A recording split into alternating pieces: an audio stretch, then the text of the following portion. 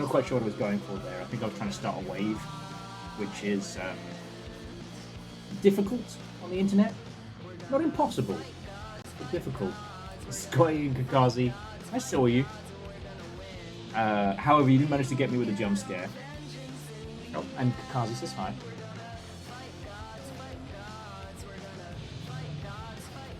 And Scotty, that's your first.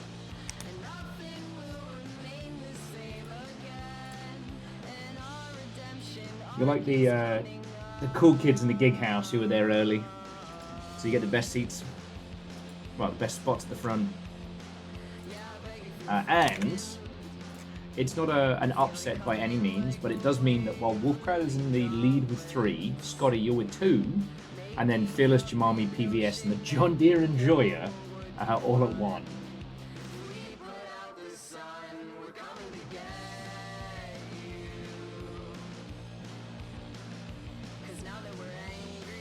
Dustin, I'm not sure what you mean. I don't know if I should be offended or not. But what-ho and welcome all the same.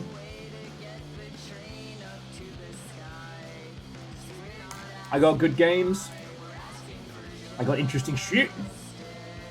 Oh, okay.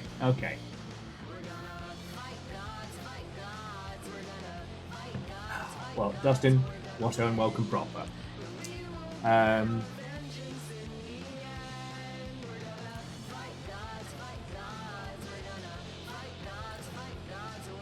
Oh, sorry, bear with me just a second, friends.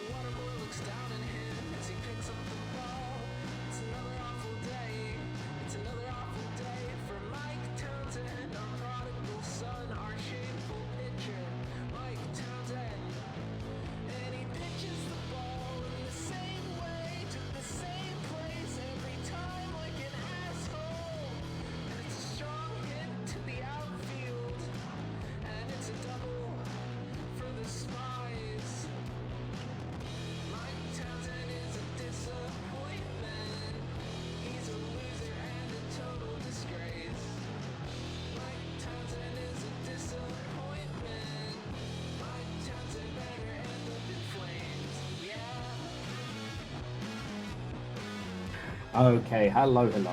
Sorry, we're dealing with the incompetency of others. But it's all sorted. We thought we had a panic moment, but it's okay. Right. Kakazi, Dustin, Scotty, let's call this the official first! The official start. How does that sound?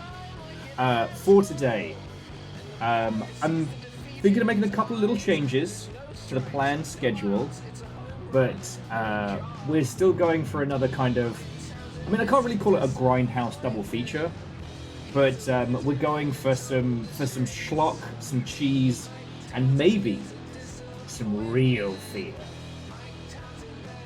When I initially planned today, I thought the double feature was going to be a Doctor Viscera, a chunky, like low poly, over the topness. And I was going to follow it up with, what was it, the Queen's Gondola, which is a anomaly spotting indie title. It looks very, very good. It's actually free on Steam, and I think it was Legend who found it first.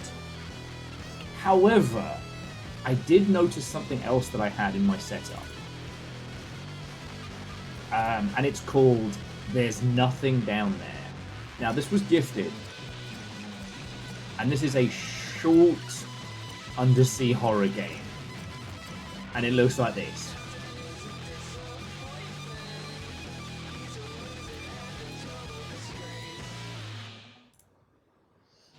So...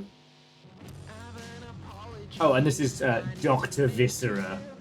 Like, when I say this is, like, cheesy over the top, I mean it. It looks like the best Half-Life mod never made. It's got this real kind of...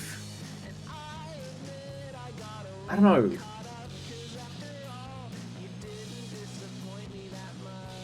They Live meets Condemned. Oh, The Condemned, I forget what it fits.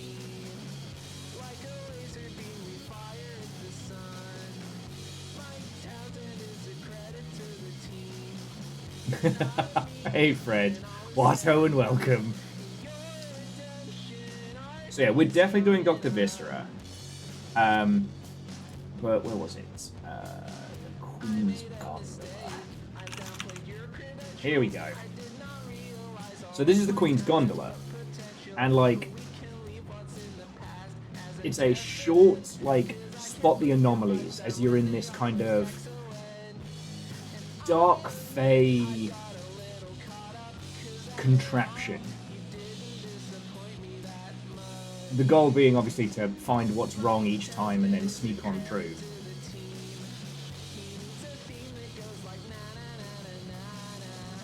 So yeah. Whether we will be changing our lineup is up to us. Kazi, I have a name. But what I will say is that if you don't get the chance to today, the Queen's Gondola is just free on Steam.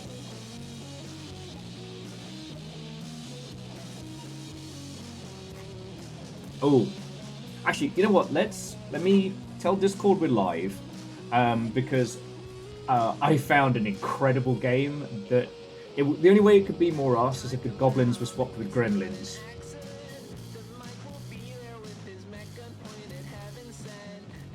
Okay.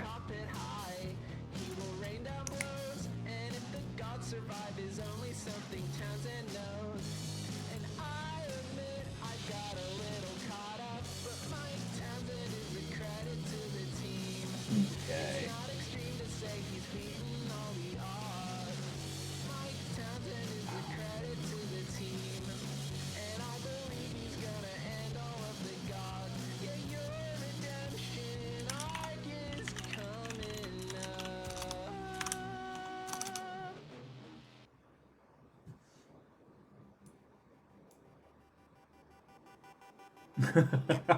Well, Fred, you get no sympathy for fiddling with the time machine, because we both know that if either of us is in control of time machine usage, it's you. It's certainly not me. So, what did you or future you not do?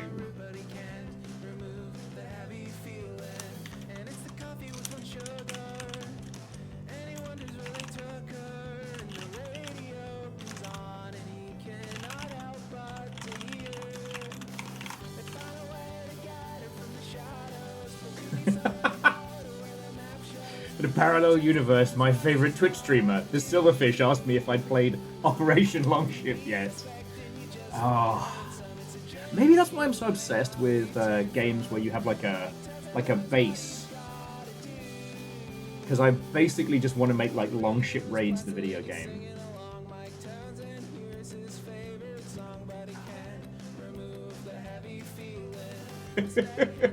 Wouldn't stop shilling Operation Longship.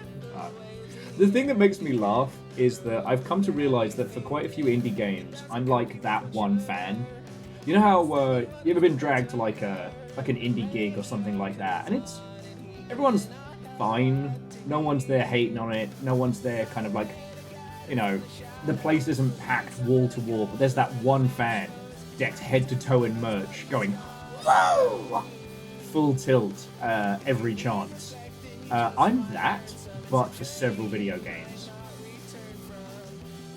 You know, if Project Silverfish is an indie band, I'm that inevitable fan at every gig. Project Longship mentioned reset the clock. That's good.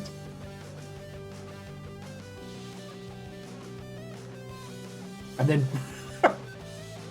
Silverfish's partner, Big Cold, came on and everything was better. It's your alternate universe self. Big Cold. Big Cold. Yeah, thank Fred for that one. Heat Miser and Big Cold. I'd watch Big Miser and Heat Cold live.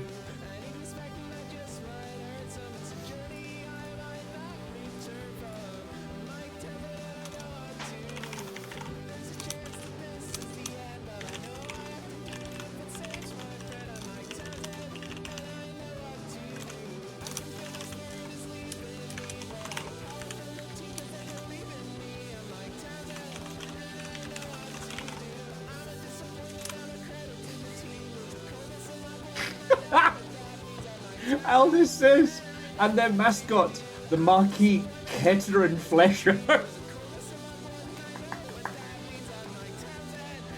and their mascot, Marquis Kettering Flesho, instead of Calcium Bonio. Bravo, bravo.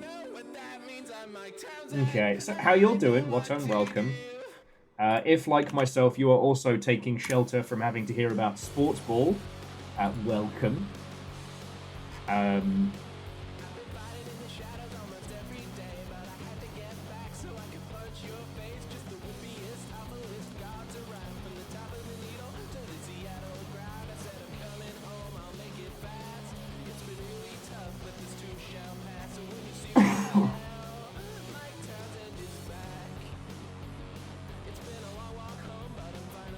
Okay.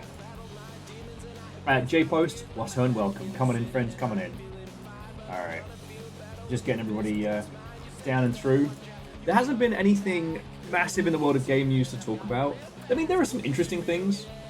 A couple of really good articles on kind of... Oh. If you're wondering why Will sounded far away, it's because the mic was.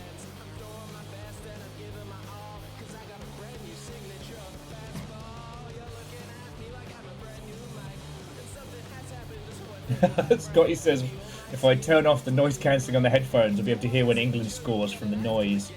Yeah. I mean, I don't really end up in a lot of situations where people can sports ball at me, but having this accent anywhere overseas means you will immediately have people tell you about football and soccer. A million years ago, I developed a very good line of defense mechanism. I can bullshit about Newcastle United.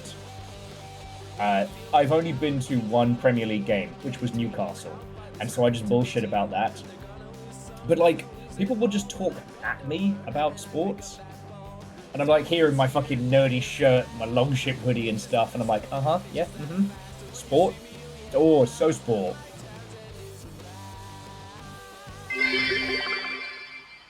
The Afuli shopping district is having its summer heat sale. Buy 2 wheels, get 1 fire starter for free. Ashes to ashes, cash to your next of kin.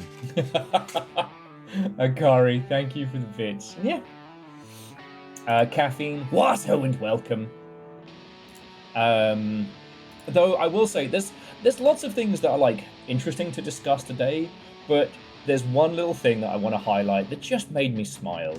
If you haven't been watching the coverage of TennoCon, God, why do I keep forgetting her name? Old Tenno mum. God, why am I blanking on her name? Rebecca, yes. Who I've mentioned a few times because basically it's a great example of what happens if you actually support your teams instead of throwing them to the wolves. Sadly had to miss TennoCon this year due to medical emergency. We're supposed to have surgery after the event. It ended up being pushed forward. Touch wood. They're doing good. But... Reactor online. Sensors online. Weapons online. All systems nominal. What ho? It's a hot game summer subversary. Big number is big. Big number is big. And honestly, I don't think it's unfair to call this hot game summer, because both the games and everything else is, well, flaming. No, we are drowning in good games. Drowning in good games. But all I was going to mention was just that because Rebecca wasn't able to attend this TennoCon, the man, the myth, the legend, Ben Starr, showed up on stage pretending. And I just thought that's fucking spot on.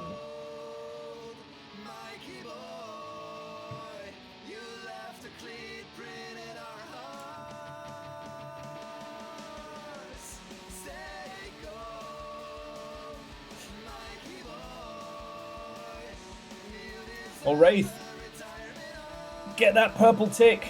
Purple tick or 10 years.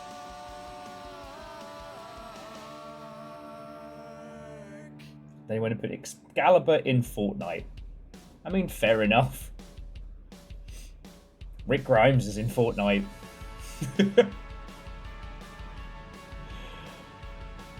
Let them take some of Sweeney's money. Let it fuel the Warframes.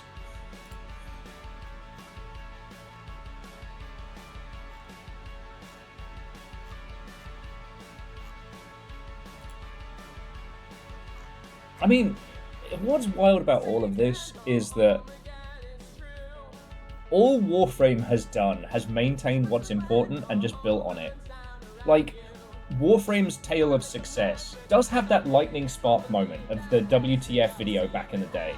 But since then, they haven't pulled any horse shit, they haven't fucking done any weirdness, they've just built on the game.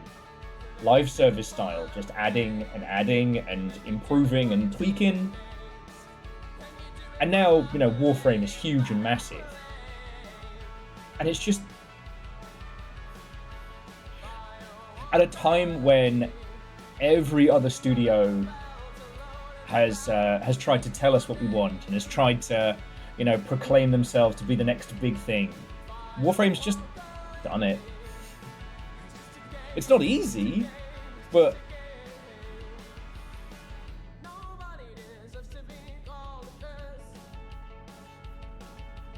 I don't know. Warframe is by no means small, but celebrating it is such a wonderful thing.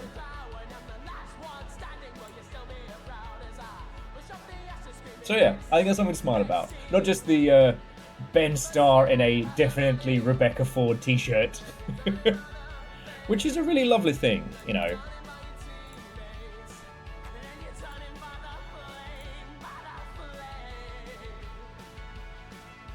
And yeah, puns, like... the only reason I haven't managed to get back into Warframe is I need to be able to play it by myself, like I did in the early days, and kind of like re-find my feet. And then just get back on into it. The problem being is, like, last time I tried, there was a lot of long downloads, and then I was immediately thrown into a match with a bunch of people. And, like, I get it, like, the whole point of Warframe is momentum and violence, but just give me a chance to catch my breath here, you know? I've got my Excalibur Prime, I'm happy with it.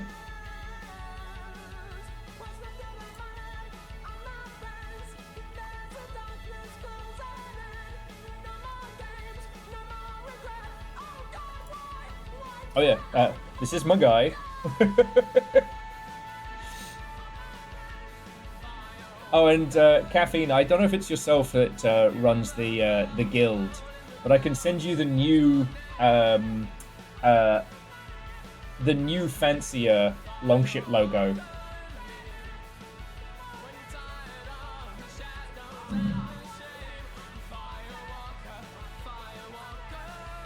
Oh yeah, no, Dustin, I'm OG. I'm pre-Total Biscuit.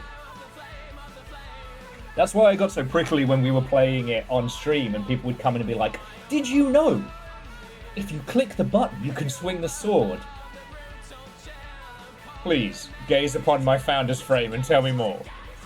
But, at some point between, like, you know, when I dropped off and now, there's so much that's been added, and it's brilliant. They have made a brilliant story.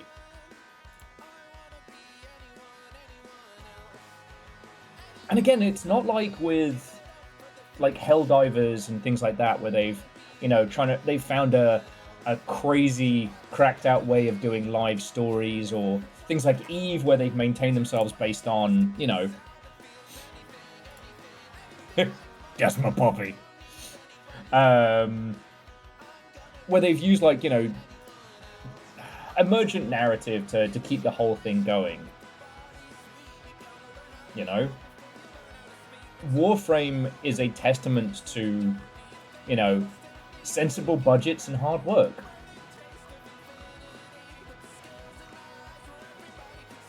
So yeah.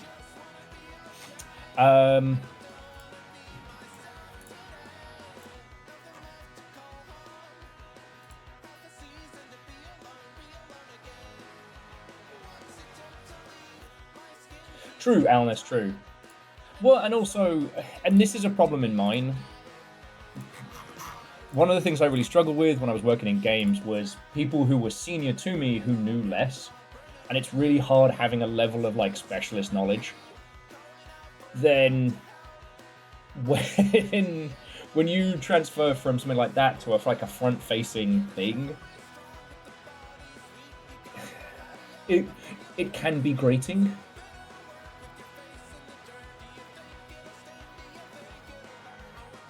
And I need to be less precious about it, right? Because of the majority of folks, especially around Warframe, they aren't that bad, right? Like, they aren't as bad as a lot of other communities. But boy howdy. What about Excalibur Prime tells you that I need the basics explained? And it makes it difficult to then ask, like, legit questions as myself. This isn't a critique against Warframe. But yeah.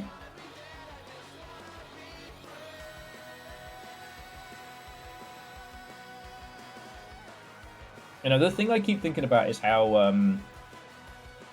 World of Warcraft and, like, the world of, like, post-WoW MMOs fell into this trap of how they were doing, like, expansions and, you know, story escalation and things like that. WoW is basically the Nightmare on Elm Street of MMOs, in that each time there must be a new bad, each time Freddy must return, right?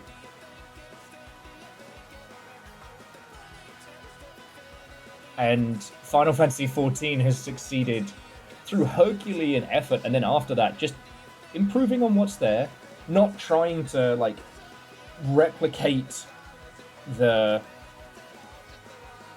huge spike in popularity as seen.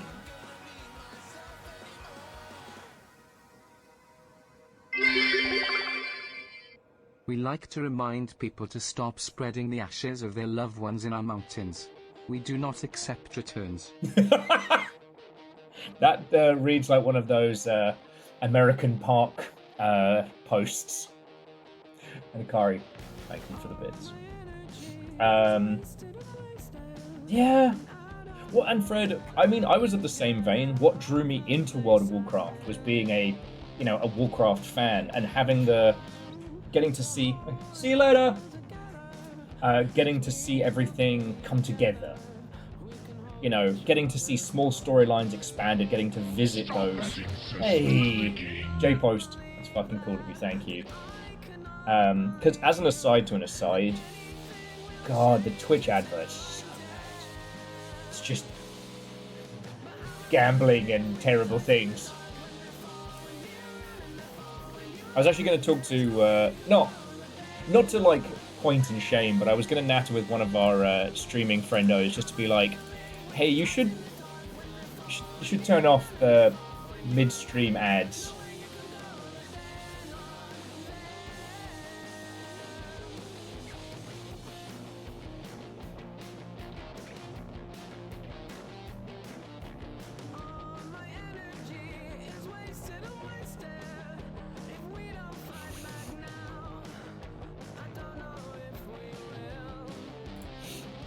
Okay. Sorry, it's me, multi-track drifty potato. And focus. But yeah, so, like, Fred, I do agree.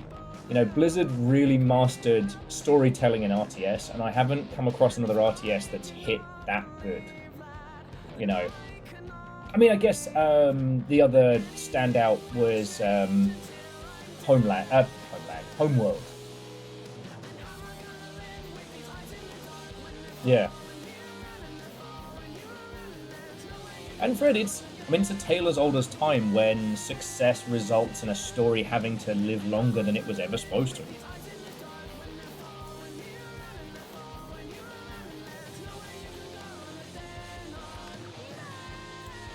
And I do find that kind of discussion fascinating. Like, you know, Warcraft's numerical problem is similar to that of a lot of spheres of entertainment. Like, if the number must always go up, that means numerically the next baddie has to be stronger than the previous baddie.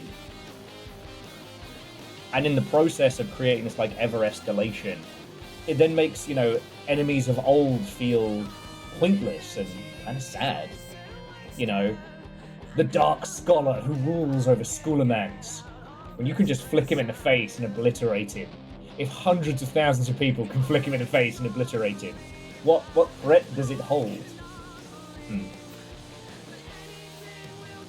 But the other thing I was thinking about, Fred, is that, you know, there's been a lot of think pieces over this week, and there's been a lot of talk. But like our art medium is so young, you know. It often feels like, you know, video games are so sewn up. Video games have been solved. And far from it, we're still learning how to make these kinds of games. You know, we are in a situation where we can still have a brand new genre.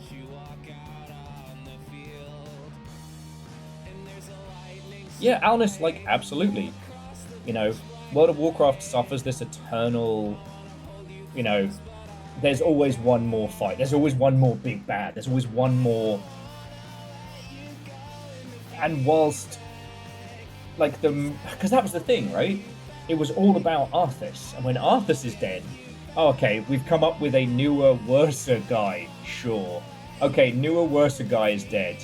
Don't worry, we have worserer and badderer. Oh, good.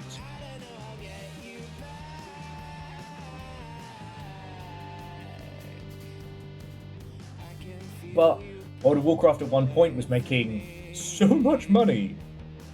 They weren't going to turn that fire hose off. Anyway, sorry, I'm getting all over the place. Anyway, happy Warframe to those who celebrate. I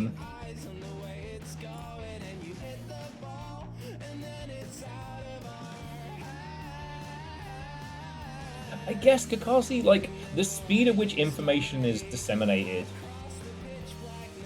Because I've been binging this YouTube channel about old horror movies, and it's predominantly I'm watching stuff around, you know, John Carpenter, George Romero, etc.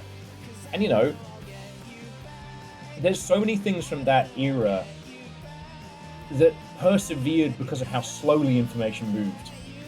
Like, if I knew this back in the day, I must have forgotten it, but I think, if I don't have any plans tomorrow morning, I'll probably play more tomorrow. Probably 10 o'clock sharp. Bravo. Bravo. No, that's good. And this is a little, like, there's a couple of, like, random facts on this one that, like, if I knew this back in the day, I have forgotten and relearned it, but the original Night of the Living Dead was put out without any trademark on it. Night of the Living Dead, the original black and white, is public domain because they fucked up on the release. It was also, the story was split between two creatives, which led to two completely different spheres.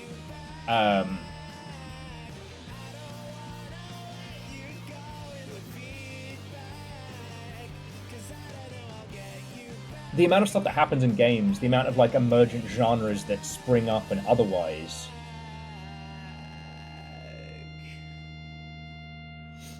you know,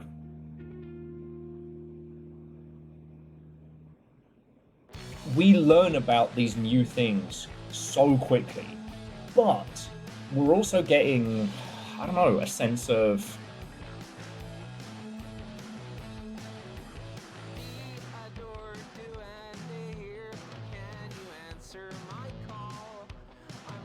sorry.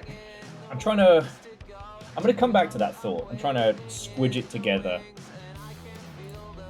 I'm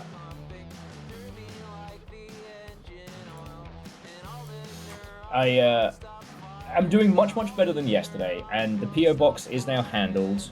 But I definitely have not had a chance to stop and recover yet. So apologies if I'm still a little brain fried.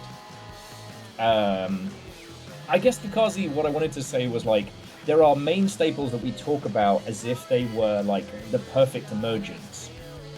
But we're still learning, right? Like, World of Warcraft was not the first MMO, but it became a set and a standard which we've now learned from.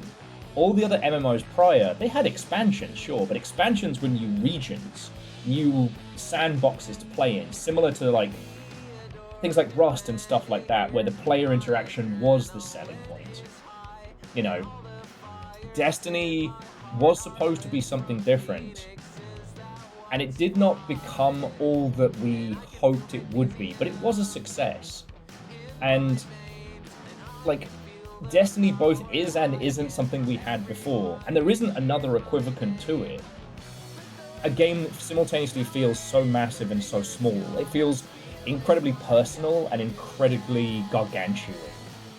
Now, I agree with Wraith that the need to have a new baddie, the need that, like, for each expansion, they would essentially put your level back down to 0 and have you build it back up again. You know, because the reason why I wanted to do that connection with George Romero, I know you know this, but I think it warrants saying that, you know, he made Night of the Living Dead. It was wildly successful. However, it was public domain, so didn't make any money off of it. And whilst there were a lot of copycats, you know, the post-Night of the Living Dead censorship era kind of clamped down on horror, and horror as a genre went in a bunch of different directions there. Zombies, as we now know them as a main staple of, like, media, wouldn't kick off until, like, what, the 2000s? And then suddenly it was in vogue again. Over in video games, we'd had, you know, Resident Evil and other things, like, grasping at it. But, like, with both Night of the Living Dead and the 1990 remake, which was Tom Savini, not Romero, but that's another story. Like, they were attempting to learn from a genre they themselves had made. You know, the original Living Dead trilogy is by no means perfect. Each one is a commentary on a different thing. But they exist in a... and this is a wild thing to say. They exist in a time before The Walking Dead. And The Walking Dead is by no means perfect, but boy howdy did that change zombies and all. Over in video games, it's not the creative means that we're learning, but it's the kinds of experiences. You know? I think that's why it annoys me so much when I see big companies with big budgets fucking it up. To quote one of my favourite movies, you forgot your basics. You know? Warframe is such a wonderful celebration because the initial concept is quite wild, ninjas in space, and the movement tech spot on. However, everything else about the development of Warframe is just sensible.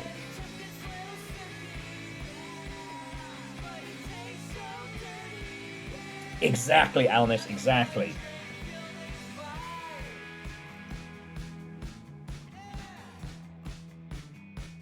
So yeah, you know, one thing that's really interesting is, like, Pal World version 1 is out today, which has done very, very good. And for all the shit we ripped out of it, right? I mean, I'm sure you all know Pal World, but I'll just bring it up on screen while we're nattering. Like, most people heard of Power World for its, like, you know, lol, they copied Pokemon and they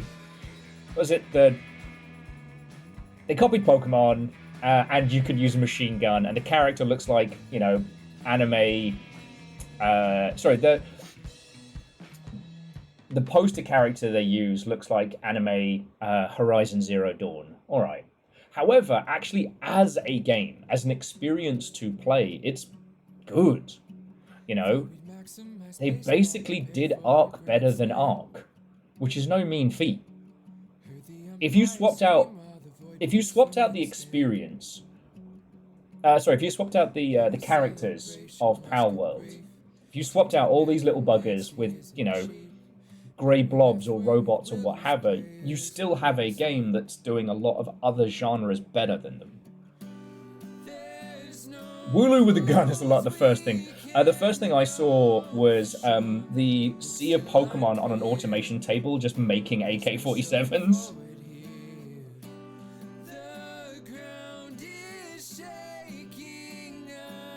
You know, the irony being is that people looked at the visual style and went, they copied Pokemon. And what they ended up doing was doing Arc better than Arc. You know. Sorry, I feel like I'm just saying obvious stuff loudly. How are you all doing? John Deere, Watto, and welcome. Orchazini, I don't think I said hi.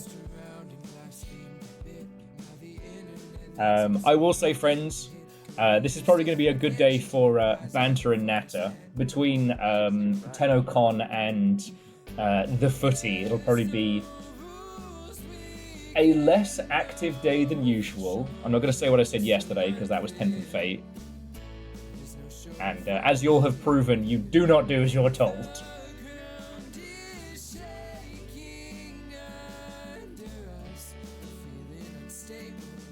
Yeah.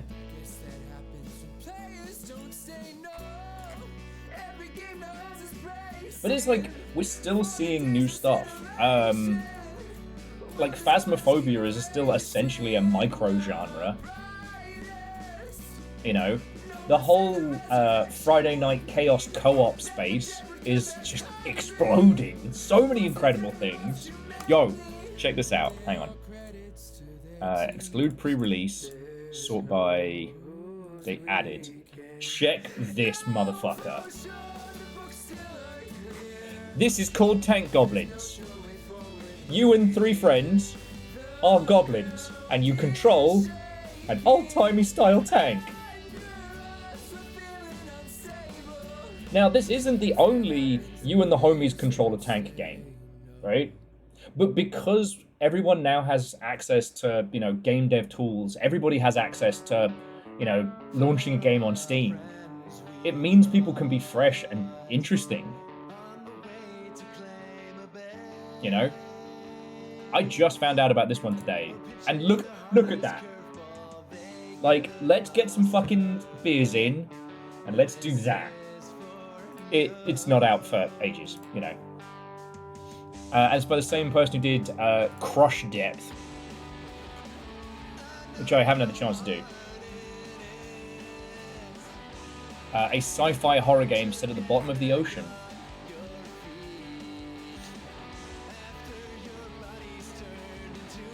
I mean, Alnus, I cannot assume a situation where you wouldn't be able to fire a goblin out of the fucking cannon. You know? I was told to hold the chaos until today. J-Poster! I will admit, I am not as emotionally fragile as I was yesterday, so I should... Thank you. Alright. Thank you.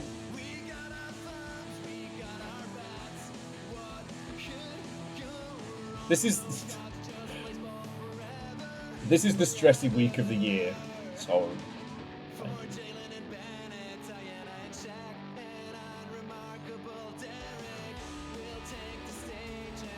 Thank you.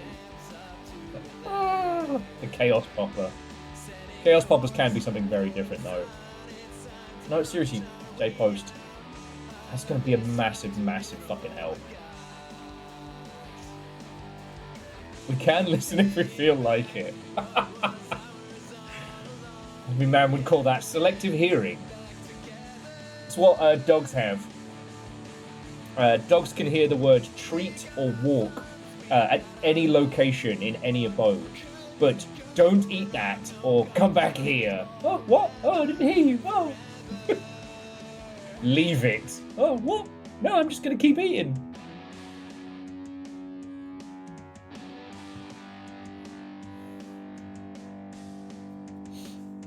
And Fred, I've just... J-Post.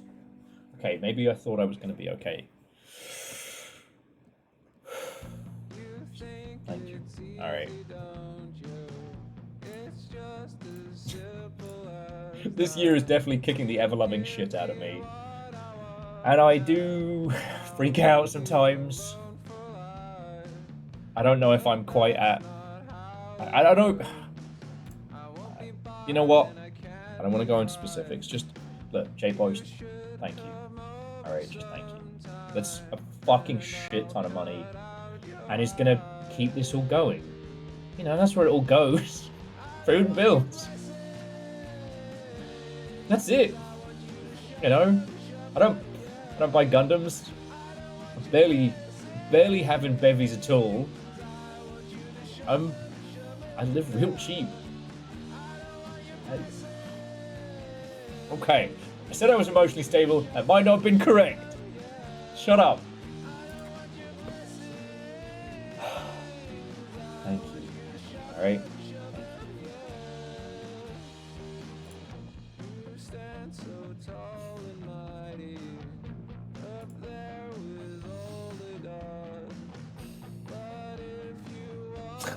Cared for, nerd. No. No. Okay. Just J-Post. Right. Congratulations, you have discombobulated me. I wasn't ready. So what are you all playing today? And you're all allowed to say Warframe. Oh.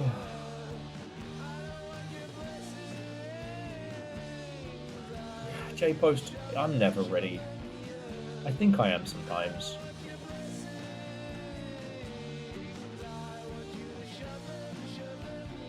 I think I am. Or treaties on Power World, fuck yeah. Jess and I almost started playing that before Jess had to pop to work. Caffeine and Puns are on good old Warframe. A Minecraft Vault Hunters modification. Fascinating.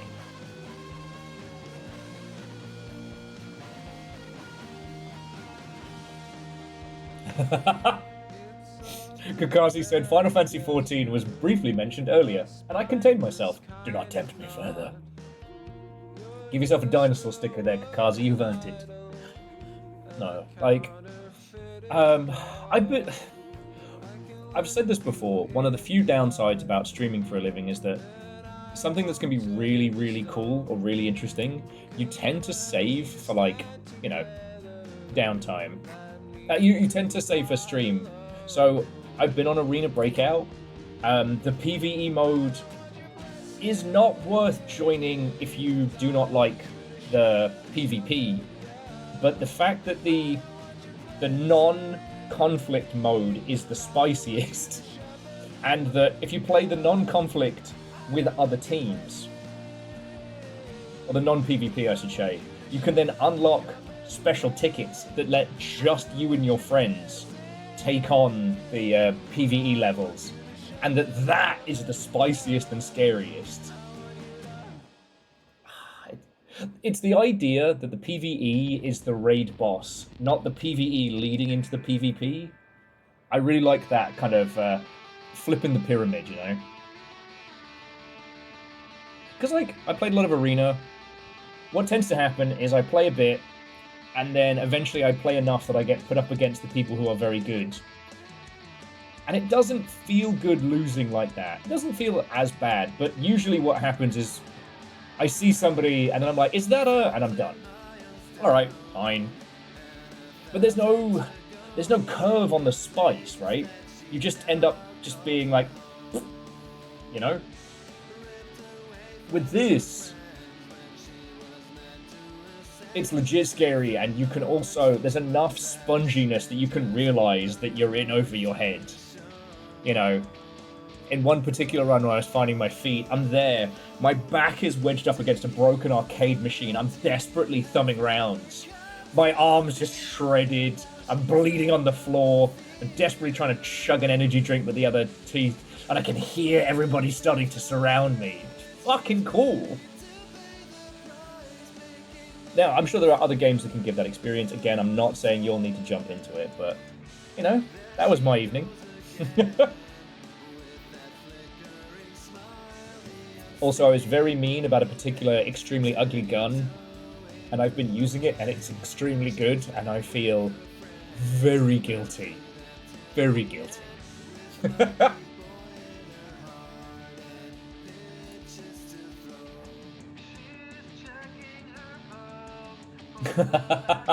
Yes, they were, Verdon. Yes, they were.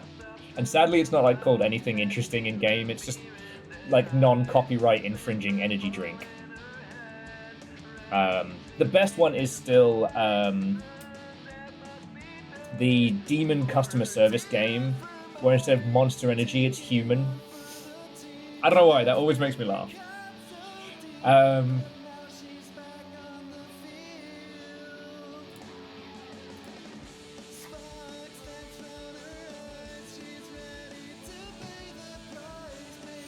But yeah, as I said, there's no real game news or anything really popping off today, which is glorious.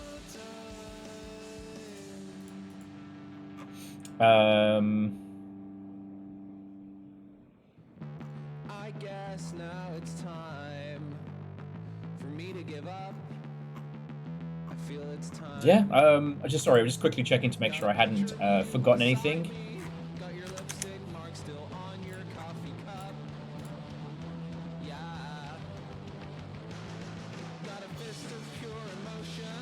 I mean, we've seen a few teams who are kind of trying to do damage control after all the Microsoft nonsense. As you know, Warframe's going from strength to strength. And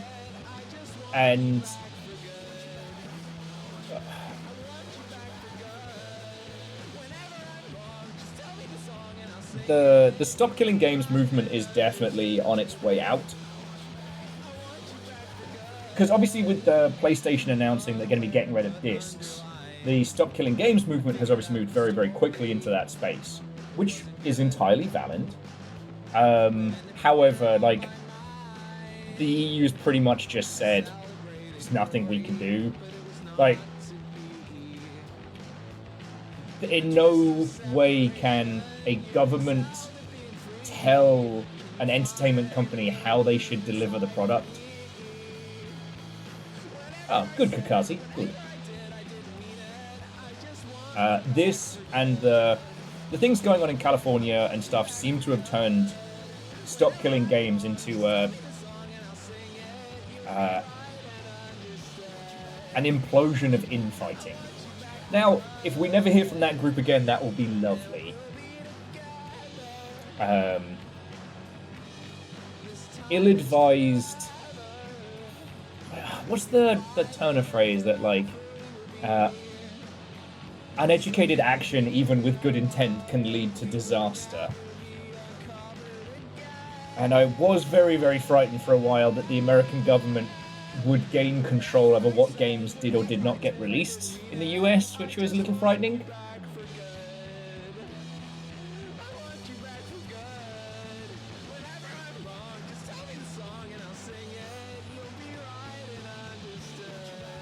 There's also an interesting thought I had, which I wanted to chat with you all. We've talked a lot about how the people who love games the most are usually the ones who make them. Like, working in video games means you don't have as much time to play them, but you definitely fucking love them. People don't get into making games as a means to... You don't fall into making games. You gotta really fucking love them. Because it's bloody hard to get into, it's bloody hard work, and you do not make silly money. right? I started thinking about this whole thing about, like, you know, Microsoft have decimated the games industry. And everybody that they've displaced is not just a worker, it's not just a life that they've potentially ruined, but it's also someone who loved the very medium that they are breaking. You know?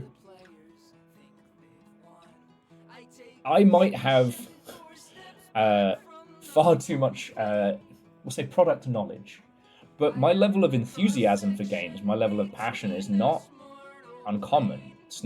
That's not weird at all. It's weird for people to play and they can talk about games as much as I do, but it's not weird for them to love it as much as I do.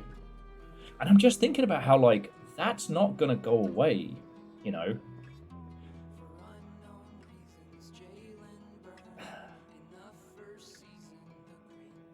I was trying to think of another industry where this would be comparable, and I don't think there is, right?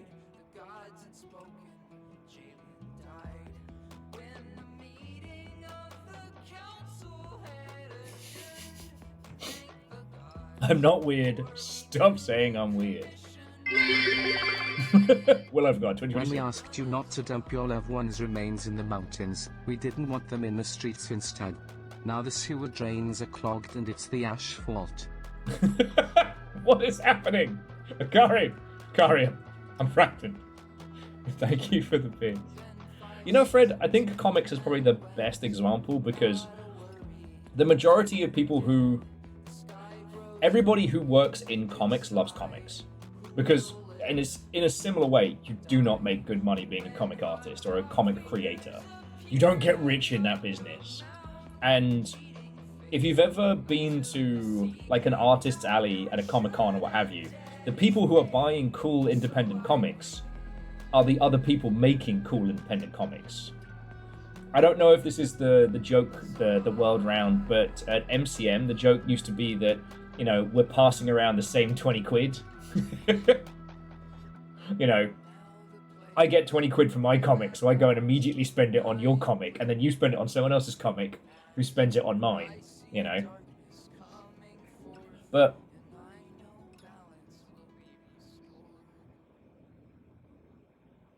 the people who are often the most passionate and the loudest about games do not have even near the same level of, like, of heart and dedication as folks working in it. And so if you think all of those thousands of people who have now been shat on by Xbox, and all the people in their life are now, they are going to be bearing a blood grudge. Because the other thing is, like,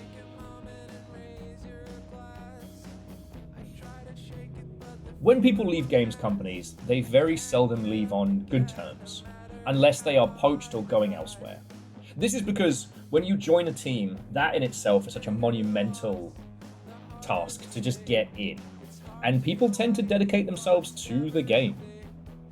So when it comes time to leave, it's usually because things have turned sour. Now, that isn't always because the environment is bad.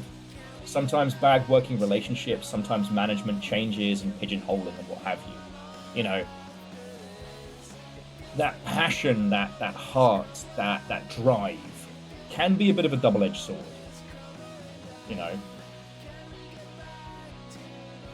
So not every person who leaves the studio necessarily leaves there with the most positive of stories. But usually, you know, over time, it levels out.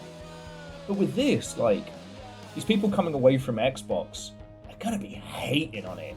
And honestly, like, I couldn't have less in the way of, like, professional respect or brand loyalty for anything Xbox at this point, right?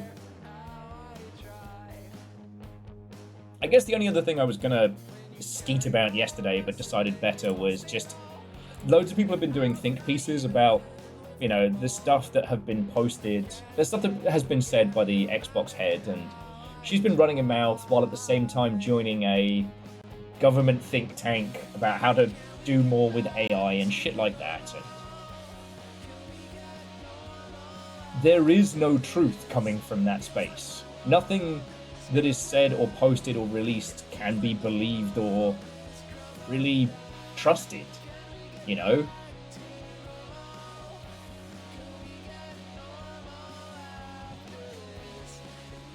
And so it feels, I don't know, a little juvenile to spend so much time deconstructing it. You know, you can't try and analyze a lie in the same way. And the thing is, it's not even a lie, it's just a boilerplate corpo speak. It doesn't matter.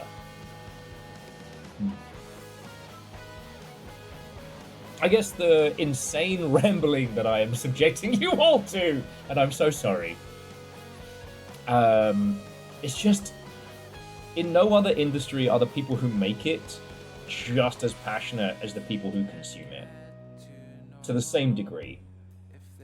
Except for maybe comics. Like, there are people who enjoy acting. There are people who enjoy, you know, performing and things like that, but film and television is nothing like games and comics, that is for fucking sure.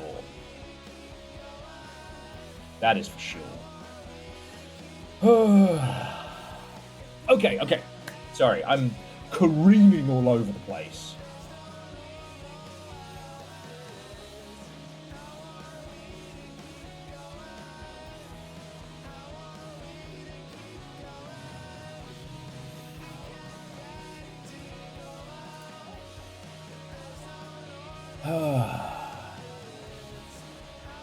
Okay. You know what? It's probably just a combination of the Garage's soundtrack and other things getting me so, I don't know, wistfully fighty. That's my emotional support Dreamcast music. There we go.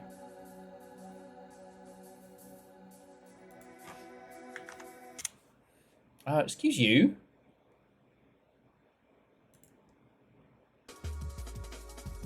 I'm sorry.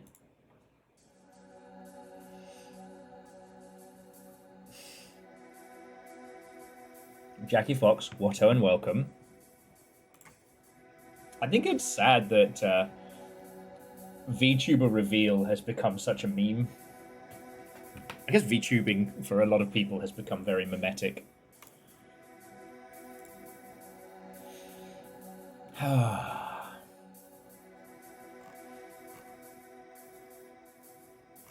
Okay.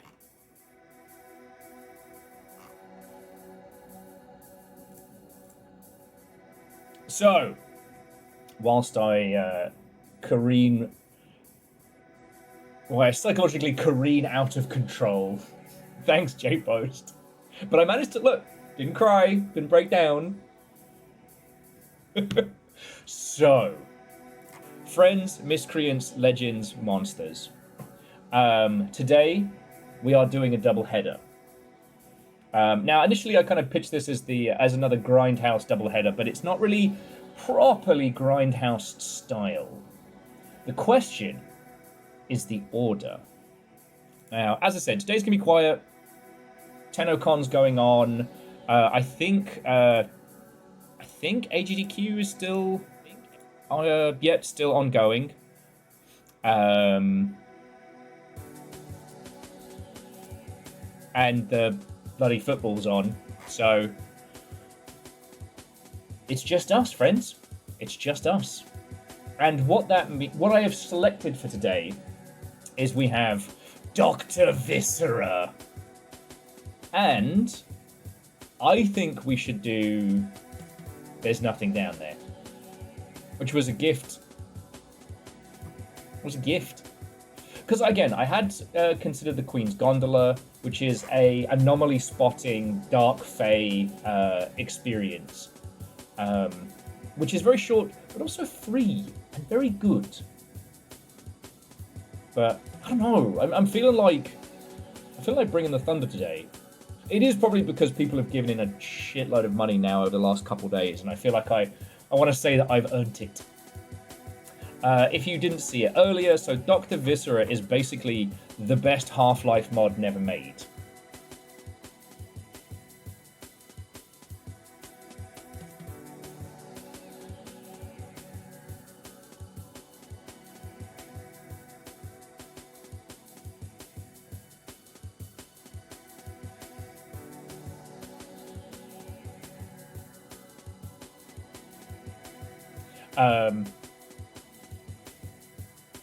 We will spoop, we will run, we will laugh, we will cry. I don't know anybody else who has covered this or played this, so it certainly won't be boring. Oh, that was what I was trying to remember. It kind of reminds me of Dementium, the only proper spoopy game for the DS that was very good, which did weirdly get a Steam release. And yeah, the other one I'm considering is this. There's nothing down there. Now, why would I want to dive into a submarine and head into the depths? I think it's partially because I made a conscious decision with Subnautica 2 that we weren't going to do it until version 1. Same as Subnautica, same as Below Zero.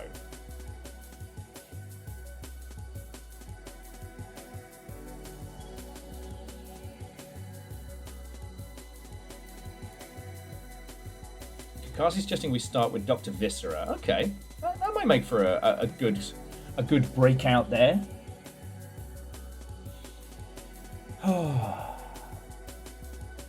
Sorry, friends, I am so mentally scrambled these days. I'm hoping next couple of days I can just get some mental rest, you know, some proper downtime. I don't mean to have the conversation careen all over the place, you know. I've been trying not to basically just yell at the internet in general, and I'm trying my best not to sound like a grumpy curmudgeon. And also,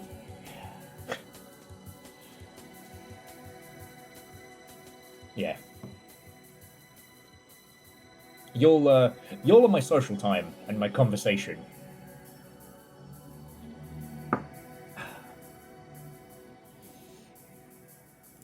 Oh, this was a snifter of Red Bull. Jess got given accidentally Red Bulls that were too large. Lol. So I've been helping make sure that they don't give themselves heart palpitations or anything like that. Well, speaking of earning my pay, it looks like it will be squat o'clock. Stream conversations with Will, like playing Need for Speed arcade mode. I'll take it. Avenger, apparently online, the 20 ounces are 20 ounces of Red Bull is too much for a human being, or at least a human being in their, you know, post 30s. No, Alnus. Red Bull too large, heart go too fast.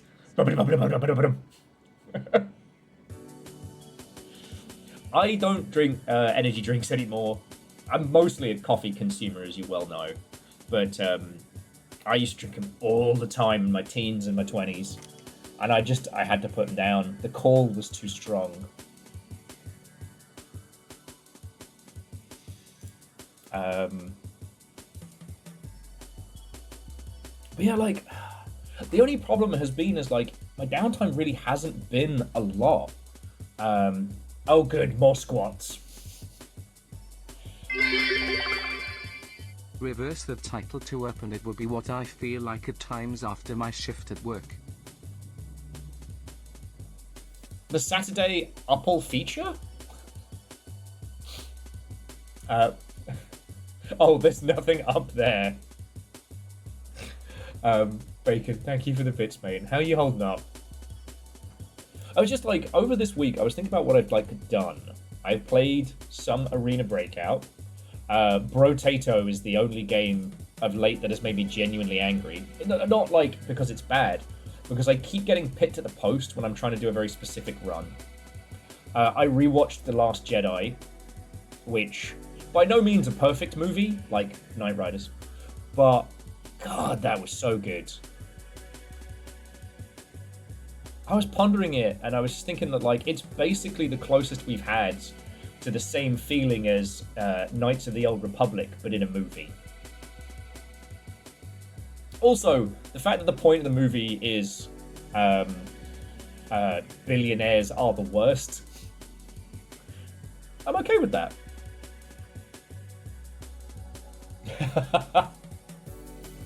Yeah, Bacon, maybe we need a new word. I am perpetuating.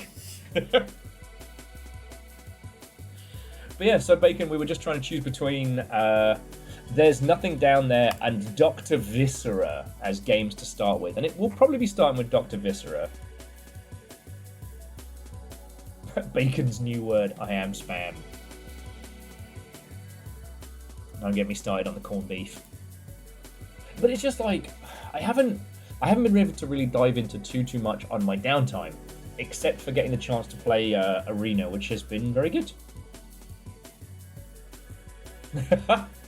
Sadly, Verdant, of the new movies, they only made 2. It's so weird that they never made a third one in that one. They're, you know, because I mean, God, it would probably be amazing. It's not like it's going to start with and somehow Palpatine returned.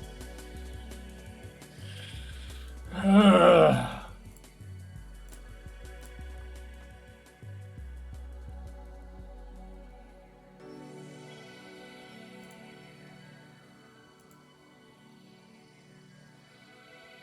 don't know. I mean, you'll know I'm a Star Wars nerd.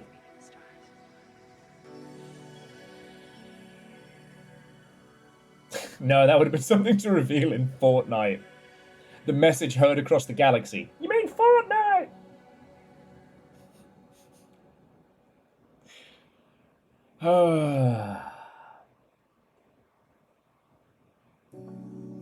Like everything else exciting this week has been stuff with you lot. Last night's Barony with Baron, or Baron on Barony, went really well. I definitely could have kept going on that dungeon run. Aeon, what on welcome. But if you missed it, Baron got a mace that worked like Clippy, just giving him like fun little facts throughout. The remake of the End of the Greatest RPG of all time was fucking brilliant.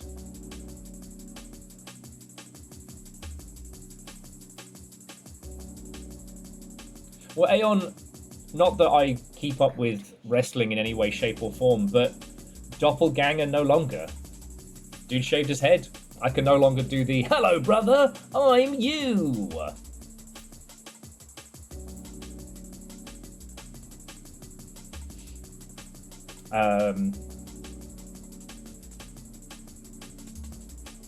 Yeah.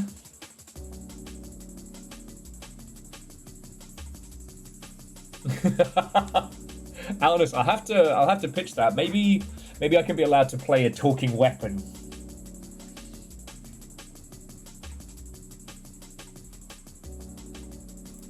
Well, so Bacon, think about it like this, that there is a gentleman around the Portland region who does independent wrestling who looked eerily like me. I'm the one with the British accent. I'm the, hello, brother, I'm you! From the cockpit of my hind D. I'm gonna blow him up with fucking missiles, it's gonna be fucking sweet. But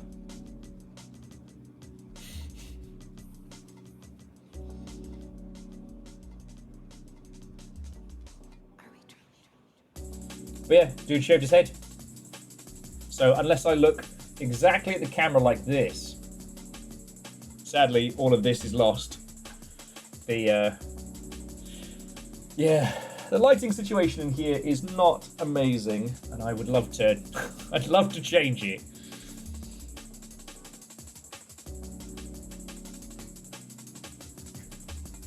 Can I do an American doing a British accent? No. I've not mastered the Murica accent. And honestly, I haven't tried too hard, if I'm being perfectly honest.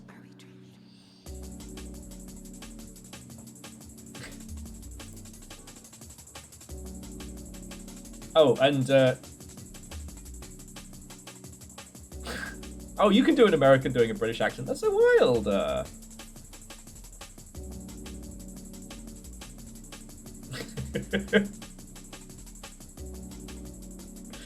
Okay, hang on. Before we get into more banterous nonsense, got 10 squats that I owe you. Bad words. I guess the only other thing is that for some downtime watching, I've gotten Jess to start watching Community, which I'm sure you've all seen. Problem is, just through, work and life stress and everything, just hasn't been wanting to watch episodes of it. The next episode is the paintball episode, but I have to not hype it and not talk about it beforehand.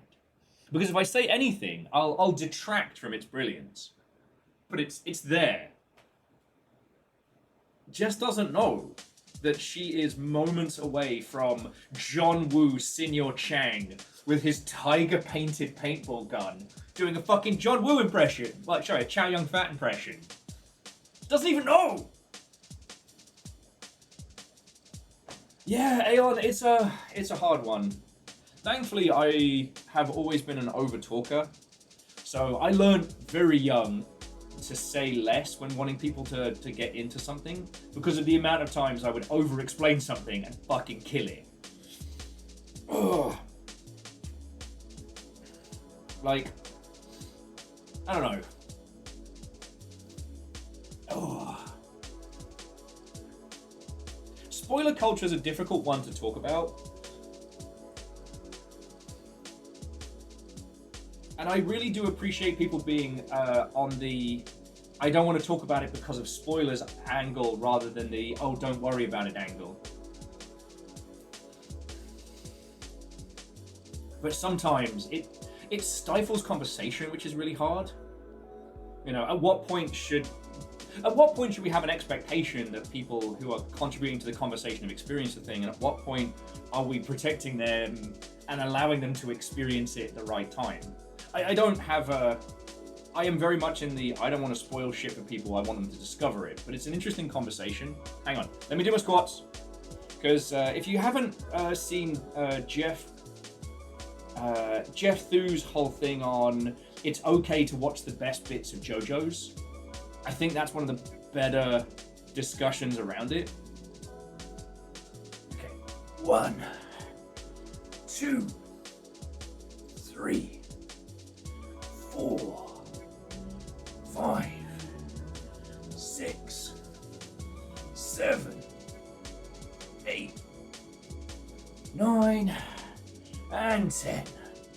No, Aeon, White Man Explains Movies, that's my movie store. You know this, go ahead. Where is it? Oh yeah, that's the other thing I've been playing a lot of in my downtime. White Man Explains Movies. That's my movie shop. Jeff Thu put forward this thing of it's okay for you to watch the best bits of JoJo's Bizarre Adventure because there's a lot of gumph. And the best bits will give you a reason to dive into it.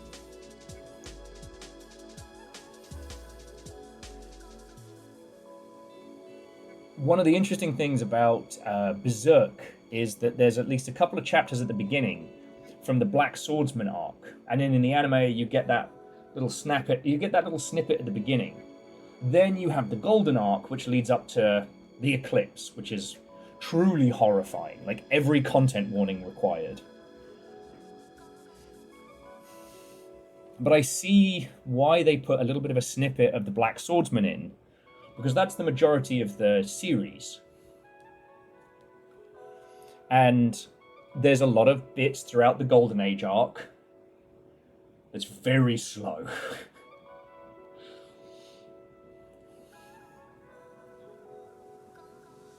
And without getting into spoilers, it's hard to tell people why they should stick with it, If our goal is to get people to experience art, and I'm not saying that you all should read Berserk, because holy crap, that is an undertaking, and that...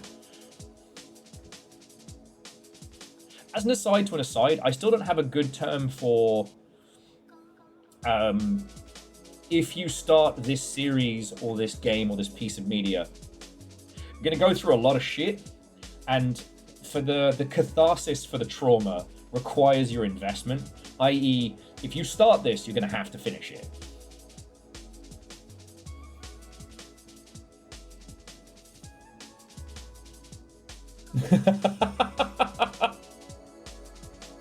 Now, Kakazi, is that Final Fantasy XIV related or otherwise? I mean, something like Final Fantasy XIV is different because the amount of time a user spends with certain elements is up to them. Yes, Fred, I could not agree more. Berserk is about surviving trauma, overcoming it, what trauma does to a person and what it takes to ultimately to get past it. You know, I don't know if there's been any more talk about continuing Berserk based on the author's notes, but if you just read all of Berserk from start to finish, it does end on a not a catharsis, but more like a bittersweet acceptance. You know, things will never go back to the way they were, but they can be okay. And I don't know. I think we've all gone through some shit at this point. It's a nice thing to be able to think about. But anyway, I digress. It's really hard explaining things to people, you know. Being able to give people the right amount of info, being able to tell someone whether or not they're going to enjoy an experience.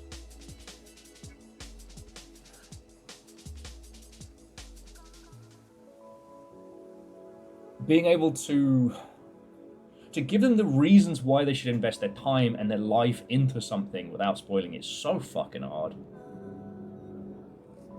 Verdant, don't pre-order Splatoon Raiders. If you want more Splatoon, buy it at launch.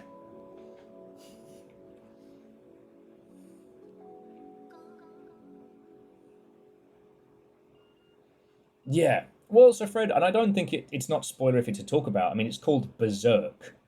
And at one point, rather than deal with what has happened, rather than trying to make things better, he chooses, he chooses anger, he chooses revenge. You know, there are a million stories of where, the hunter becomes the monster, but none of them quite earn it as much as Berserk. Like, Guts does some borderline awful things, but he's hunting monsters. And then he snaps back to it. It's like, if he goes on his quest of revenge, if he slays all these beasts, it's not going to change anything. It's not going to make the lives of the people he cares about any better. Or his own. He's not going to free the land. He's not going to save the day. He's just almost binge indulging his anger as a way of not fucking dealing with shit. You know?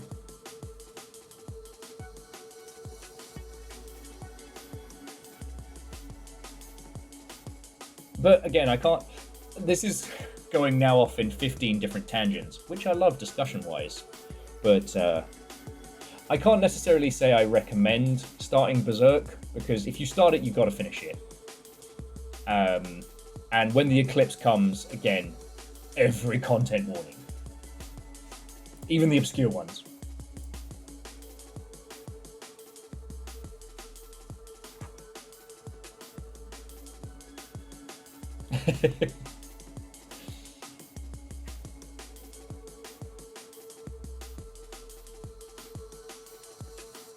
You know what, Fred? That's a good way of putting it. It's a good way of putting it. If I suddenly stumble upon a gigantic bag of money, I am going to get the library editions of all the tomes, because they look gorgeous. But I'll also do that with Hellboy. Anyway, I've gotten wildly off topic here.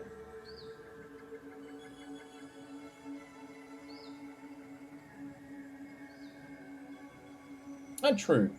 And Fred, it's always fascinating to see how these things intersect.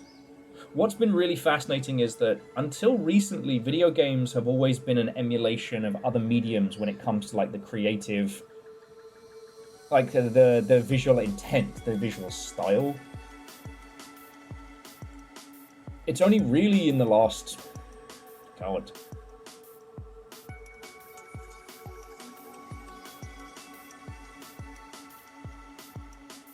okay, I guess it would be the last 20 years. Fuck.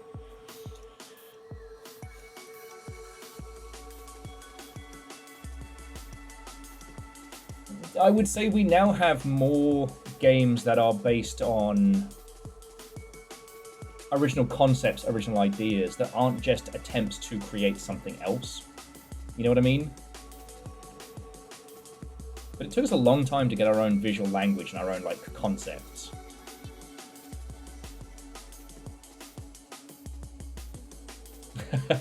Well, actually, so Verdant, we're going to have to work out how to do the Ring Fit stream. You know how the Elgato sometimes decides it's not going to show you all what's going on main screen? That appears to be due to the rig does not like getting bounced around. And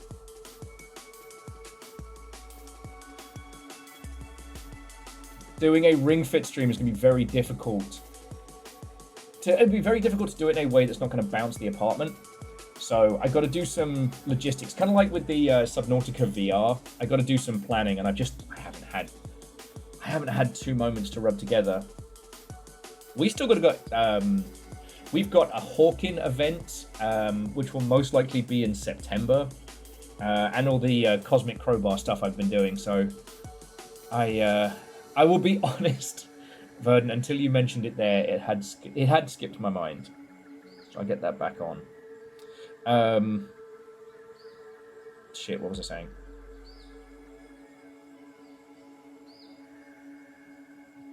No, lost it. Oh! Well, yeah, so Fred, you don't got to watch Star Trek, but if you're into sci-fi, knowing about it.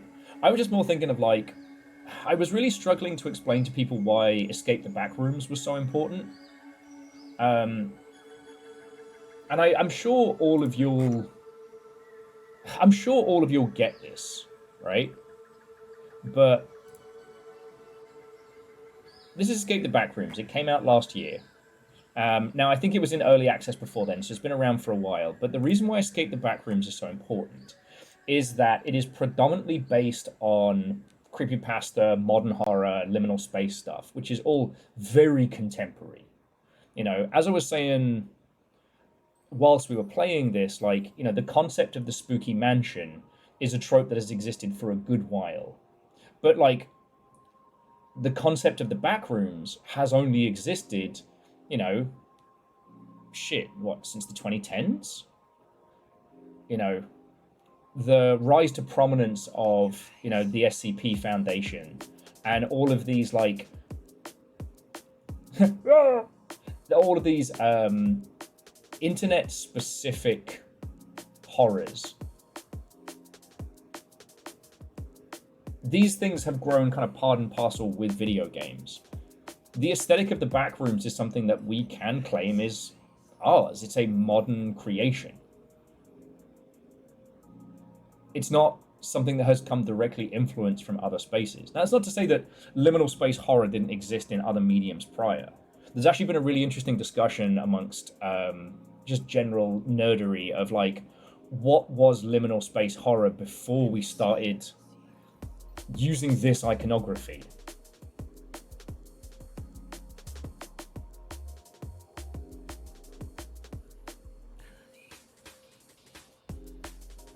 I didn't say it. Did the backrooms come before Stanley Parable? I believe so. Wait, no. I'd have to look at the times, because the Stanley Parable for Half-Life 1 was very early.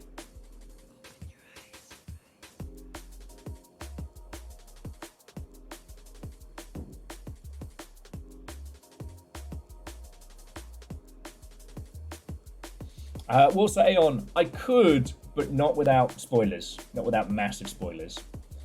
And I guess it's more squats. But I will definitely say that the whole pools concept is something that has come from Vidya-gamery.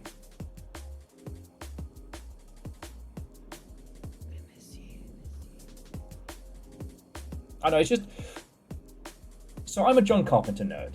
I always have been. And it's fascinating to me for how much of video games have spent trying to emulate his varying works in varying places. he himself took inspiration from other mediums prior, etc. You know, on the shoulders of giants. But what's interesting is we've now reached a point where game culture and internet culture has a language and a style all its own, and that is starting to inspire games that are coming from it. That's why Escape the Backrooms is so important.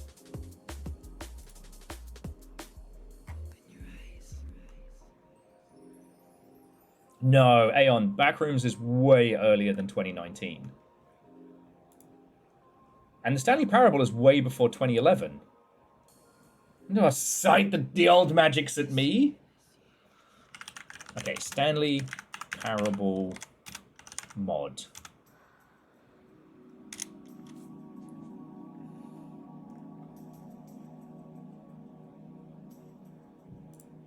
When was the Stanley Parable mod?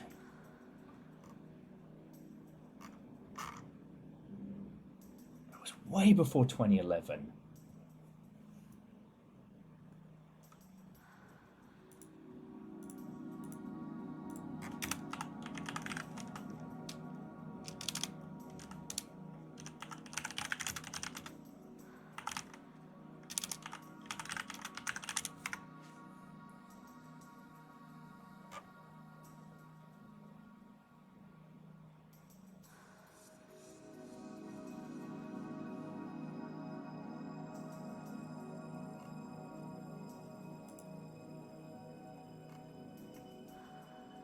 Huh.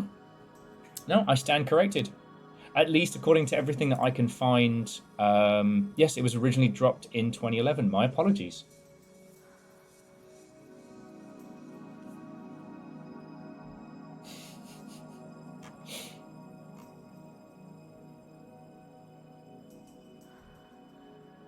Anyway, the Stanley Parable is a good one to talk about through all of this because the Stanley Parable only works in video games. Debgen, what and welcome.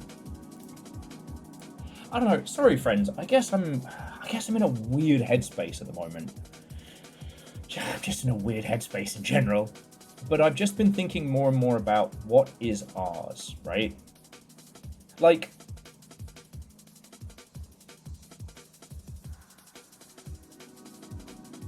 who can claim to be the driving force of the modern zombie? And I don't think anyone truly can. Like, Romero's Night of the Living Dead and then Dead trilogy were incredibly influential. Night of the Living Dead was a massive success, but the other, like, Dawn of the Dead did fine, and then Day of the Dead did not do very well. That was an official video nasty right there.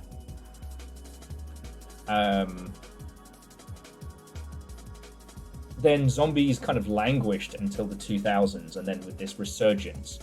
And whether it was intentional or what have you, we had the Dawn of the Dead remake, we had Left 4 Dead, Shaun of the Dead, all of these kind of came at like a Zerg wave. And while Resident Evil had kind of trucked along for a while, that was really about it. We had other games that had zombies in them, but you see what I'm saying, right?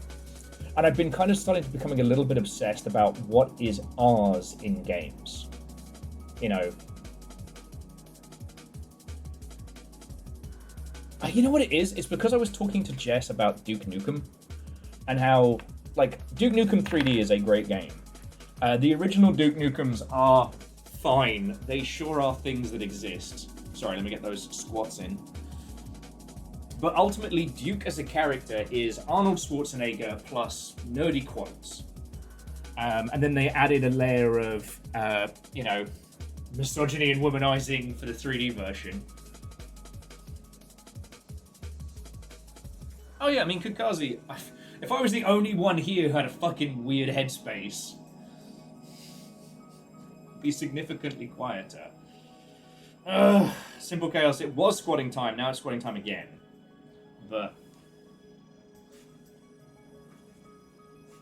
it's like a lot of the quotes that are considered to be Duke Nukem are actually from, obscure nerdy movies.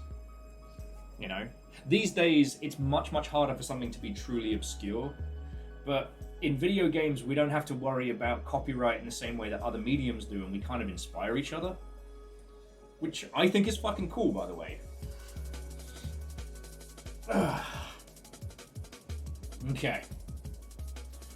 1, 2, 3, 4, 5, 6, 7, 8, 9, and 10.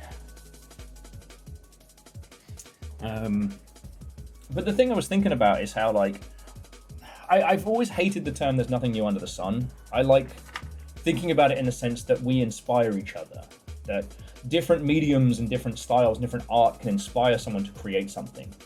Half-Life is not a purely original works that no one could have come up with, but its blend of other styles and philosophies and how it tells its story is so uniquely video games. And it is not merely just, what if we copied what Hollywood has already done, but put you in the driving seat?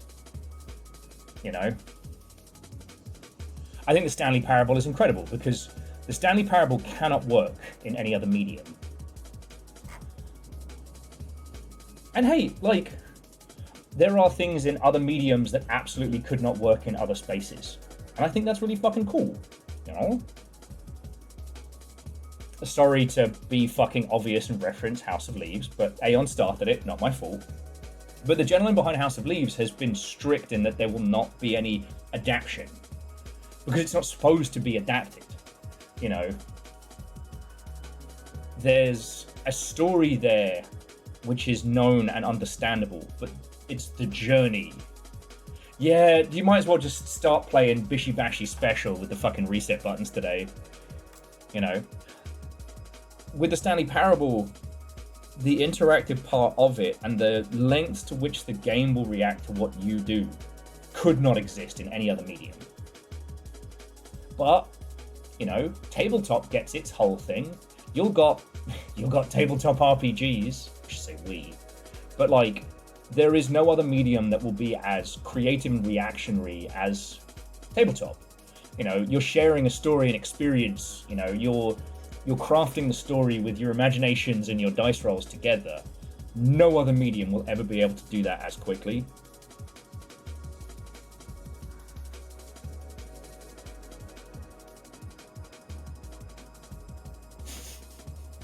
That's the problem, Kakazi, is I'm always trying to be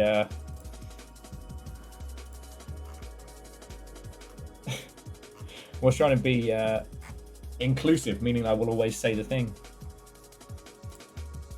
Anyway, this has been on my mind because obviously, like, you know, the intersection between making money in games and making games that mean something is a lot of the big discussion.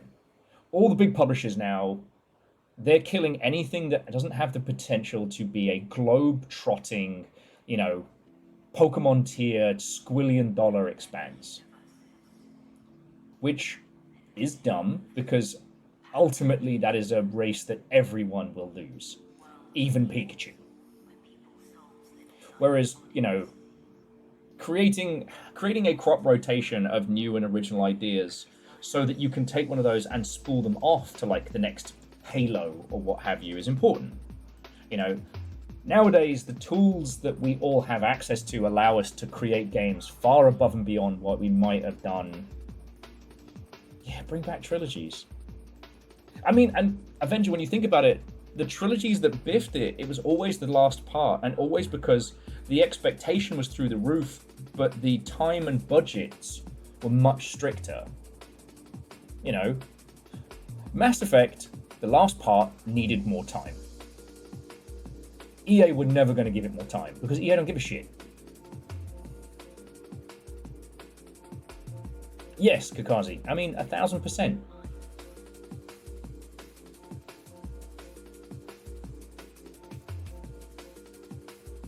And Minnesota, absolutely. Occasionally we've had ones where you could predict it. But the big AAA style of making games can only work with long-running series. And we're past the point now where the sequel will always do better than the previous. that whole thing never came from user sales, it came from an advance in technology. I know you know this, but I think I need to say it out loud for my sanity. Back in the day, you would make a game, and due to technical limitations, due to time constraints, you would have to leave so much on the cutting room floor, right? And I shouldn't even say cutting room floor, because it's not like you cut the scenes out, right? You cannot make them. You know, what could be done in Doom and what could be done in Doom 2 was incomprehensibly massive. And the jump between, like, you know, Doom 2 and 3 really shows that, like, technological leap. I know Doom 3 wasn't very, very popular, but my point being is that the sequelitis of video games really came from this idea that you just built on top of the last one. You know, I always like talking about Dead Space in this, because Dead Space didn't actually sell as great as EA had hoped.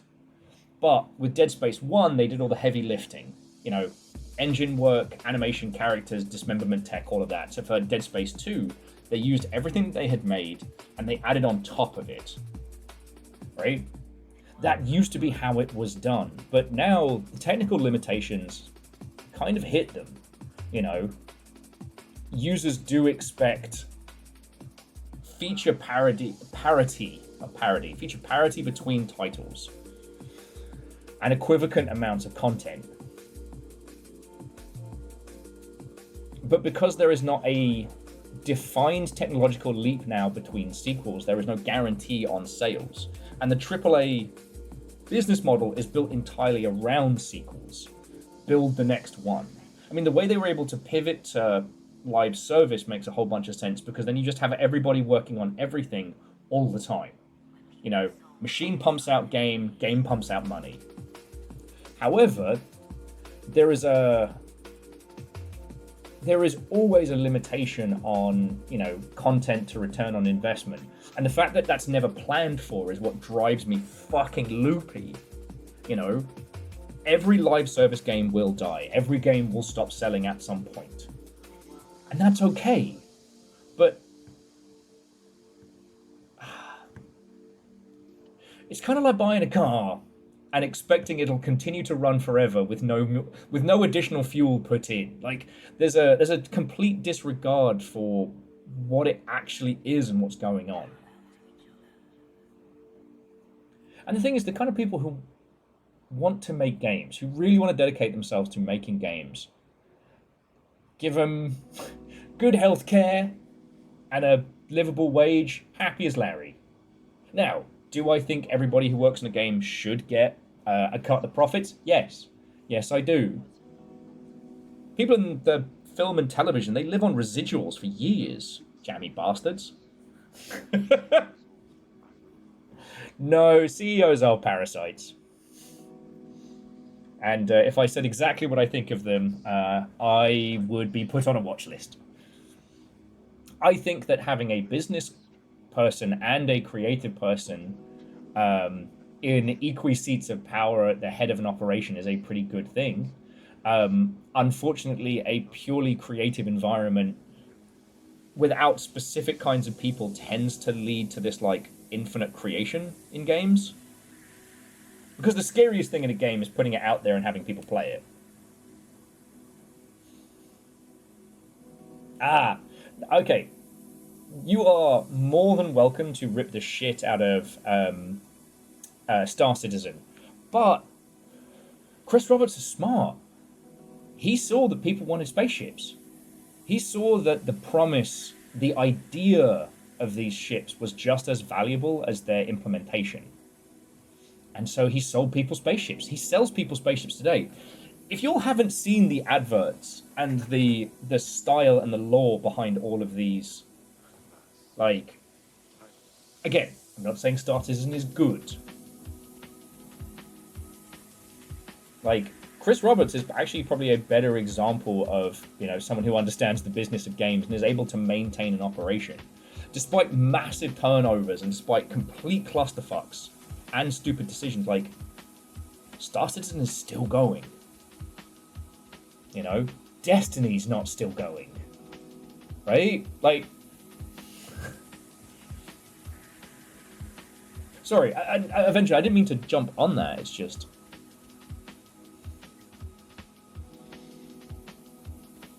I was thinking more like, if you look at something like a favorite one of mine to pick on is Metal Gear Solid 5, which probably would have been in development for at least another 3 to infinity years had it been left to its own devices.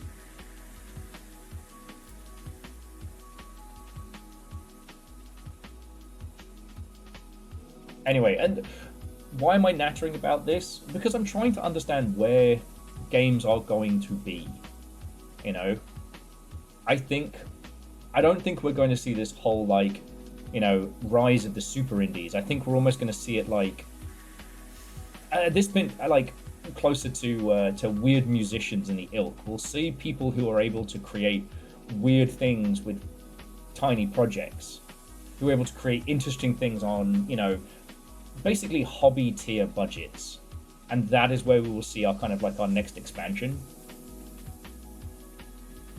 I think a few people will survive through the next couple of years on a few of the indie contracts, but not many.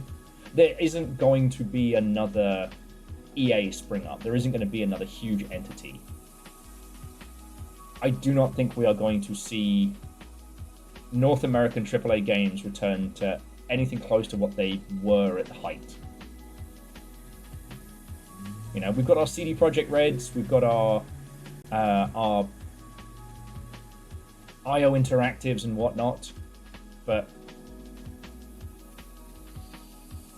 And I guess the reason why I'm obsessing over this, Backrooms and things like that, is because, you know, what comes from new culture, what isn't just directly pulling from, you know, iconic 80s and 90s tropes, is in fact creating of its own thing.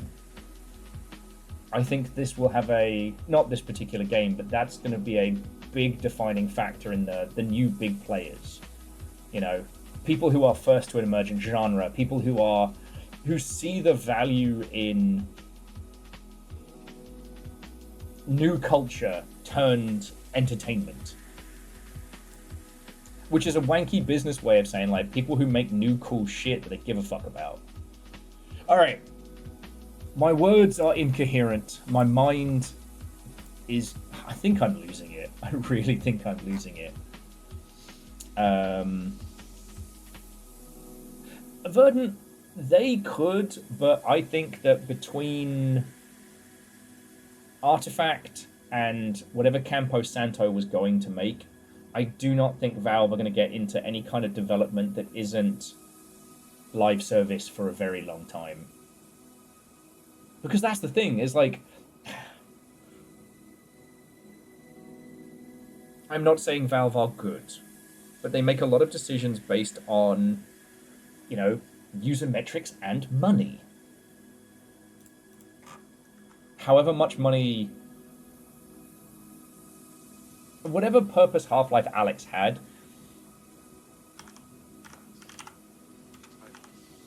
it did not do well enough to be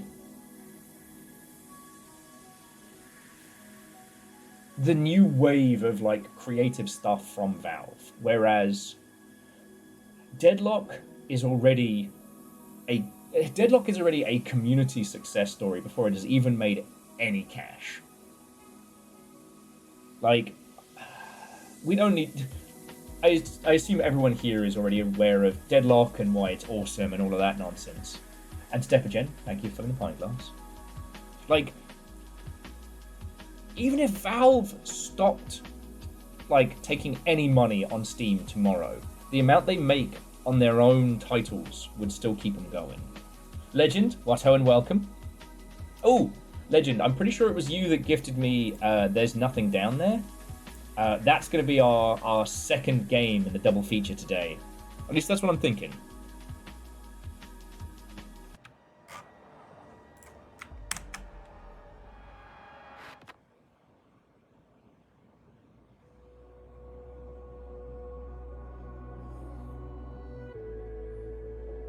Exactly. There is no Vermintide under Altdorf. Anyway, look, friends, just thank you for letting me rant and ramble. I know that was way more incoherent than I usually am. I've got very, very complicated feelings, and I haven't had the time to kind of put them into my usual, like, thoughtful setup. The same shit is true. Video games are selling. People give a fuck about them. Culturally, there's still a huge impact to them. You know, the Saudi investment fund wouldn't be fighting so hard to buy it up if it was worthless. You know? And I guess what's going to be interesting is, like, as, like, the American dominance of media comes to a close, like, what is this new frontier of games going to look like?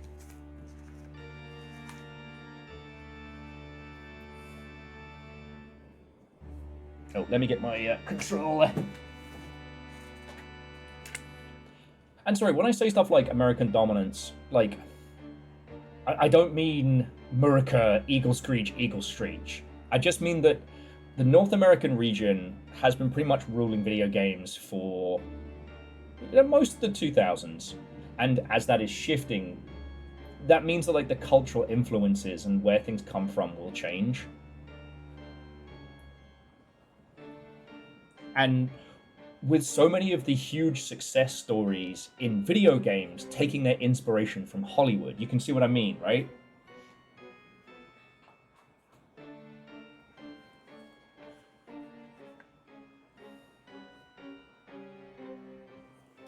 Okay.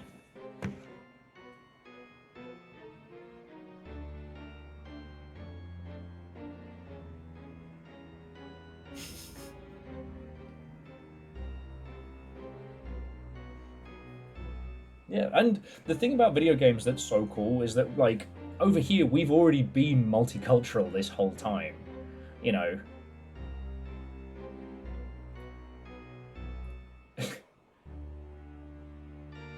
I've always loved that. I've always loved that about games.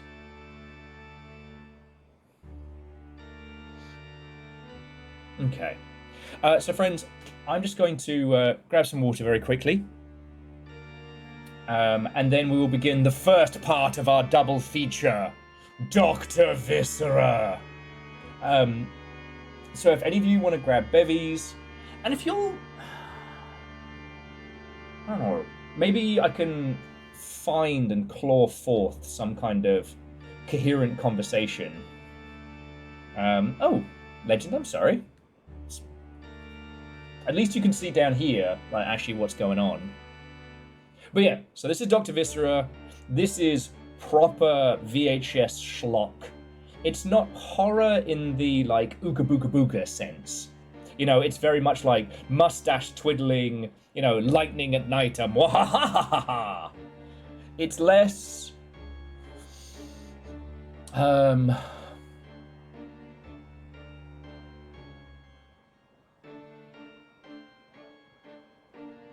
less Amnesia, more Creepshow.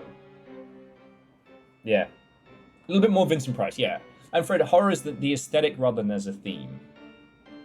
That's one of the things that, hopefully, as the language of video games grows, we can get different terms. How, like, especially in video games, you can have the trappings of horror and have it not be horrifying. Anyway, I will be back with all of your lovely selves in just a second. Yeah, grab some time zone appropriate beverages and what have you.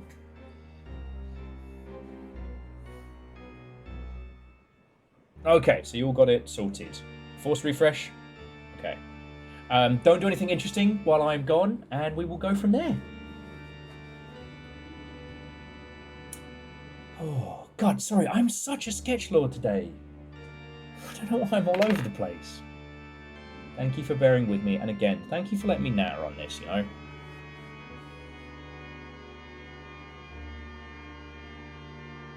You know what it is? It was some industry friendos who were trying to deconstruct some news from this week, and they were treating what is absolute horseshit as, like, you know, genuine intellectual posting that one must understand. And for some reason, that's been like, it's been like the little tortilla chip in my teeth mentally. It's been irking me since it happened. And I can't seem to leave it alone. Like, I so desperately wish that my cohorts were talking about games as they are now. Games as, like, what's succeeding, where it's going, what do we have? Like, we cannot... I don't think I can stomach another think piece that's like, is Microsoft telling the truth about resetting Xbox, or are they making it up? Nothing they say matters. They're going to gut it until the number goes up. They're going to support the games they have to launch, and the ones that they can get like a tax return on, or the ones that they can like gut fully, they will. Like, it's... Anyway, I'm going to get some water, and I'll be back with all of your lovely selves in just a second.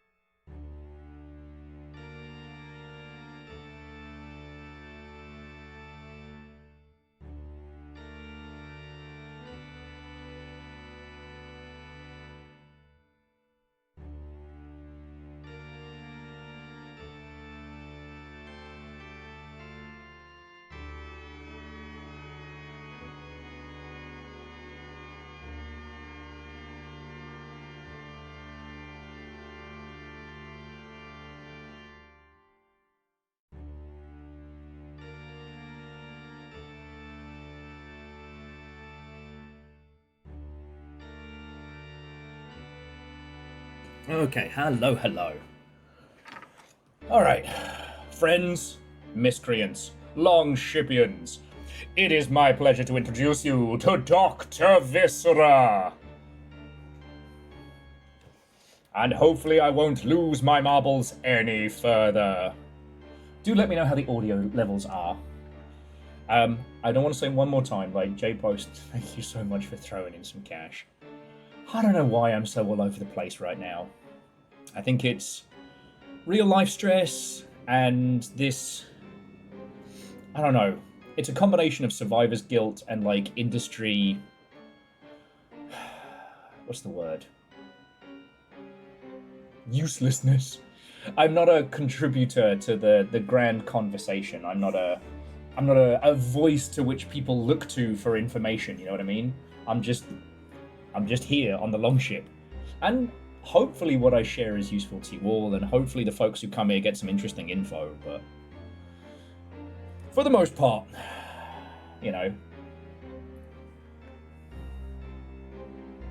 And I think it hasn't been more pronounced than this week.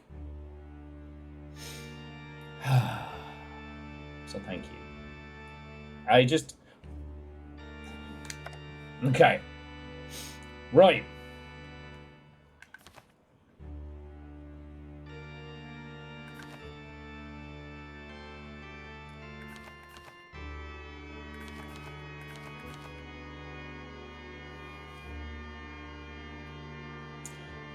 I think we're good enough to do normal. God. Says he's going to come back after chugging some water and be coherent. Isn't coherent. I just want to say thank you. Alright? You know. J-Post, thank you for waiting for today. See? I didn't completely break down. I've lost the ability to speak coherently, but I didn't. And Fred, today, we are the gamers. Right! The Doctor has standard movement, standard chance of placing traps. Let's just fucking do it. No, I don't want to skip the intro. Here we go. Dr. Bees! Okay.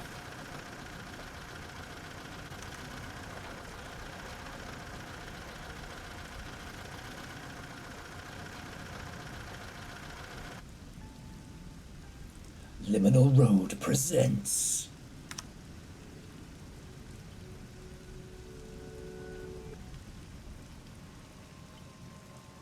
Oh, so whilst we're doing this fanciful intro, so what is your favorite game that could only work as a game?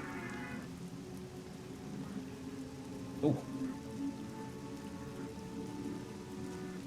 Welcome to the grindhouse asylum.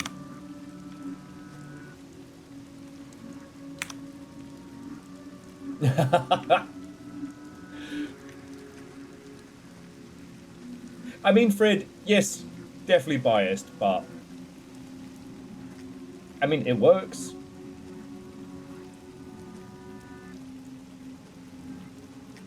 Legend of the Five Rings was a Magic the Gathering competitor from a... Oh shit, free medicine? Oh, medicine. Fuck yeah. If only I'd grown up on a series of PSAs that could have warned me about the dangers of free drugs. Feeling sick? I can help you.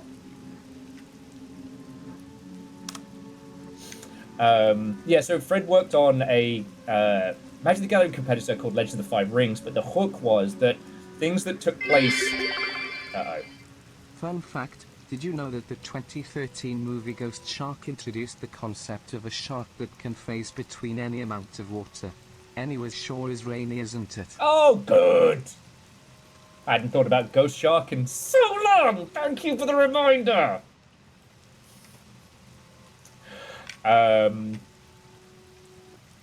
Don't you dare. It's so weird that the Dare video game was awesome and kind of made me want to do drugs. I have the cure to your problems. I'm trying to get the cursor to line up with the O.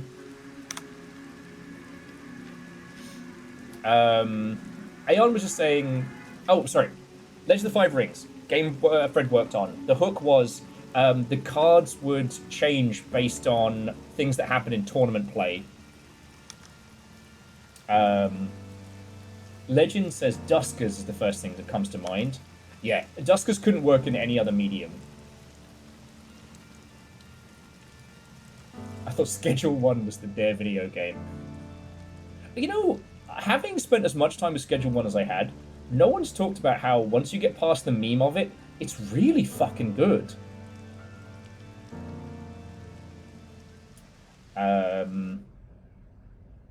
And Aeon mentioned Opus Magnum, which, aside from building a literal alchemical machine... Excuse me? I come from a village where we still think it's the 1900s.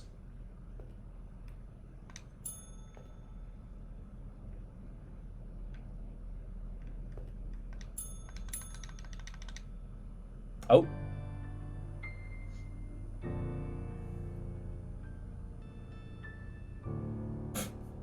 Oh, god damn it, Moose. I didn't see the squats. I just saw the PSA about drugs. Like the Canadian drugs, drugs, drugs. Some are good. Some are bad.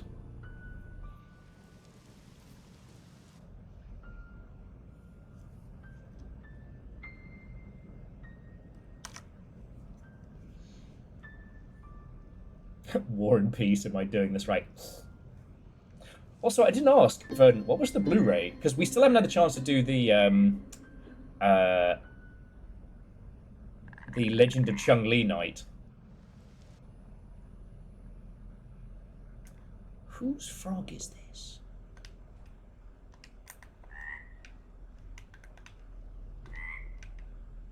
Sir.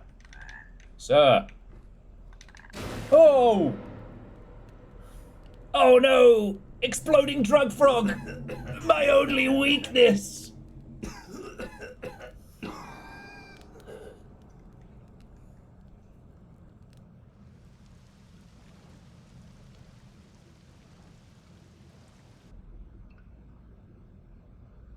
You're right, I should have seen that trick coming. The old exploding frog filled with drugs.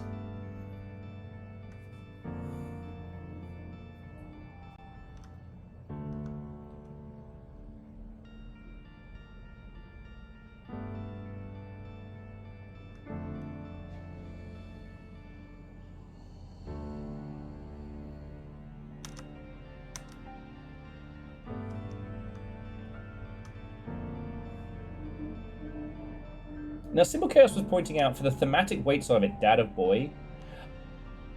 While I don't know... Well, I think you could adapt God of War. I think it loses its weight if you adapted it. Because I was pondering that for a second. I was be like, but we just had The Last of Us as a television adaptation, and that was drastically better. And I was like, wait, no, hang on. See, if that series had just started with new God of War, Grumpy Kratos, etc., you know, flashbacks to him and his Valkyrie wife and their ginger son, it would have been, it would have been a good experience, but I think what makes it great is knowing that he was an angry, soul patch sporting, you know, new metal, so angry he killed the Pantheon type. 5 days remaining.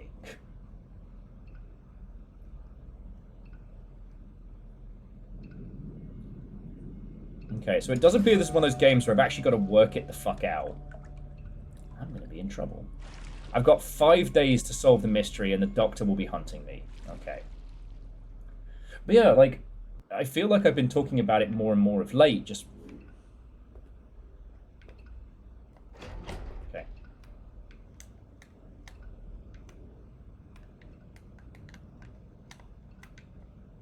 Shit, I think I'm going to have to use the mouse and keyboard. Sorry, everybody. Please forgive the tippity-tappity. And if I start flipping the mouse around, you feel free to tell me no.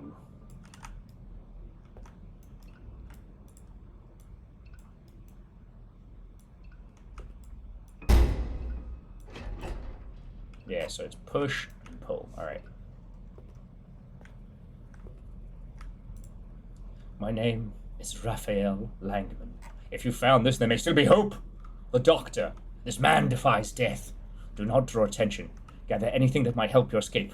Good luck. And do not make the mistake that I did. Be silent.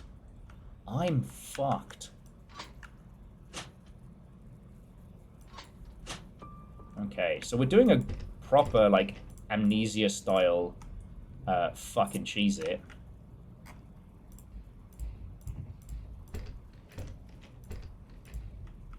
Okay.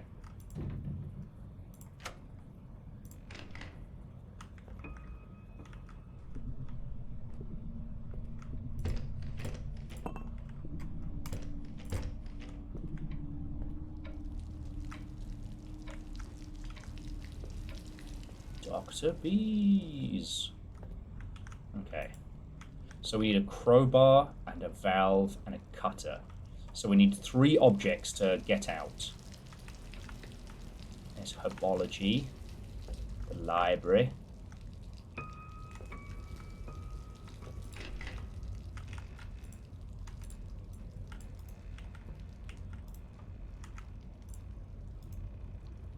Ah. There we go. I was going to say, so the doors don't close easy. Okay.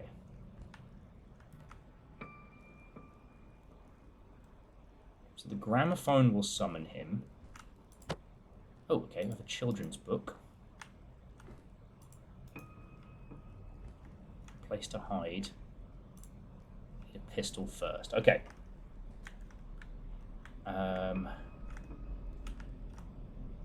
Don't know what we need the children's book for, though. I mean, I guess, like Wu-Tang for the kids.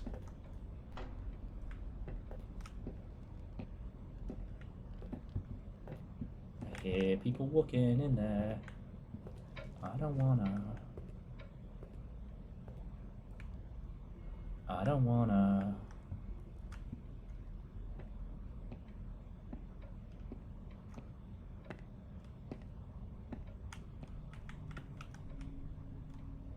Is that him? He's watching.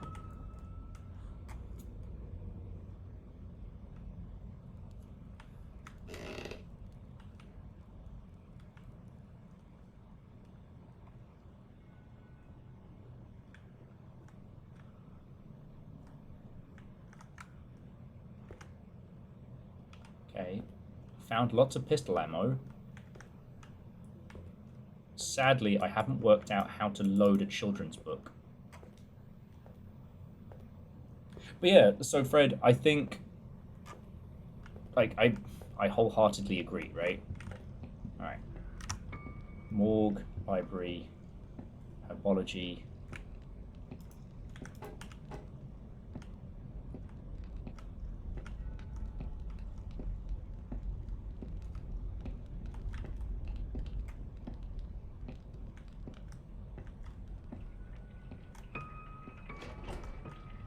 Oh, cool. Messed up dunk tank. I'm sure that's fine. Come up. Calls? Show yourself. Called me.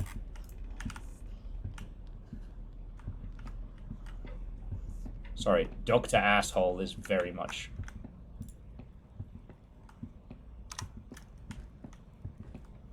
Before you ask, yes, I am just... Fuck. Oh! Piss the bed! Why are you there? You're not my dad. Fuck you, Doctor, not my dad.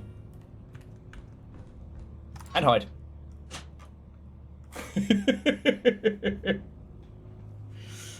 Patch Rabbit. There's only one way to find out. Bam! Bam! Bam! But yeah, so Fred was saying that the new God of War hits harder because of what Kratos used to be, and I've got to agree. Right?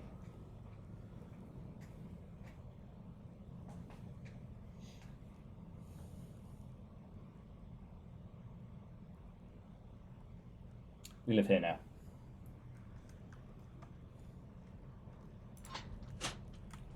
Right, Animaniacs jokes. Alright. So we'll drop the children's book here. I don't know what we need. And we can't load the pistol until we have the pistol. Alright.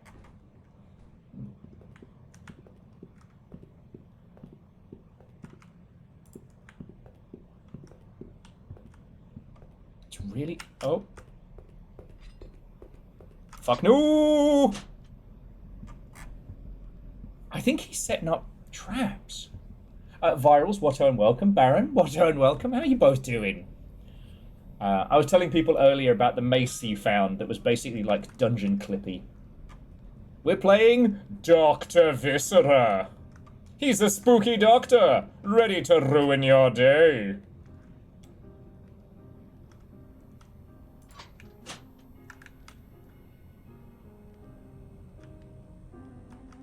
What was that?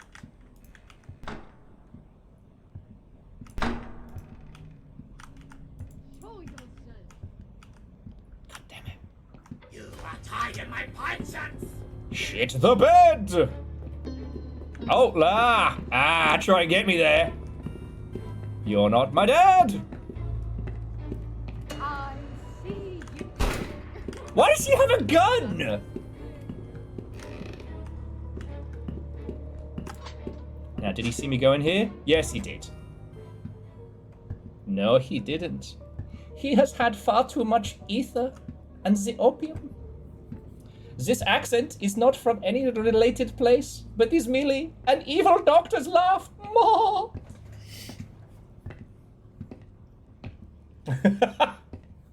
Turns out this is Doctor Your Dad. Alright, so to those of you who just joined us, I was asking, because apparently this is a day where my brain is just not doing coherent conversation. So I was asking, like, what is your favorite game that could only be a game? Somebody mentioned the new God of War, and I was initially going to be like, oh, I think you could do that in another medium, but then I stopped and thought about it, and I was like, it's only because of those, like, peak 2000s era, like, Godsmack trailer type Kratos that makes new Kratos good. Like, what's really interesting is that people point to a lot of, like, quote-unquote dad games, and I think God of War actually gets it right, because we know where Kratos came from. We know he had a soul patch. Spartan soul patch.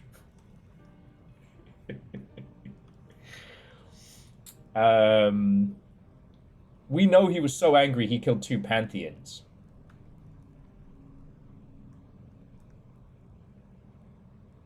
What a PVS, exactly. And then the thing is, you know, like so many of us, he grows and changes and becomes a father.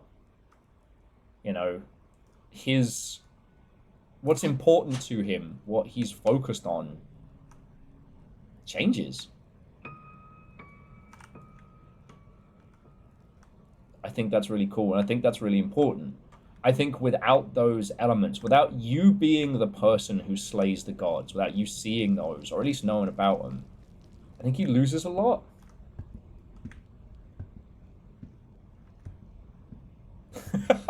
I did things, son. Things I'm not proud of. Smash cut to God of War Nightcore AMV. I mean, yes. I think the other thing is like, oh shit, I'm back where I started. You're Nope.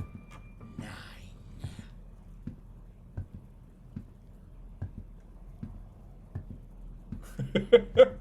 He hasn't started checking the setup.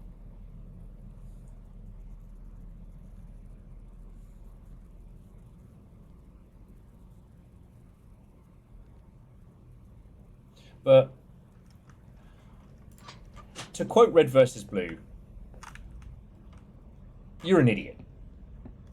But you were a bigger idiot 10 years ago. It just took you 10 years to realize.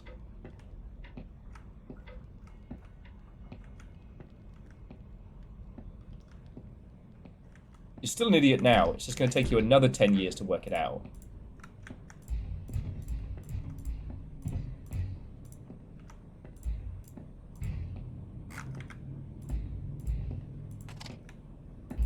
Okay.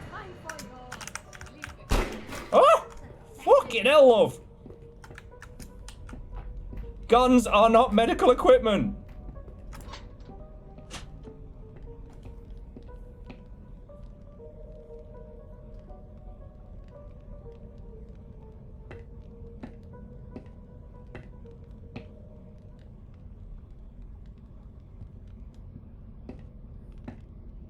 It's a shotgun. Fuck you guys.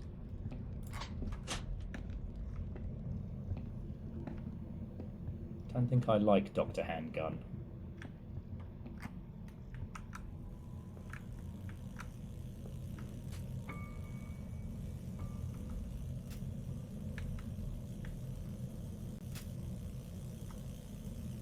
So we have a Faraday cage.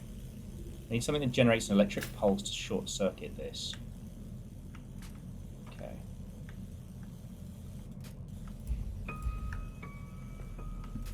Found a lot of frogs. Fuck sticks. You're not my dad.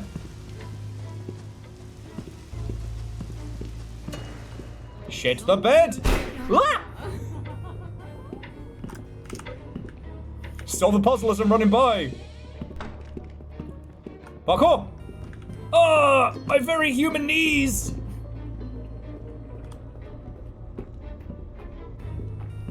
Gotcha! Ah, I'm fucked. Ah! Aha! Dr. Kant opens the vault. Shit. Less drugs? I'm sorry. Oh! 4 days remaining. But yeah,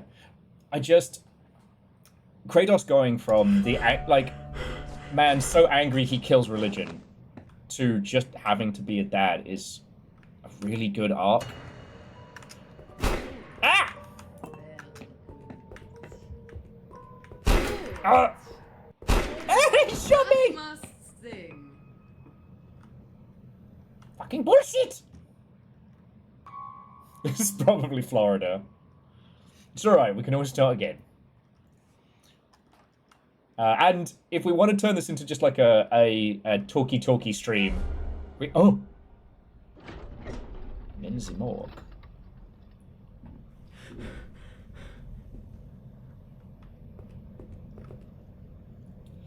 Alright, we'll leave the peroxide here because whatever we need for the peroxide puzzle, we do not currently have, but I haven't been outside yet.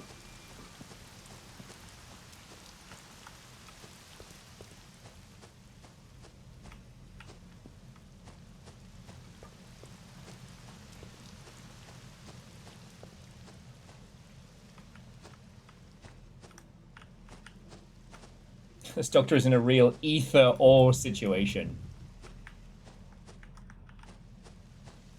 Stop right there. Ah! Gotcha. I'm sorry, I'm not used to being shot. The tall lady is shooting me. Resisting. Ah! Got this on yourself. There's no escape, you idiot! I'm full of holes.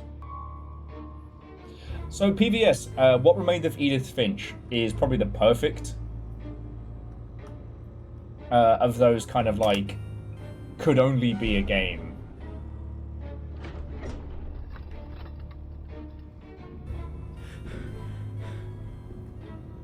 Just wait till I get a weapon of comparable awesomeness. Okay, but I now have the key to the herbology room. I don't know if the keys and stuff are put in... I don't know if the objects are in random places.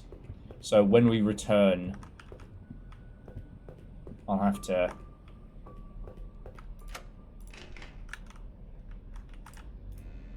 Feed me, Seymour.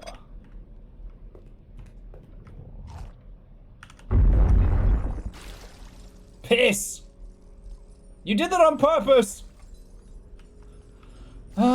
Well. God damn it, Lurch! You can see what I mean about this. This isn't a scary game, right? But this is very much the, you have been trapped in the haunted house! Honestly, a little bit of comedy in this would be perfect. Okay, so we've got throwable flask and hydrogen peroxide. I think... Okay, we already got the... I think if we can find a place to put the peroxide in the throwable flask...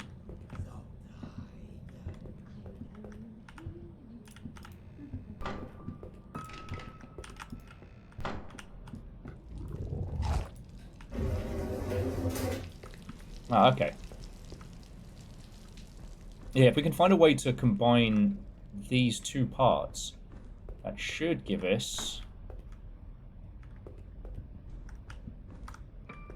something we can throw at the big plant. Sheet. Sheet.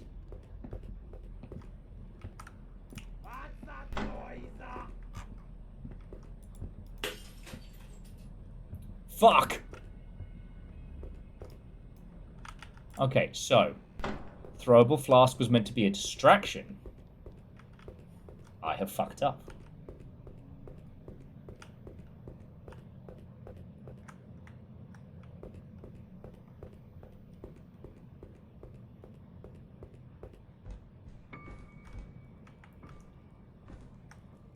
And Akari, that sounds like fun.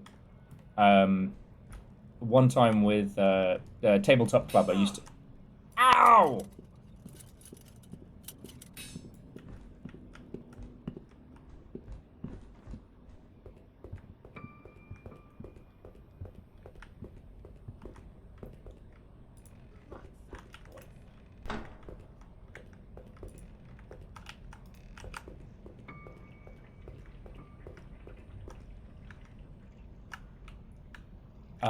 Sorry, a million years ago, I used to belong to a tabletop club, which where I ended up playing a lot of like vampire and stuff like that. And one week, due to torrential rains in the Ilk, a lot of people couldn't make it, so we did a battle royale. This is the isolation ward. Infirmary wing. Jeez.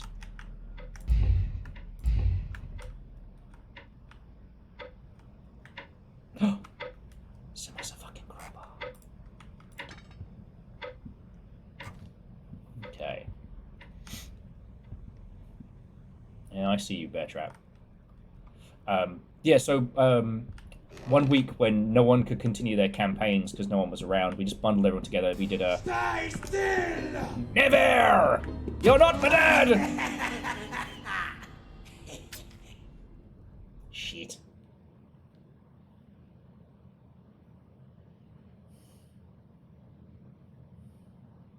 It's fucking hard.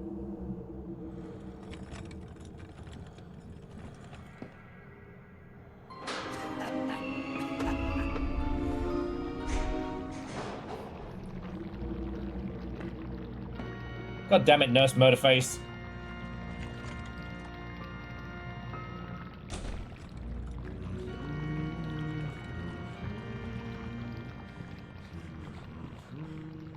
No, no.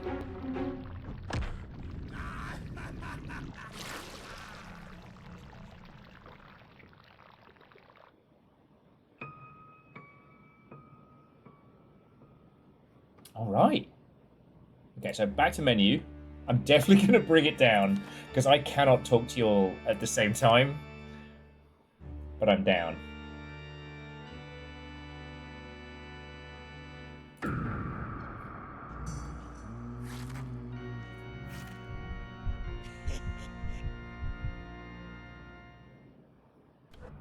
Oh, caffeine, sorry. Apologies, I missed your postage. But if you should catch this on the VOD, I hope you have a lovely time at fencing. Okay, so what else are we talking about? Oh, things that can only work as video games.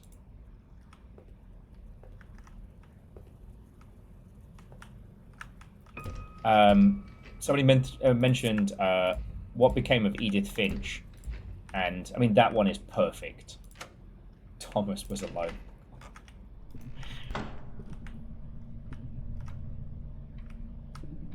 Okay, so we need the clock hands from the morgue if they're still there. Oh.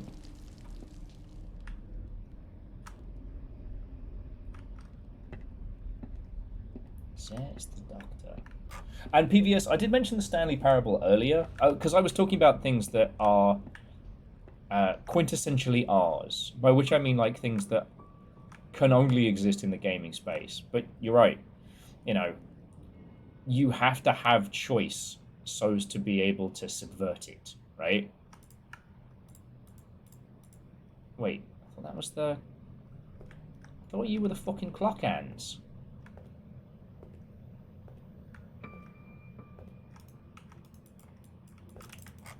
And that's closed. Ah, poo. Alright, so we will need to explore.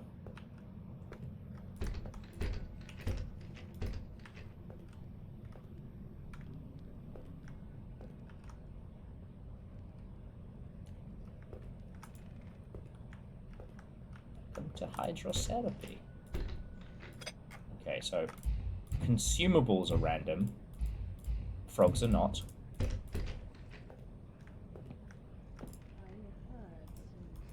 No, you didn't. Just in your strange, creepy imagination.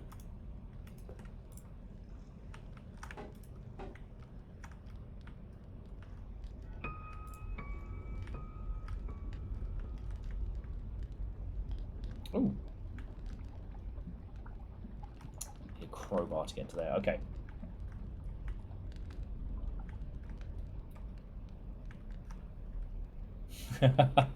Falcon Watto and welcome, friend. How you doing? It has been categorically 1 million years. And we were just talking about games that could only exist as games.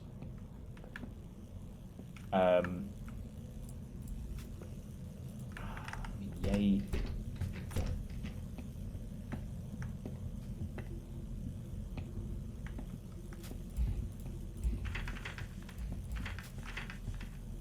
Because I guess I was having a bit of an incoherent moment earlier, but what I was vaguely scribbling at was that there's a lot of video games that predominantly exist because they were kind of emulating Hollywood stylings, which is fine.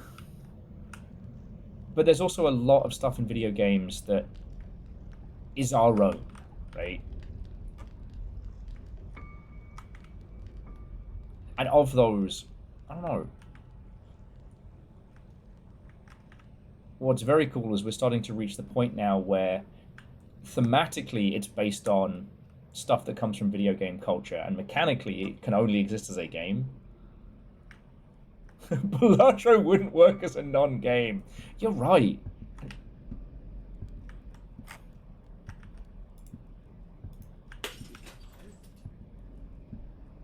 That did not go according to plan. Net hack. Imagine Hollywood does Nubby's Number Factory. I mean, it wouldn't be boring, that's for sure. Superliminal, there's another good one.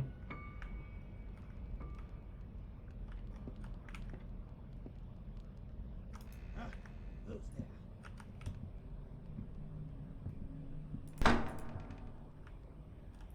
fact, it's actually rather fascinating to think about how there have been quite a few cinematic endeavors. Ooh, he is following me. There have been quite a few cinematic endeavors that have ended up kind of falling by the wayside because their visual style was a bit too strange, a bit too weird, right? But over here on games, we're like, nah, fucking... Okay, so the layout doesn't change, but what's locked and where things are does. Okay. You can escape. I absolutely do think I can escape, and I'm going to. Yeah, bucket.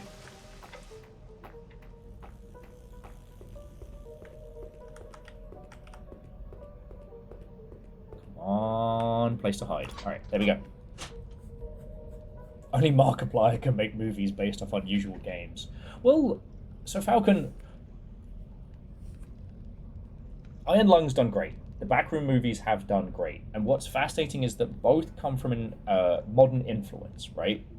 Iron Lung only can exist as a game, at least in its initial conception.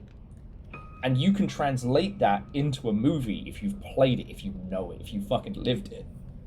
You know, I watched the Iron Lung movie and it's brilliant. It's genuinely brilliant. Now, I'm going to be very curious to see what Jess thinks of Iron Lung the game, because she didn't get the chance to play it beforehand.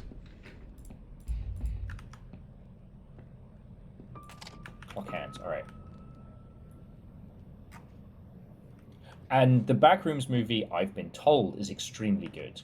But the only reason the Backrooms movie works as well as it does is, again, because the person making it came from nerdery. They cut their teeth on fucking Source Movie Maker.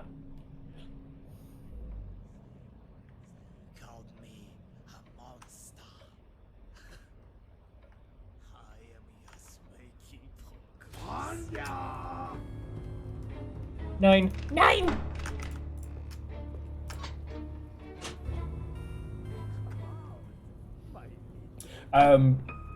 So yes, the Backrooms movie has also done very, very well because, like, as we were saying earlier, the Backrooms is a modern concept. It comes from dead malls, and liminal spaces. Liminal spaces aren't new, but they are very, very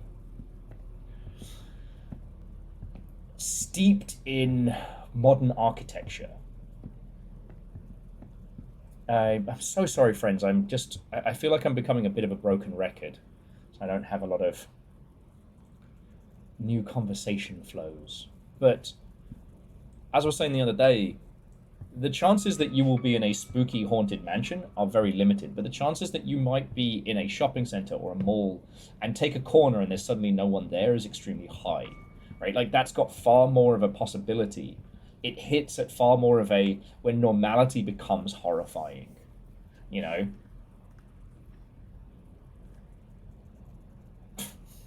Vernon said, and yet many front rooms movies got banned from theaters. It's so weird. Okay. The Backrooms movie works very, very well. And it works very, very well because the person who made it gets it. You know? Yeah. Wait till you see my pathfinding get stuck. Alright, what's that fucking clock?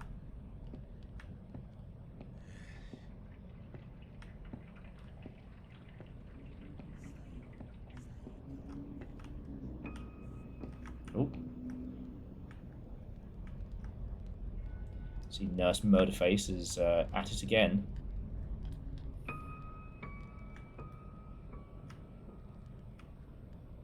Oh my god. And then Will walks in 17 loops. I try and find the clock. We put the clock hands on the clock to get the crowbar. And that gets us into some new areas. Okay. Which is not that clock. We need a different clock.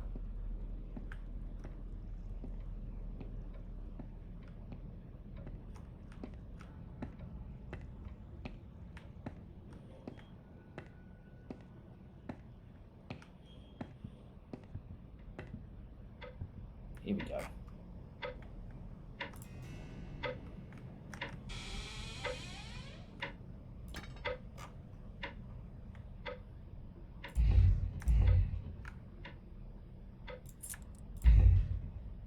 Okay. Fuck.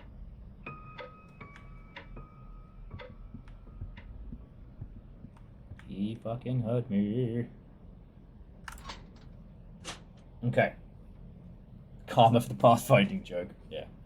But my point was just that the Backrooms movie, I think, has worked so well because, again, it is someone who understands what they are adapting and the culture it comes from, you know? There's a reason why the Slender Man movie was fucking terrible. But I do not think that you couldn't... Sorry, double negative. You could absolutely do a video game movie adaptation of the Stanley Parable, or even like Duskers and things like that. if you fully understood them. But as they stand, they can't exist in other mediums. And they would lose so much of what makes them them. Oh yeah, no, Falcon, it were bad. It were bad. And not even in like a ha-ha fun kind of bad.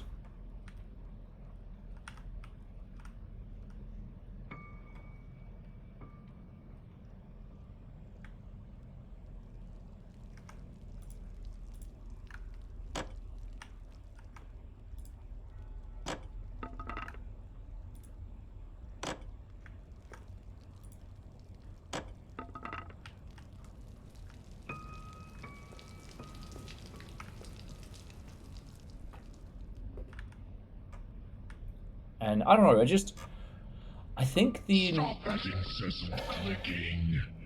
PVS, fucking thank you. PVS has gifted a sub to The Evil Doctor! Not to be confused with Dr. Bees! I just wanted to say Dr. Bees loudly. Thank you.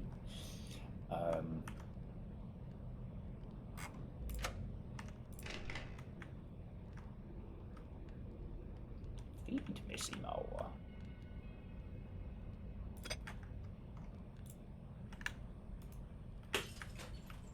Stop that incessant clicking. Now that's Dr. Bees!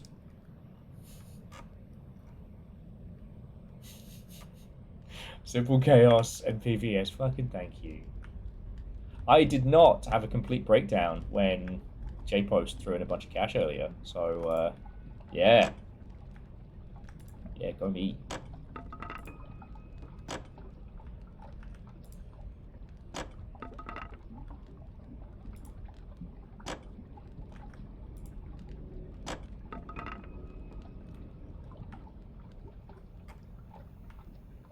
Ah, okay, so we know this is the area that I get chucked into if I die. But what about second breakdown?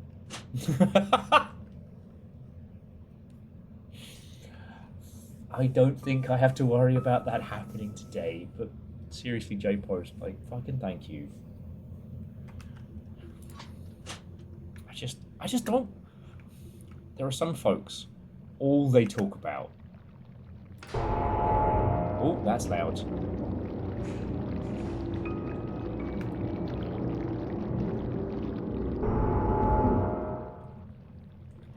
There are some folks that all they talk about is the bad stuff. And I never want to...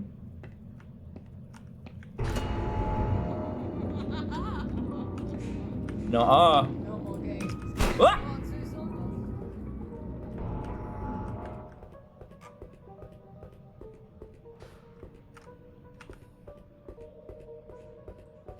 I might be in trouble. Fuck. Okay, apparently I can throw the flask as like a... oh, okay, I know I can throw the flask. I hadn't considered that perhaps I could throw the flask as like an attack. You know, stun them. Let's see what's down here. Ah, that was a mistake. God damn it, I'm down here with Basement Gary.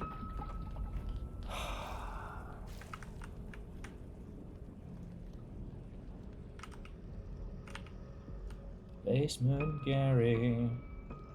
He's a great big bloke. Oh! And a full gas can and a steering wheel. Oh, so we have multiple ways to get out. And a rusted shovel. Should be able to use this as a weapon.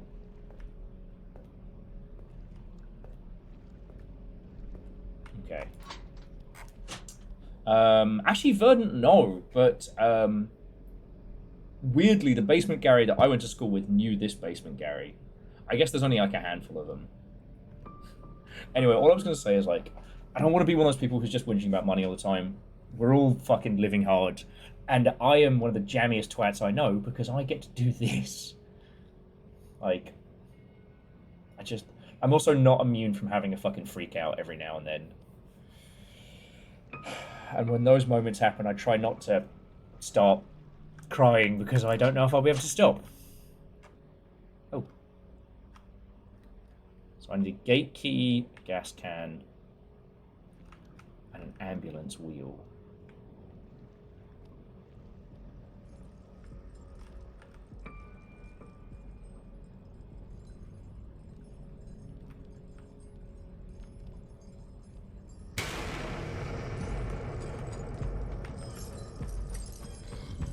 What's up, Barry? Sorry, Gary. Since Barry started coming by more often in Longship, I try not to call every monster Big Boy Barry.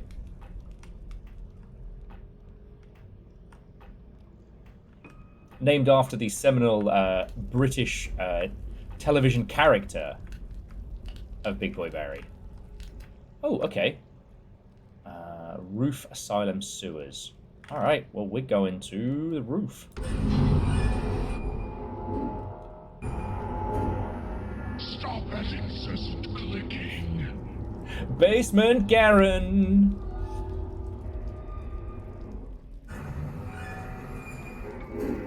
Terrifying that that's a real person. Alright. Tell you though, as we have the shovel, let me try to do some digging outside. We don't have the...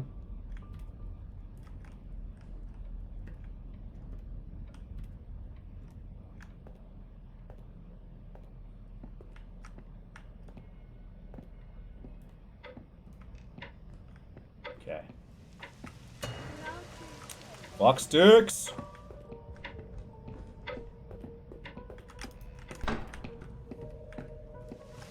God damn it, Nurse Murderface!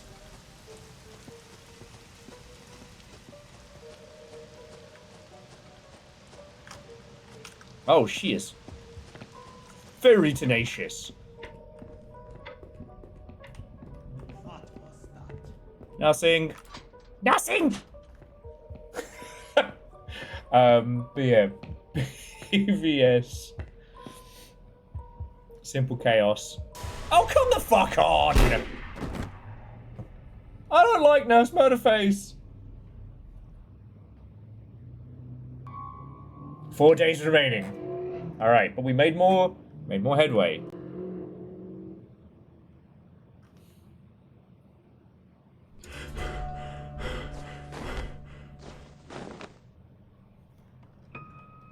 Okay. Ah. Sorry, in the storage room is currently the rusted shovel and the crowbar. I'm just going to take the rusted shovel for now, because I think we need to dig outside. See if I can get back up there. Fuck knows what we need the children's book for. Oh, so if I do this... it seems to have an internal compartment.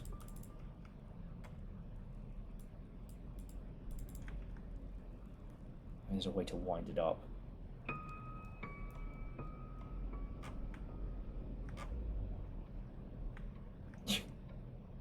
It is. I mean, why did I call her Nurse Murderface? Because she murdered me in my fucking face.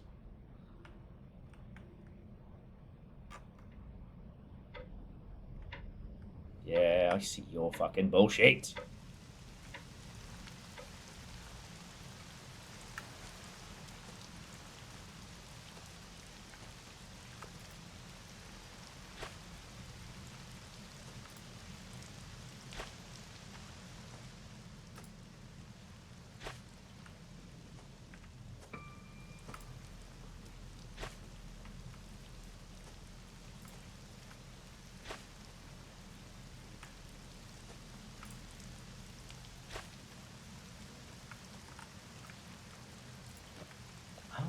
Syrup.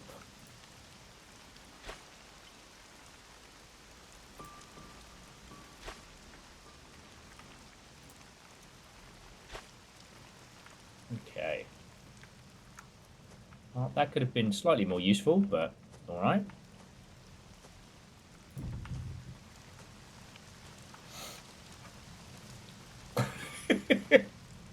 I've had to say, Falcon, I hope not. I think that one might not go down a storm.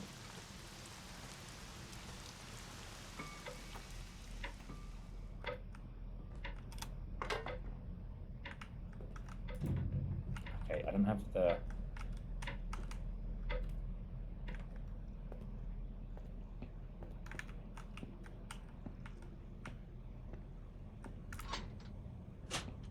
Okay. I don't know what we need to do with the rope yet, and we don't have the keys for the infirmary and other spots. But, like, jumping back. One of the reasons why I get so obsessed with talking about video game adaptations is because it really boils down to the core what a game is making you feel. The reason why so many video game adaptations suck is because they just look at the story or lack thereof and try and go, we'll just throw that into a movie. The ones that slap, when they get the soul of it right. Except for the Mario Brothers movie, the original, because it has nothing to do with the Mario Brothers. It is the only movie that Bob Hoskins has ever regretted working on. And yet, I can't help but appreciate its charm. Has Doctor Viscera met Dr. Pepper? He's a physician. Fuck off. A physician. You and I both know Dr. Pepper does not hold a valid medical license. Or perhaps it's, I still think that Mr. Pibb is, Dr. Pepper losing his license.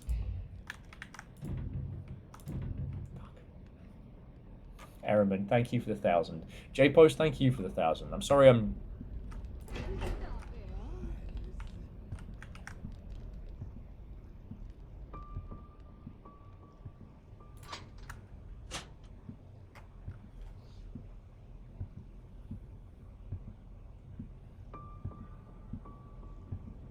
why would his last name change? Because of the lawsuit. One does not get malpracticed out due to just doing a very good job.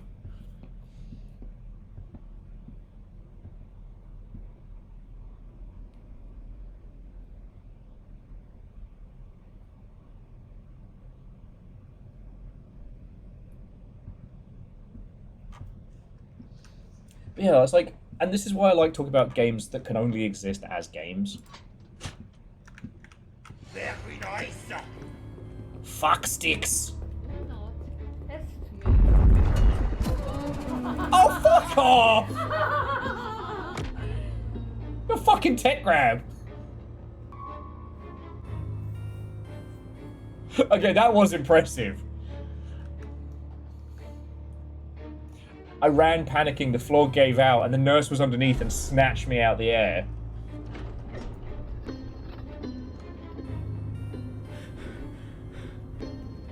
Because the thing is, like, something like this, you know, a story of time-looping terror. This is something that could exist. You could definitely make... I mean, essentially, this is just like a campy, spookier, Happy Death Day or something along those lines. Ow! Fuck! I even knew that was there!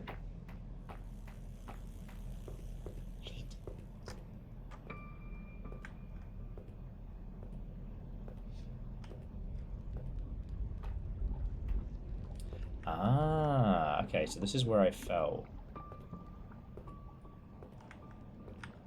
And this is obviously super loud, so it lets them know where the fuck I am. Alright.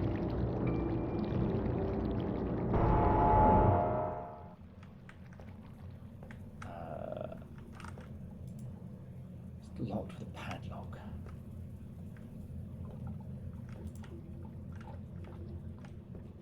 Okay. Can't get through that way. Can't get through that way yet. That leads down to Basement Gareth. Basement Gary. Basement, I forgot his name.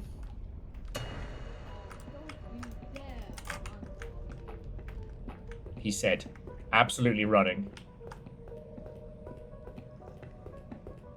Feed me, Seymour. Oh! No! Bad plot! Bad plot! Fuck!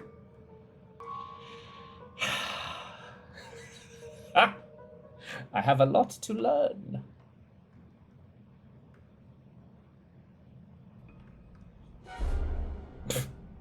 Verdant just with, I assume you're attempting to kill Doctor Viscera so you can Dread Pirate Roberts him.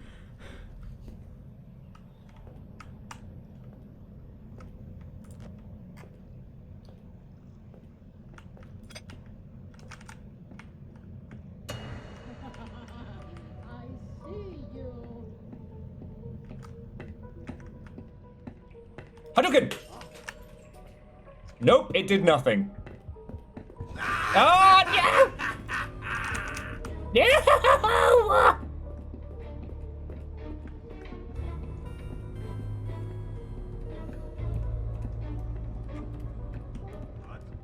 I like how even though we've turned this down to easy, these two can still fuck up my entire shit. Not to be taken lightly. Crap. Okay, it's locked up there, so... Get him! Well, so Jackie, this isn't a scary game. It can surprise you, certainly. And I guess, you know, spice tolerance may change. It's a pursuit game. It has that that pressure, that hide and seek. I will say, if you want to see how badly people can misunderstand the heart and the spirit of a video game, watch the movie adaptation of Until Dawn. It's fucking terrible. It's fucking terrible, but it's so interesting. The bits that it focuses on, the bits that it skips over, the weird bits that it adds.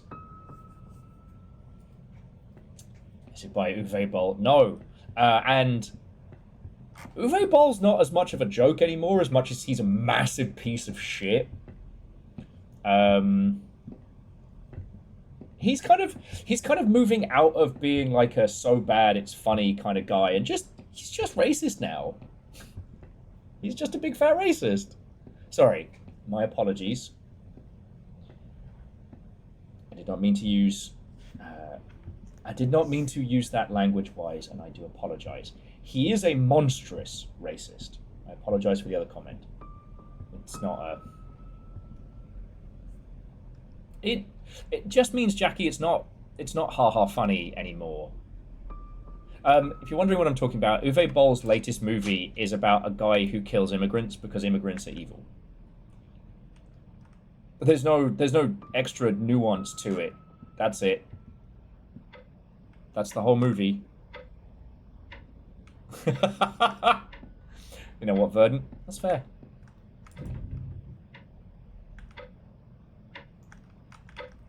Me throwing around this anti-monster language.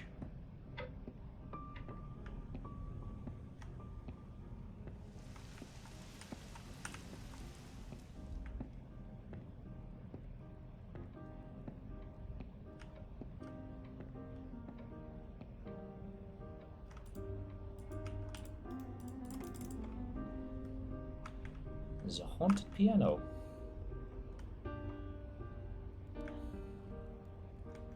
No, it's so Falcon. Sadly, it's not even a funny story. Legend, Otto, have yourself a lovely rest of your weekend. All right. Yeah. Be sure to command the VOD comments.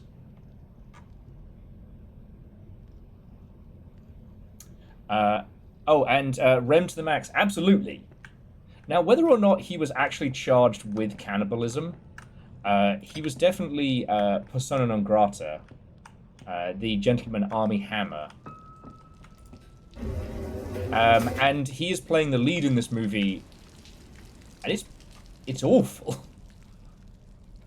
And what was so weird is that ages back, Uwe Boll made a movie called Rampage, which was surprisingly nuanced. No one is more shocked by that than I am. But this new movie, it's basically just immigrants are evil and bad. And that's it.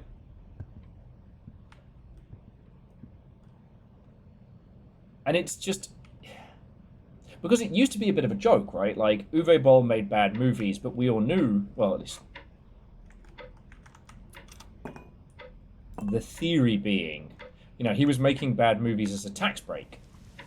Specifically to, you know, get money from, I believe was it the German government? I forget. You know, he made them in very cheap parts of the world. Okay. You do you. It's always hard to pick a worst. I think it might be House of the Dead, but that's a discussion for another time.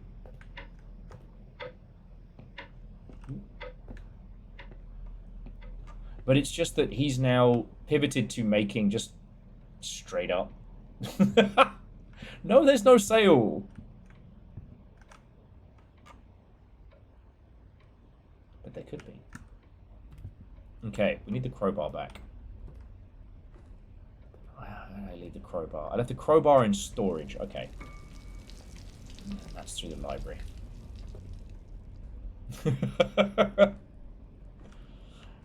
I don't know.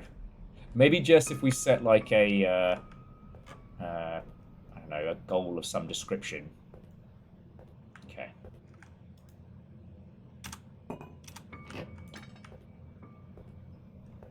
I've already done 20 squats. It's not like I'm...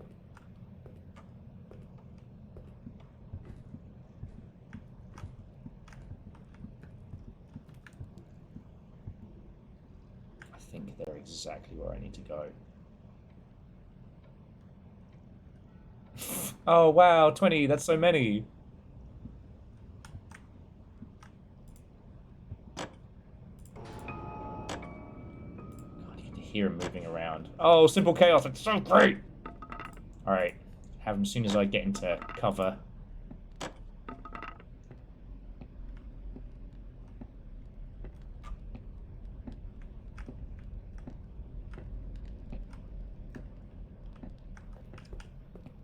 Yeah.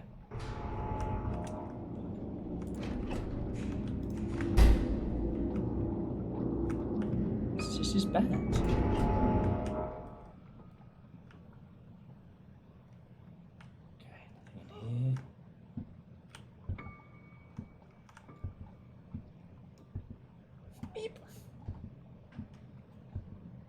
Thanks for the 15 squats. Jess, I'm so glad you could be here to inspire everyone. Okay, we've got a place to hide here if it gets bad. I should say, when it gets bad. Okay, what's this? A box of matches? I don't even know what I need to set on fire. Oh, it's never stopped me in the past. Okay.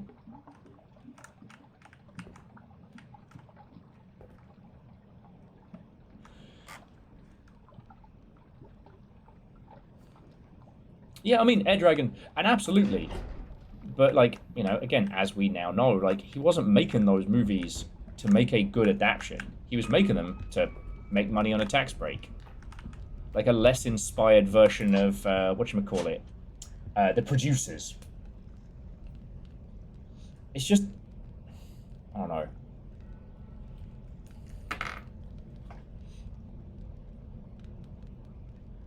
You can either be an Uwe Boll or you can be a James Gunn, right?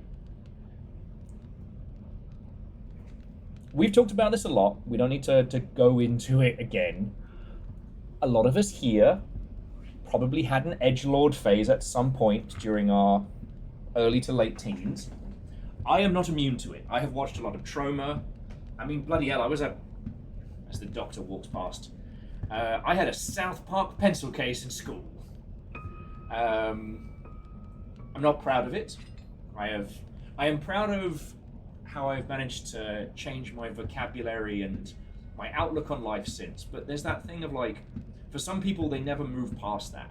I use James Gunn as an example because, like, his whole style of filmmaking was like edgelord, shock you, you know, are you mad?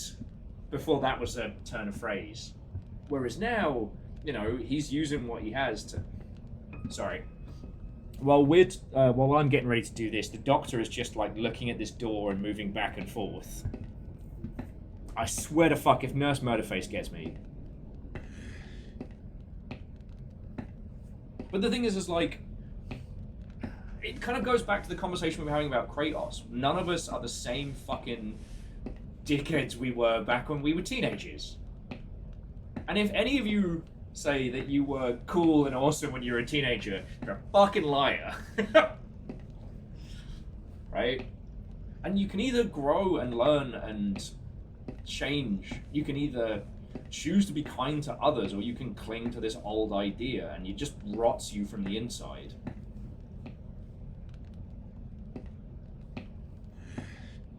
Okay. And that's Uwe Boll. Like, he used to make bad movies that were so bad that they were laughable. And he once punched a journalist out in a boxing match.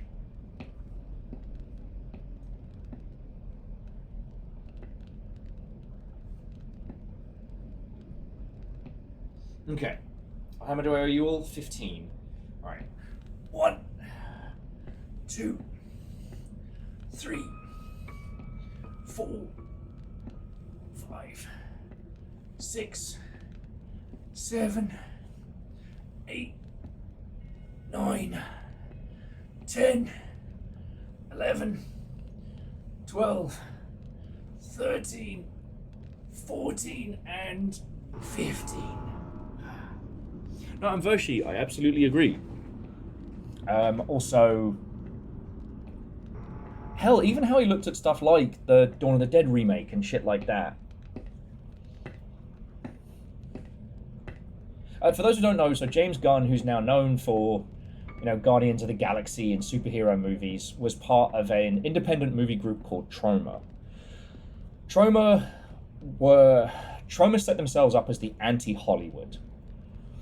They did a lot of movies. Their most famous creation is the Toxic Avenger. But they did a lot of movies, and a lot of them were schlocky, some of them just offensive on purpose. And James Gunn and Trey Parker and Matt Stone kind of got their start there with the South Park lot. If you don't count Cannibal the Musical, like I said, it used to be quite the fan. Hopefully that hasn't set off the... He actually stopped as you raided. So Cherry Honey, thank you kindly for the raid. Watto and welcome. We're talking about... Well, okay, we're talking about not being... We're talking about growing beyond the edgelord phase. And we're playing Doctor Viscera, which is a... I don't know. Somewhere between... budget horror, Alien Isolation, and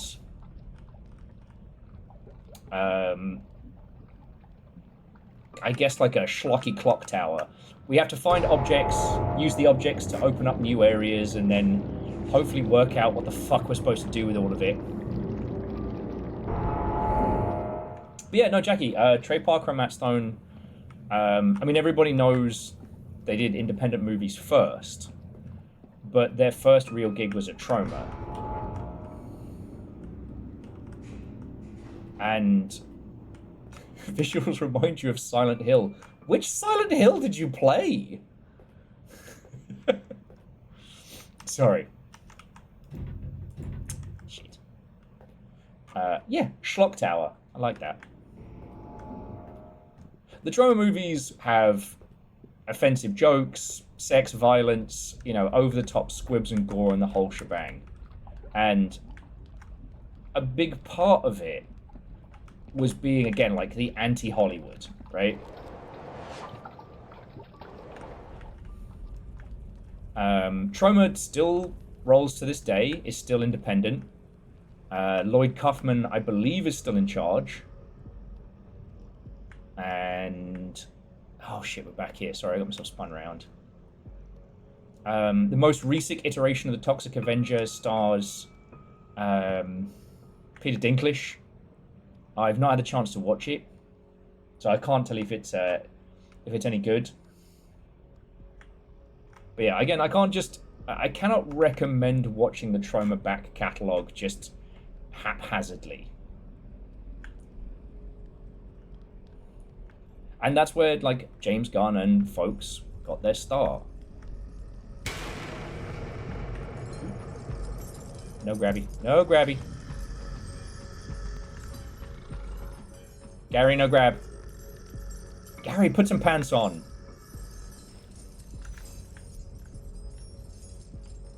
Shit.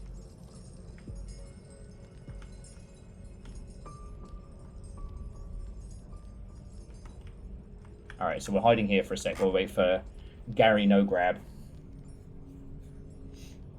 But yeah, so to Cherry Honey, how was your stream? What were you up to? Tell me your tales. Stream etiquette, if you will. Yeah, today we're doing another not quite grindhouse, but we're doing like a VHS double feature of Doctor Viscera and then a spoopy undersea game. And the new Doom Dark Ages DLC. Well, that's lovely.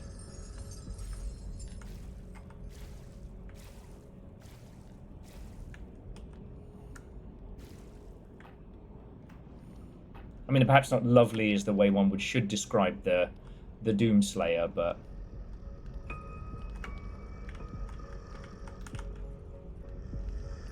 hey Gary, won't you put on some pants? Hey there, Gary. Please put on some pants. Oh, God.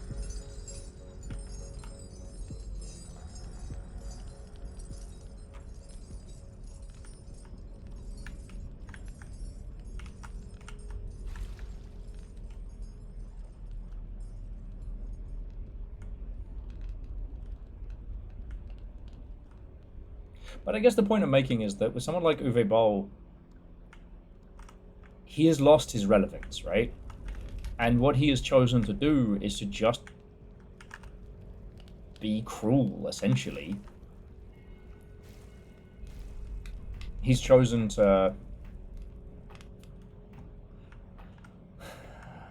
He's chosen to cater to an awful audience that will sit there and tell him how clever and smart he is. Right? That he's the one telling it true. And that's why it kills the so bad it's good of his early movies a little. I still am doing the rewatching every video game movie challenge, which has taken me now years rather than the weeks that I had hoped. And the Uwe Boll block is going to be a day that requires strong alcohol.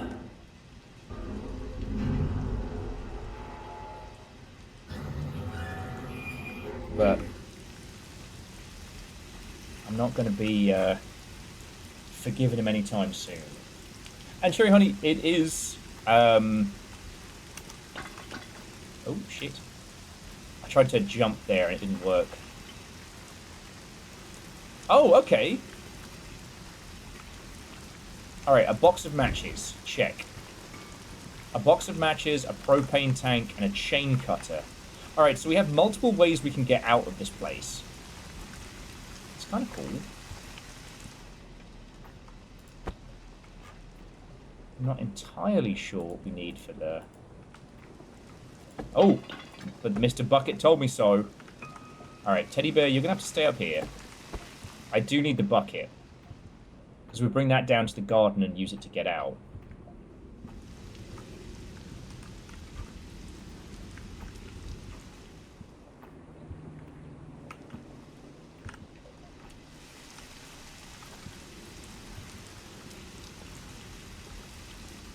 Okay. Oh yes, and you're right, a sewing kit. I guess because the hot air balloon's got holes in. Although I think we can all agree that of the possible escape vehicles one could choose, a hot air balloon is the worst.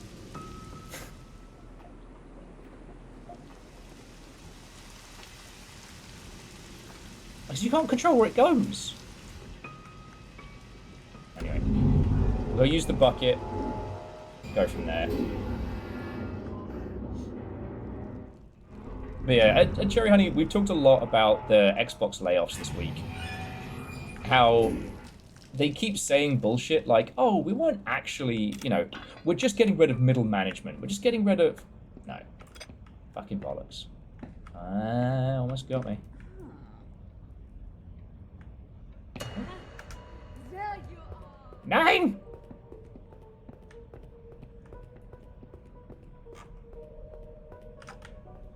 Sorry, she can't see me.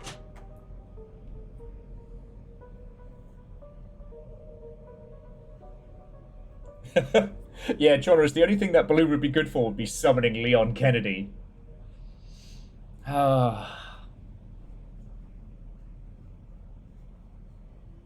Anyway, sorry to bring it on to darker conversations.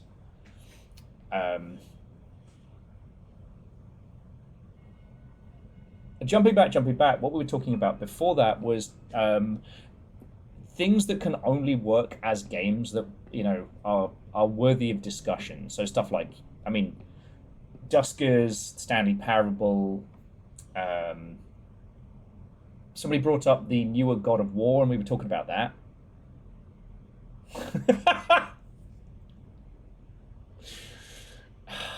Rem to the max with, well, maybe chats in its edgelord phase and likes dark conversations. Touche! Touche! I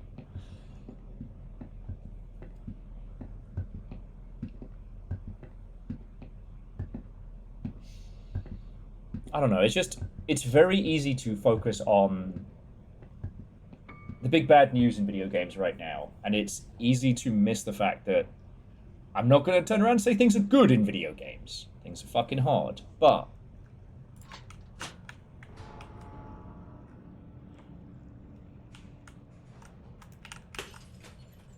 right now, we're seeing the death of the old empires. You know, the big AAAs, or at least in, you know, North America.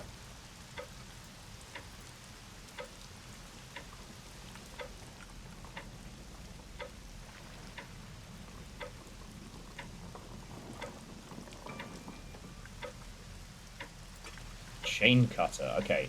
We need this one for the front door and for the balloon. Can do that.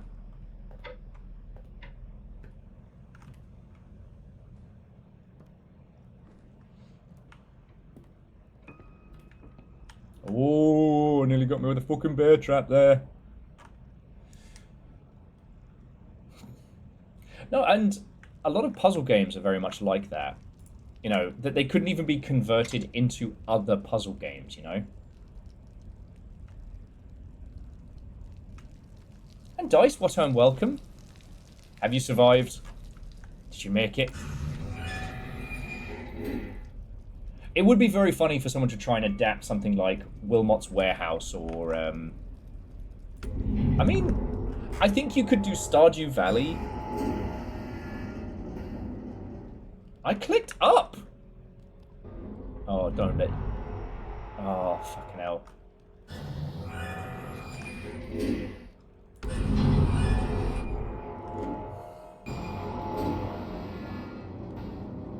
Oh, Dice, I'm sorry. Well, pour yourself a glass of something you fancy. Or a cup of something sturdy. We're playing Doctor Viscera! Which is not a scary game, but a very schlocky, spooky kind of aha!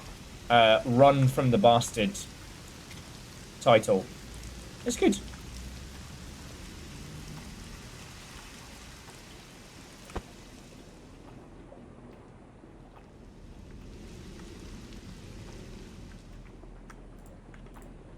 A cup of table. Exactly, Aeon. Exactly. Okay, we also need rope. So we need rope and a propane tank. We can get the fuck out of here by balloon. Now, where the fuck did I put that rope? Fuck, no! Does anyone remember? Ooh. Well, Dice, that sounds absolutely decadent. Alright. I always know how to get here. 9.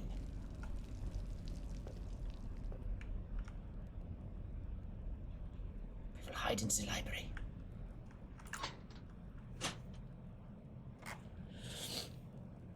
Oh.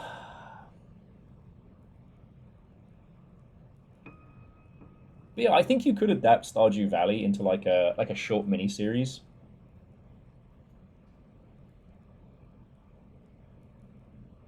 I think the restoration of the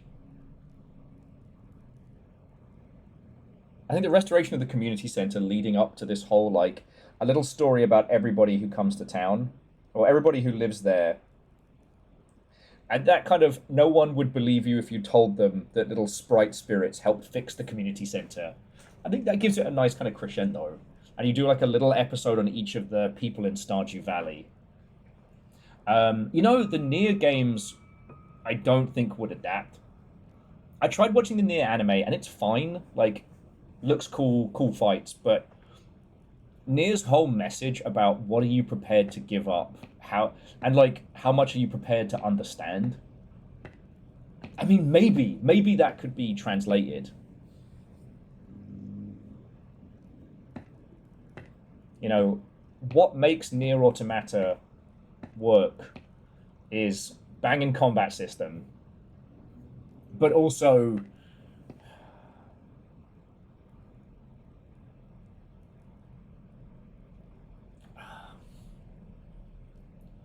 Nier is essentially asking a very simple question, which is, what is it to be human? You know, we have two factions from the jump, the rusty robots and the fetish attack dolls. The rusty robots desperately grasping at emotion and are your high units being told that emotion is the worst. Gideon, Watto, and welcome. Hello, hello. You know, ultimately, Nier Automata asks you, are you prepared to give up everything to help a person you've never met? And the journey from the beginning to the end is what it is to be human and how that affects us. How it both empowers and destroys. The original Nier is fascinating because every run-through peels back a layer of understanding. And also, let's not forget that with the original Nier, like, every dungeon is a different game genre of sorts. I still don't think gets talked about enough, you know? Remember back in the day where every AAA game had to have, like, multiple different modes and scenes? Like, there'd be a mandatory vehicle section and, you know, a boss fight, you know. I keep thinking about the Demolition Man video game and how it's, like, 4 different games and all of them suck. Something like Nier, the very genres that it chooses are used as narrative tools. One of the big hooks from the original Nier, just in case you ever needed a reason to play through it, is that the first time you play through it, all of the monsters just screech in incoherentness. On your second run through, you can understand them, and it changes everything. Again, we've talked about this a lot. I would like to do Nier Replicant as a stream at some point, but it's obviously a huge undertaking if you're going to do the new endings. And Nier Replicant is Brother Nier, not Papa Nier, and I find Brother Nier a little uncomfortable. Brother Nier a little uncomfortable. Papa Nier for me is the canonical, and at least to me makes a little more sense. Okay. Now, where did I leave the... Did I leave the rope by the clock? I think I did. Genre's like, that sounds about right. Like, the amount of time I'd need to spend on each run.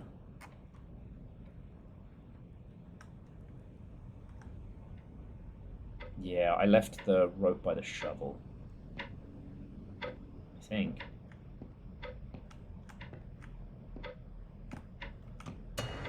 Nine! I see you. Ah! You don't see shit! Janan. Damn it, frog.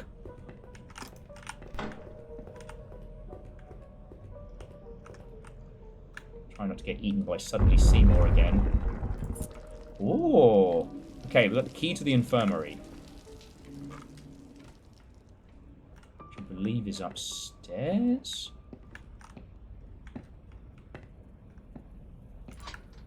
Okay. Well, Patch Rabbit, don't leave me in suspense! I have enough problem with my own memory.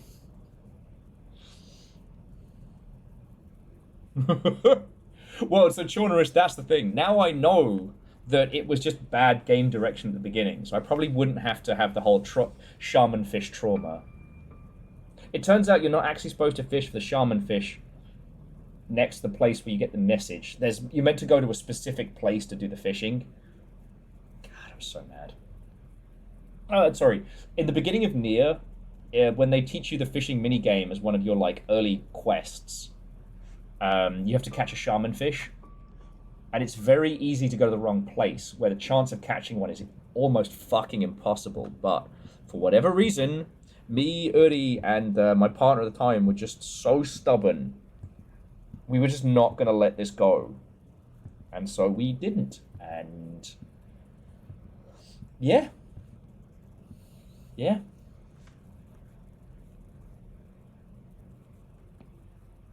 Ah, okay. Ooh. Now we're going back in. I hear those footsteps.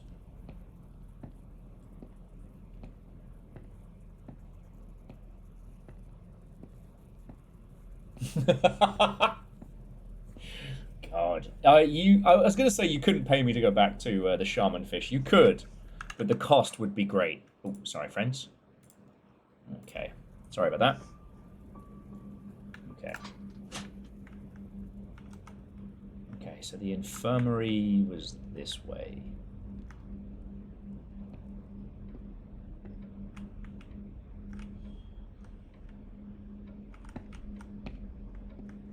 God damn it, nurse handgun.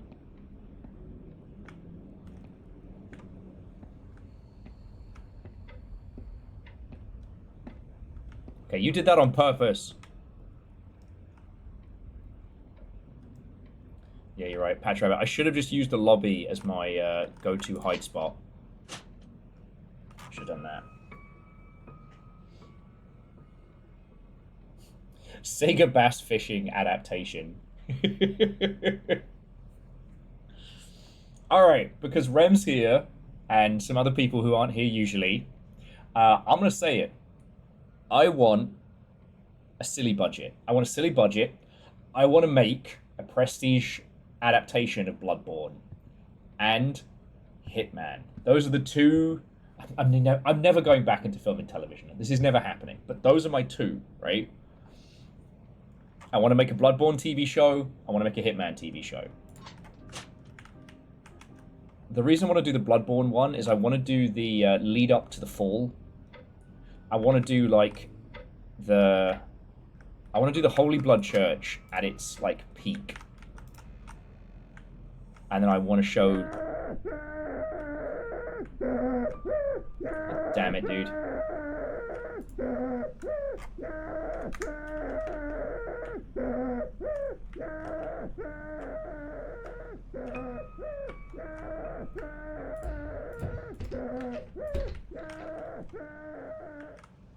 God, everyone's a critic.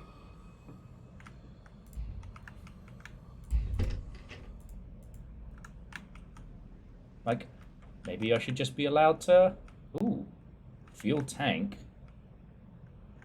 Okay. Ah. The electric bolt. Okay.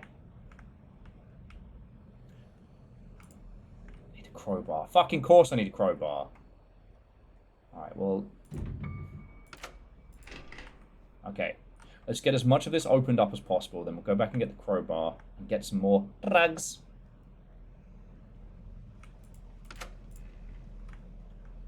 But you can see what I mean about this game not being scary, but being very, very... I don't know.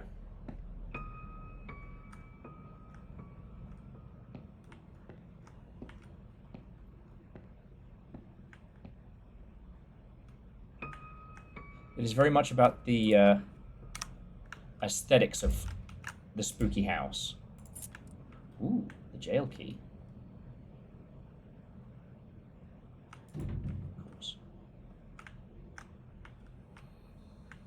Dude, could you not? Did you fucking ratting me out?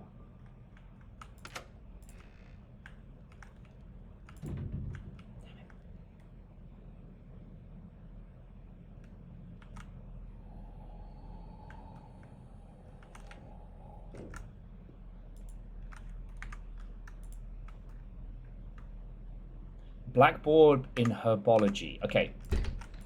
We need to head to the blackboard down in herbology. Find the key to this briefcase. Look at us making headway, and I've only died some amount of times. Operating room key. Alright. Jail key.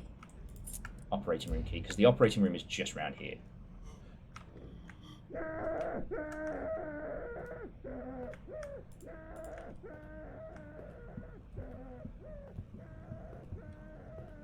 Well, that's cool.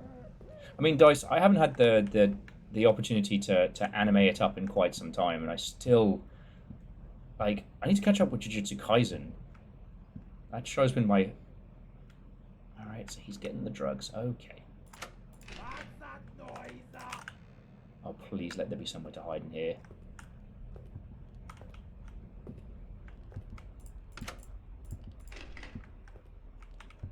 Stay still. 9!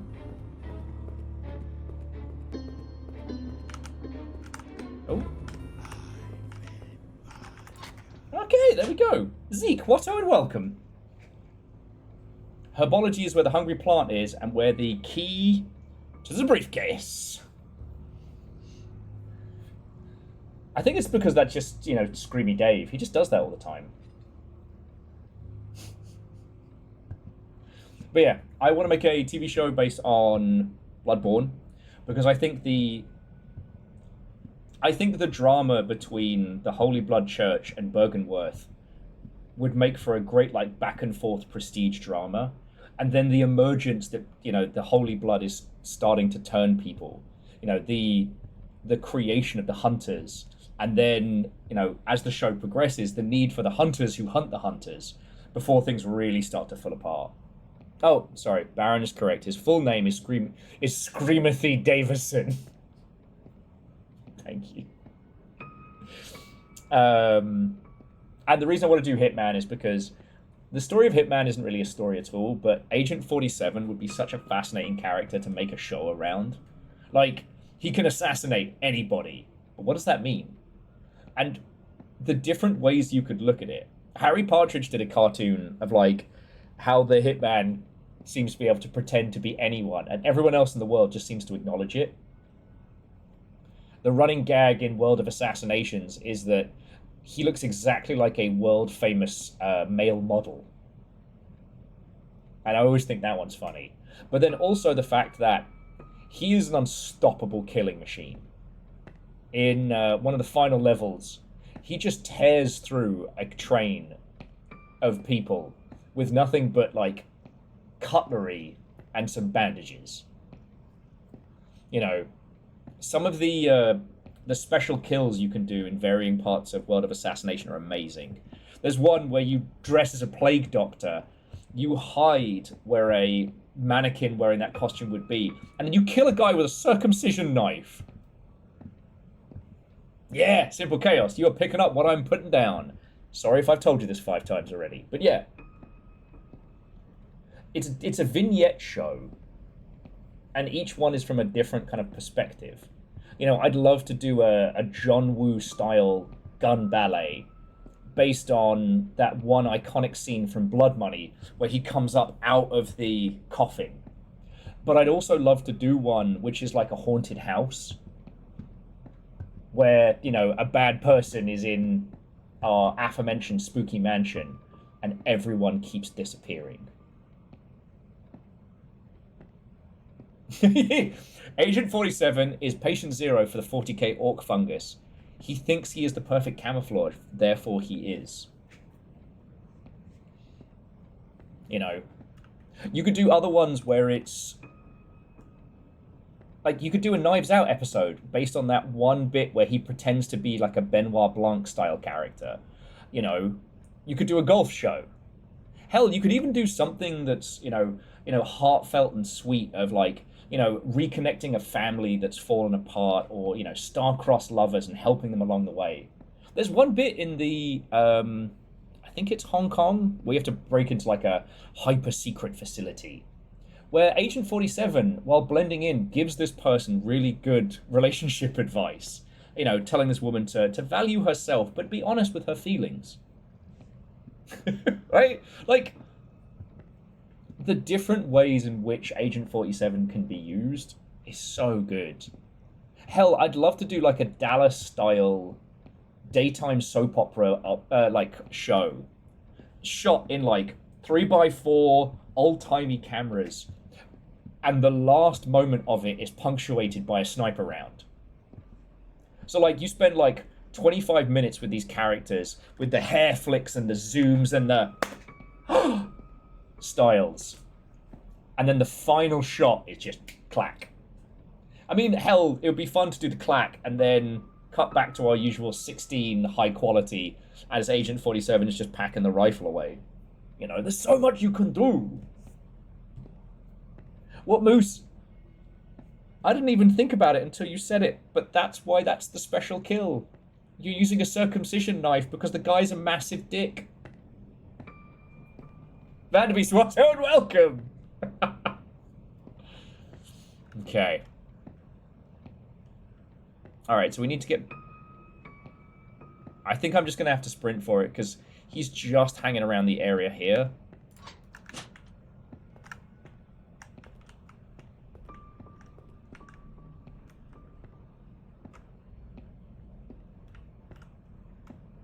Well, so Rems the Max, like, as funny as that is, the way I'd want to do it is that he goes through that whole saga. Okay, God. People don't like my Agent 47 ideas. Whatever. You know, he goes through this whole thing, he coaches this person, he helps them get back together. And whilst they're having, like, the beautiful rom-com moment, in the background, there's Agent 47 with a fucking bowling ball just killing the target, you know?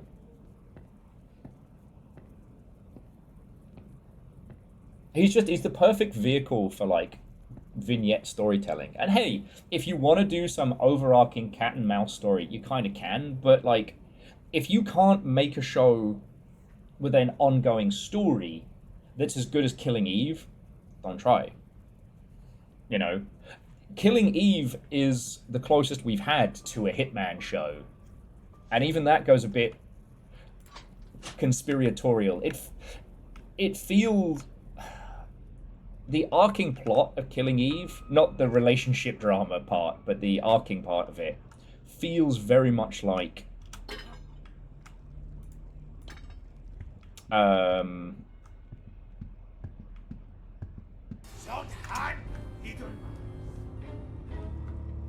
not my dad!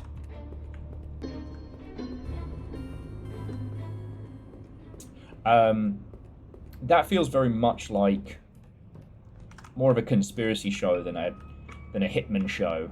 But it's cool. Oh, don't get screamy, mate. Alright. He's got himself stuck in the cupboard. And yeah, you could have... I mean, the idea of not being able to know who the target is as the mystery from episode to episode would be really cool, Moose. That'd be really cool.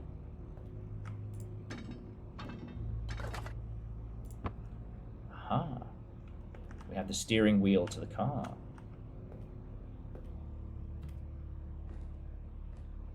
Okay, let's check the operating room real quick.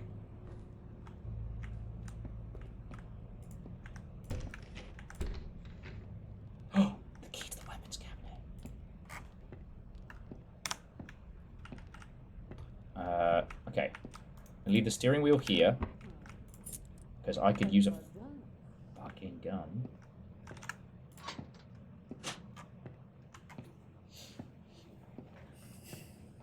Now, Chaunerus, a funny version of Final Destination with increasingly elaborate and complex accidents taking out the quote-unquote targets would be very funny. You know, you could even have, like, the mystical, spooky guy being like, you've upset Death, and now he stalks for you. And no, it's Agent 47. Oh. Did he just blink through? Is he behind me? Okay, no, we're alright. Am I losing my fucking marbles?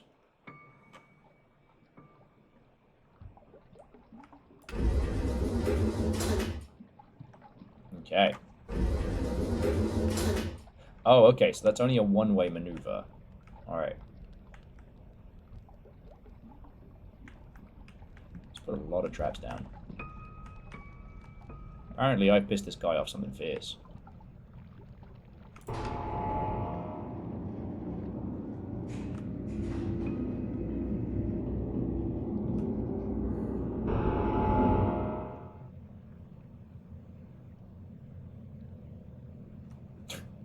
Patch Rabbit, that's, I mean, it's why the roguelike mode for World of Assassination is so good, because it does create those, like, comedically funny moments. That's where the prison is. And there's the wheel. Okay. But first. Alright, so what have we got? Sedative. Oh, okay. So we get a crossbow with a sedative. I'm probably going to end up chucking this, but that's the prison, and the prison has the steering wheel. Okay. Hopefully we can get it back up through here.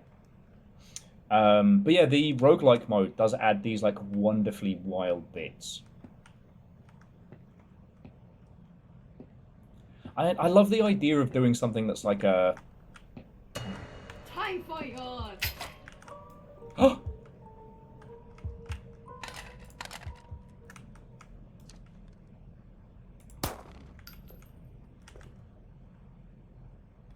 Ha! Oh, fuck off, wheelies. I shot you in the face! Back here.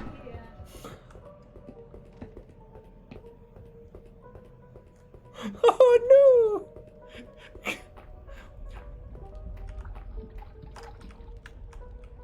The gun was ineffective.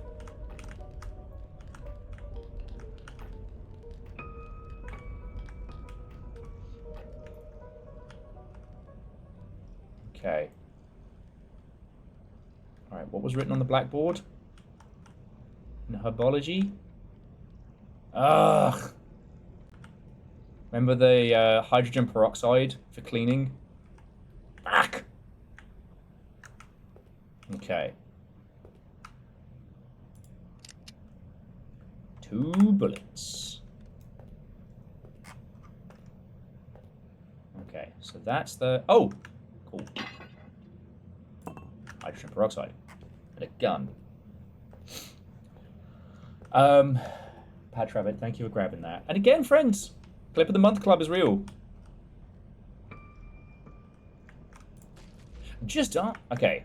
187. If you all could remember that for me. Alright, easy now.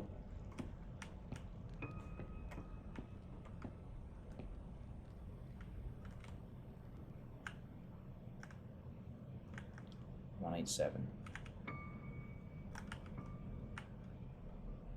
Oh, we need the rope for the balloon though, don't we? I'll take that up now.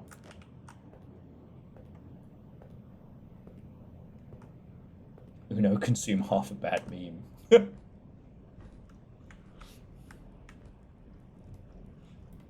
The Doctor has cast Nah-ah. Alright.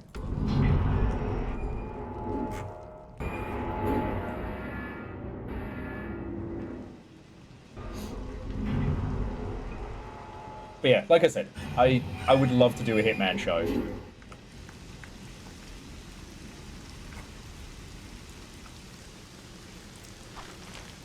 Okay.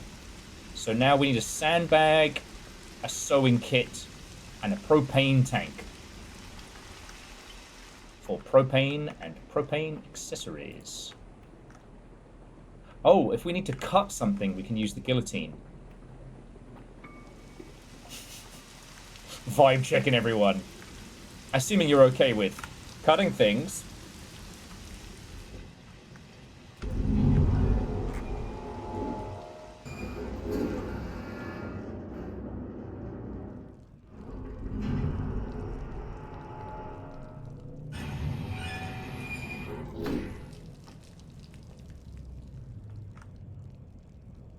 We all need a valve. And sometimes a hero.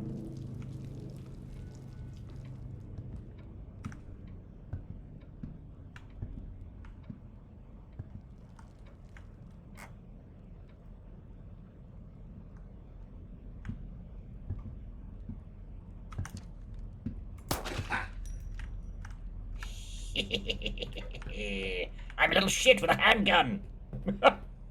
Get fucked! Shoot up and blow him up with some fucking missiles. Should be fucking sweet. Okay. They don't appear to be picking up items. I have a feeling that Nurse will steal the, I have a feeling the Nurse will steal the gun back if I leave it. But they don't seem to be picking up anything else.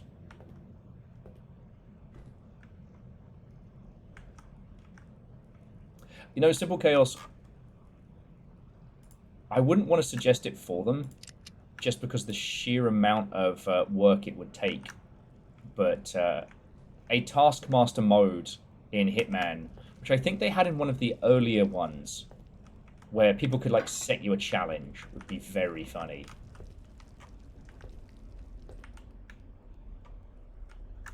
The improvisational nonsense. Okay. What if the doctor's just dead?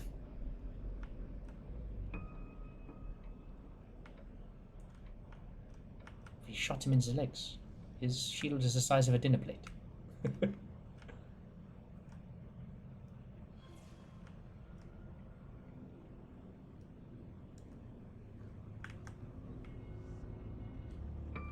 Okay, so we're going to get the prison key again. Actually, around here somewhere.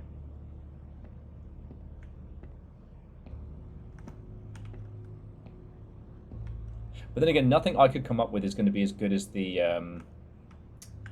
steering wheel for downstairs. Oh, we didn't check. Ah! Defibrillator. We need that to disable the Faraday cage downstairs. Which we can head through this way.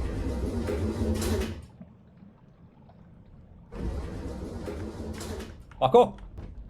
Ooh!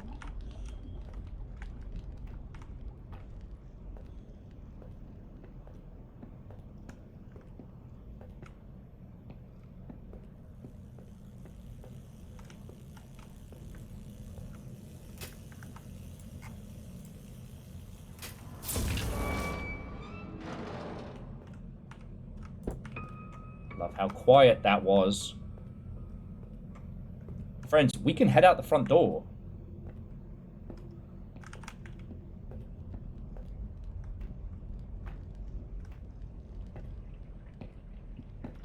I know you are. Time for your sleeping pill.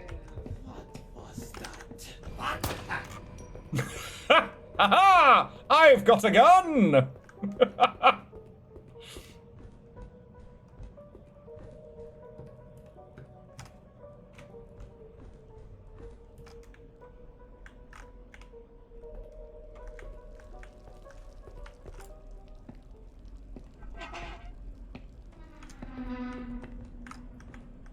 Oh, you son of a bad word! Oops, dead end! Oh. Ho ho ho, now I have a machine gun.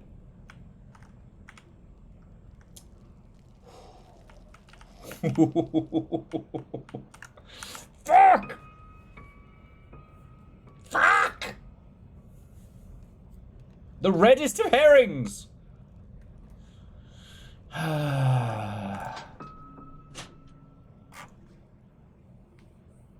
You know, I should have known. The procedural generation system, the different ways to get out, whether or not it will always be the last one we try or not, I don't know.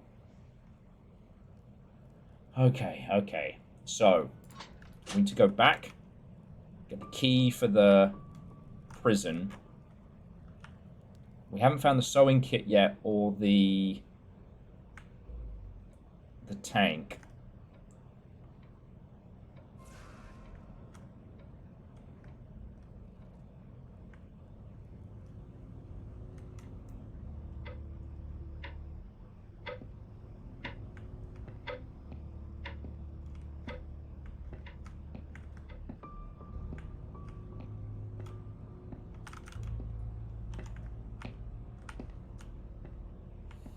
Okay. We don't know the combination for the dumb waiter yet. We'll keep an eye out for that.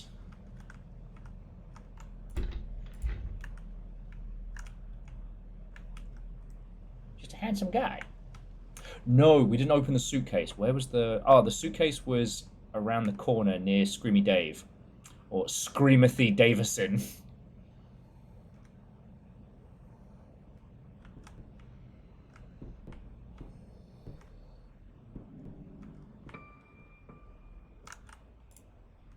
One, 8, 3.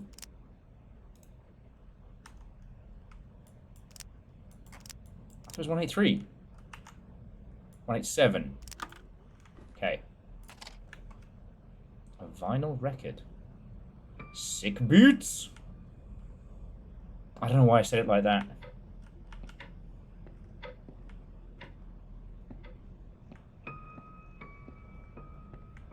Help.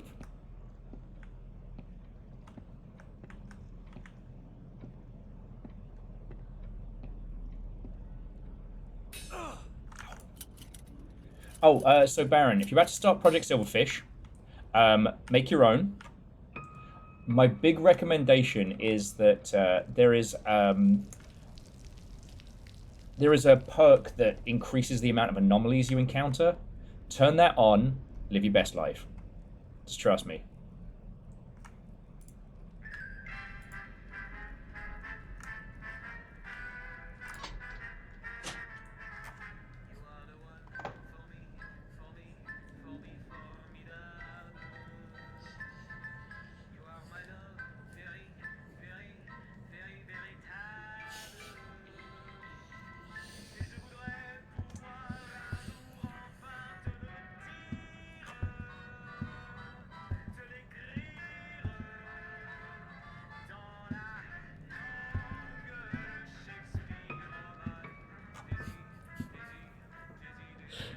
I mean, I think it just turns things up to 11 for the anomalies, and I think that adds a nice bit of spice.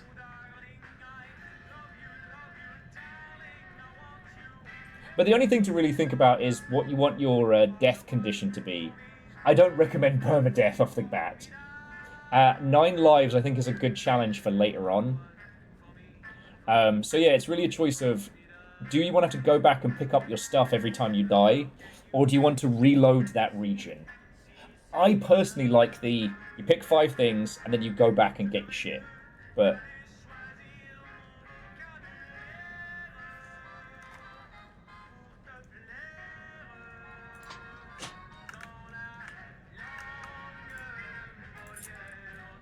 Garage Gate.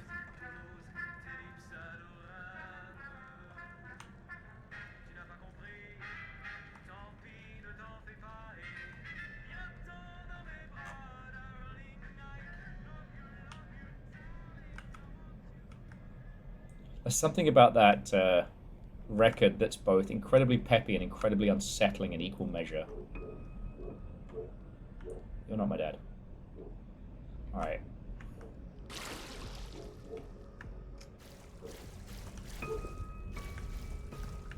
Okay.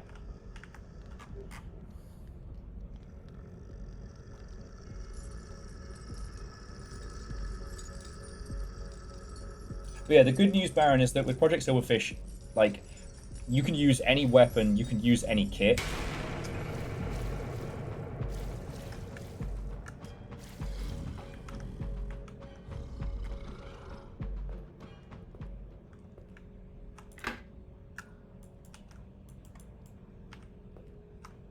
Okay, gate's done. So for the car, we need the ambulance wheel, the steering wheel, which is up in the surgery room, and a fucking wheel. And the wheel is in the... So the steering wheel is in the operation room. The physical wheel is in the prison, which we need the prison key for, which I dropped somewhere. Does anyone remember where? Actually, friends, I'm gonna take a little respite. I've been trying to stay hydrated, and it has had me whizzing like a racehorse. So, If one of you can remember where the bloody hell I put that prison key, that would be excellent. And I'll be back with all of you in just a second, all right?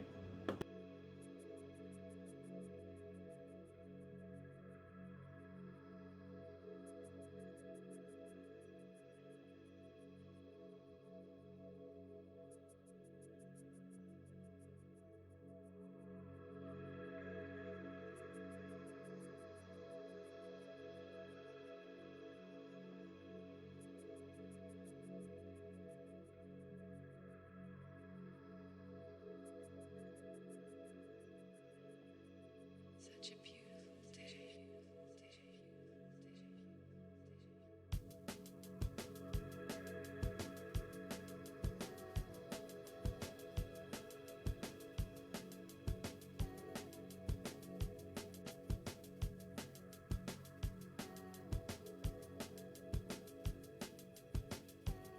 Such a beautiful day.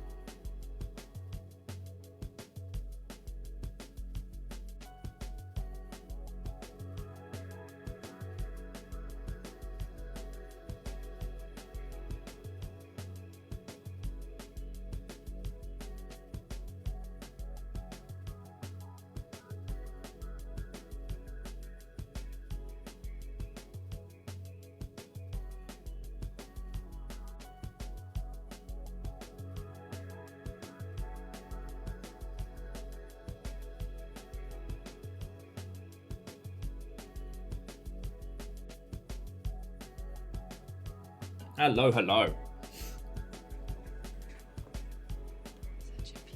Yes. Minnesota. The prison key was the one I dropped to pick up the operating room key, which I think was up near the, well, near the operation room.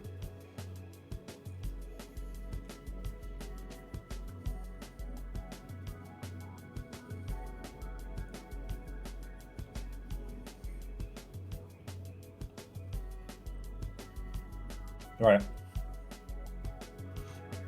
I just had like a massive snack attack. But none of the snacks I have access to are quiet. They are all incomparably loud. And so as to avoid inflicting upon those of you who are still here the ultimate crunch.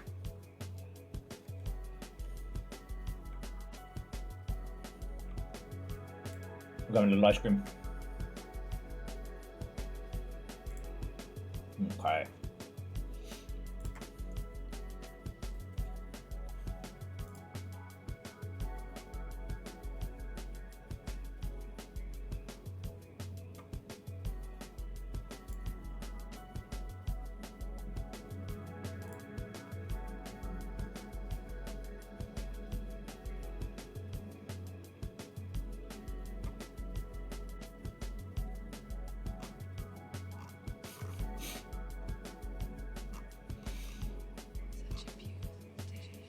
Okay.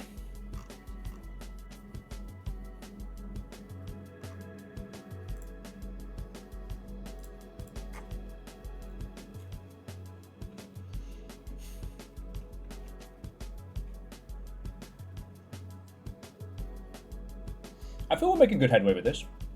Maybe I'm just overly confident. But then again, you know what they say about overconfidence? It is great with no downside.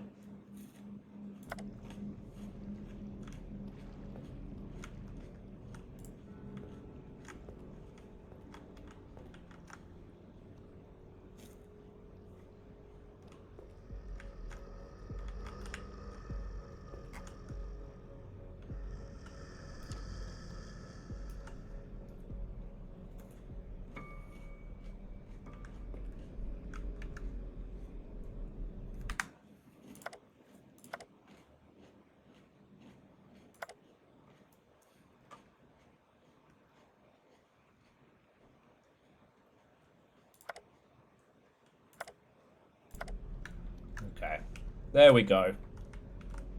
Save my poor pinky fingers.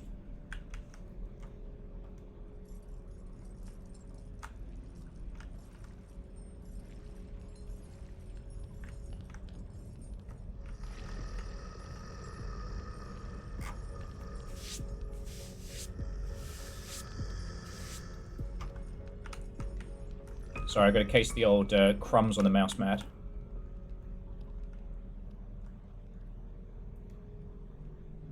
Okay.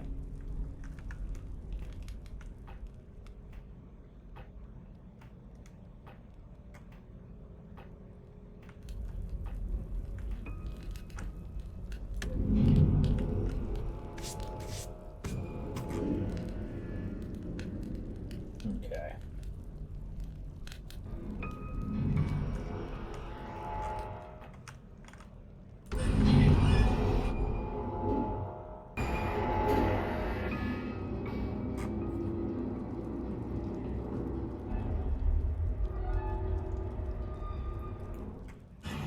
So it continues.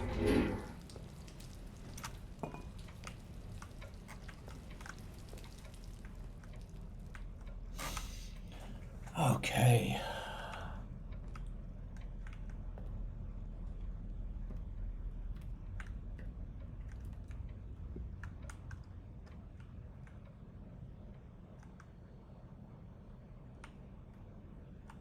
Stealth mode. Activate. I see you. Bear trap me.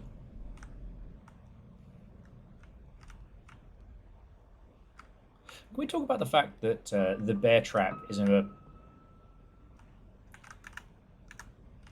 off-kilter romantic comedy that should exist, but doesn't?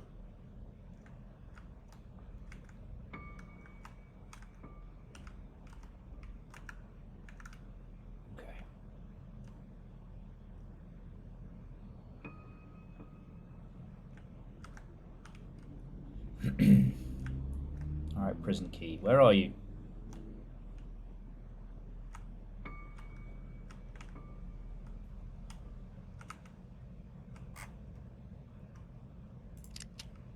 Okay, pistol ammo. Leveling the playing field and all that.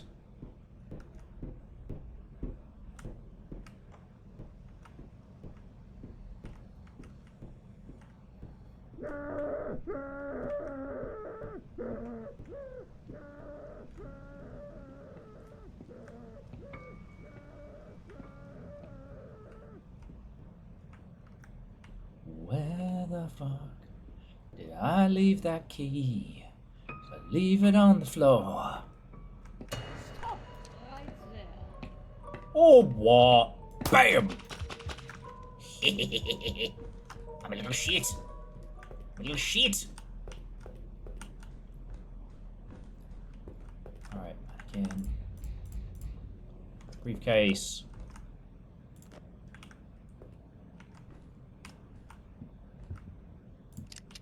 Yay, pistol ammo. No. Shit, squibbed a shot. Not my best work.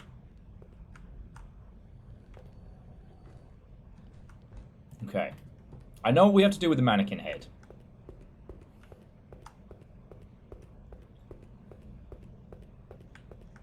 We have to take the mannequin up to the roof and then decapitate it, and then we get the head.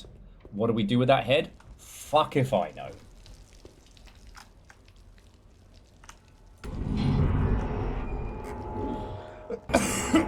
Excuse me.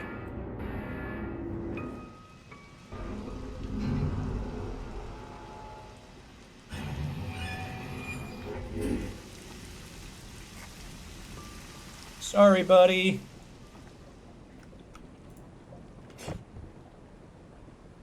Oh. Ooh, and inside the guillotine, a key to the chest.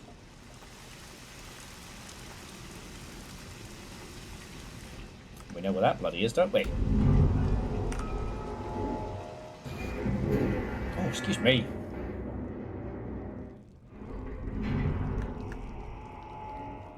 It's not a mimic. Now, am I going to potentially waste a bullet making sure it's not a mimic? Possibly. off with their head to claim their riches. Look, J-Post, just again, seriously, thank you. Alright? I know it's probably going to hit me like a fucking sack of bricks later. Thank you.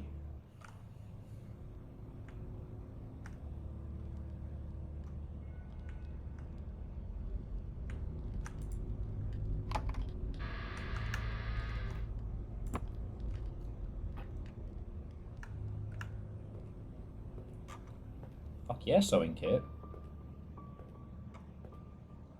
Sorry, I don't know what's going on with my noggin today. I apparently lack the ability to do, you know, conversation or otherwise, but...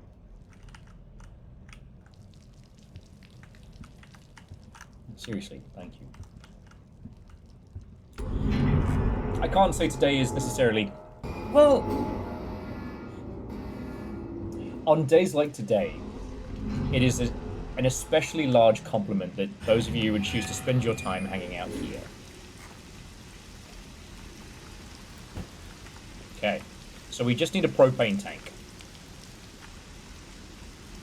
Fuck, are we gonna find a propane tank?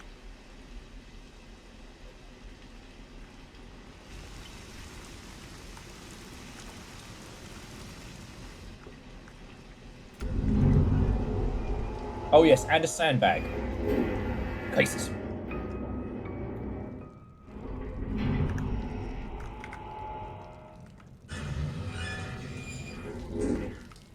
Well, back up we go.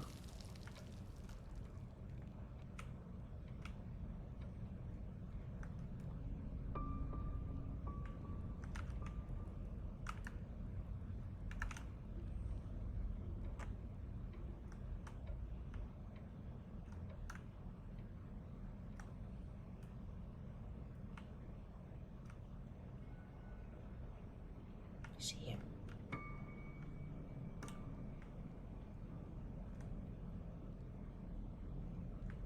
Okay. So we'll come at this backwards. Because there's the personal note. Damn, dude. Alright. There's the steering wheel.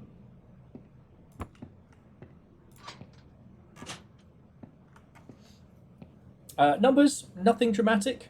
We managed to unlock the front door, and we opened it, and there was a, uh-oh, looks like it's a dead end. So, yes, this guy is absolutely toying with us.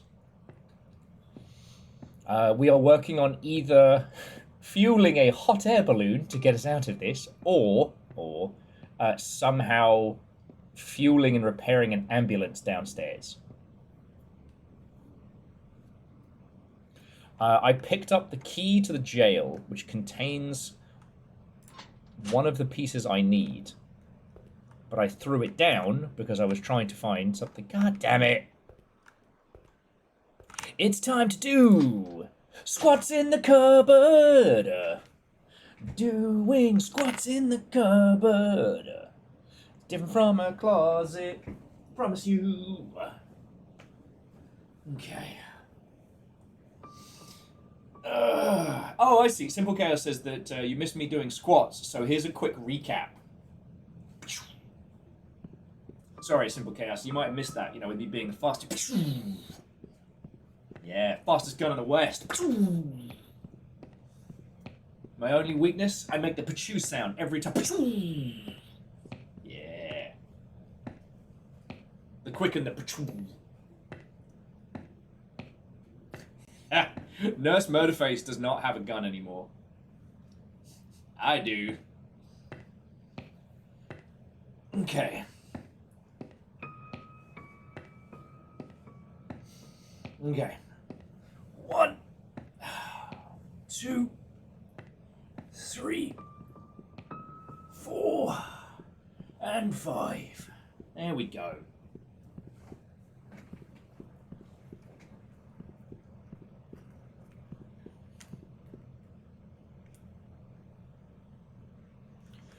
All right.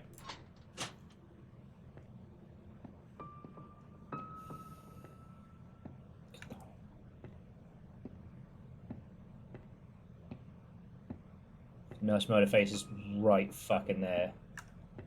Doctor Viscera and Nurse Murderface. Quite the pair.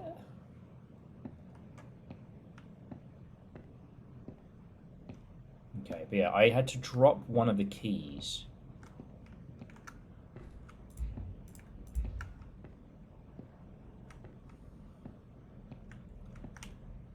The question I haven't enough to work out is where did I drop the key? Wait, did I drop it downstairs? No, I can't have, because downstairs is right next to the jail where we actually have to take it. And thankfully the keys glint.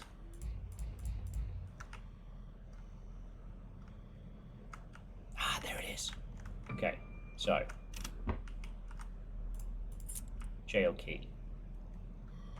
Now we can get straight down to the jail. Fuck off, Dave. Screamy Dave. We can get straight down to the jail from here, assuming Nurse Murderface isn't between us and there.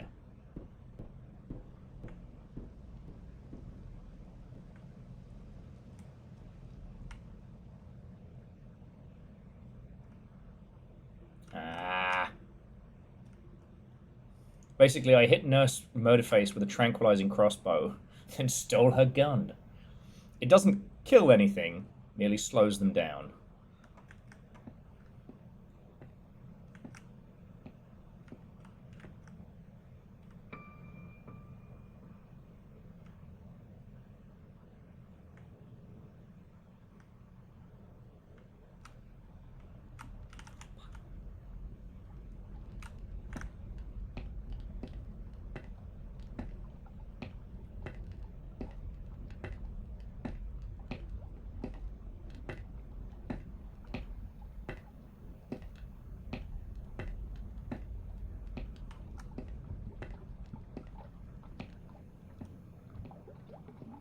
Like a ninja. Ooh, and 3 bullets. A couple more sedative syringes if we need them.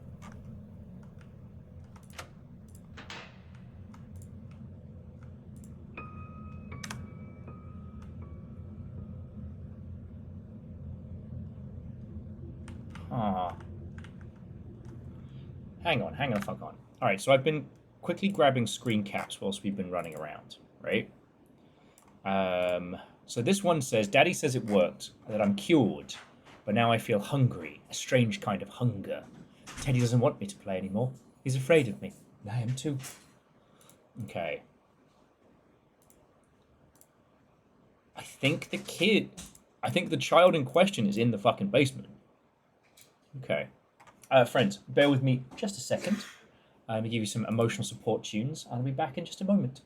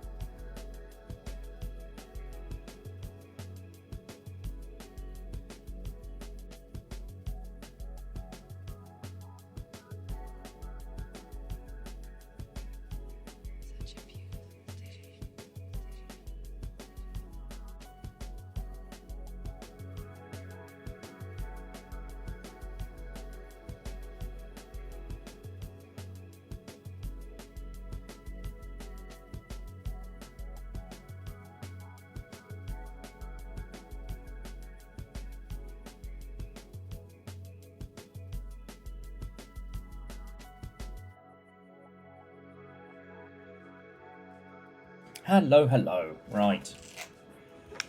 Let's see what I'm a lady. Beg your pardon. Bonio getting all up in your business. Okay. Sorry for the wait. Right. That's a wheel. What I was grasping at before disappearing there was that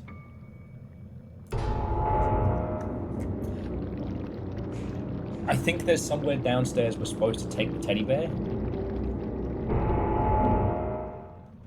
I think that's the implication. But I don't want to abandon the pistol, because I know if the nurse picks the pistol up, she's absolutely going to use it to shoot me in the gob.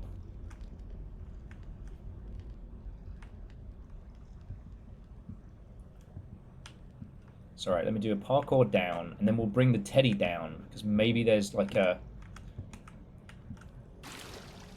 Resident Evil style nest down this way. But yeah, so we've been running about the no.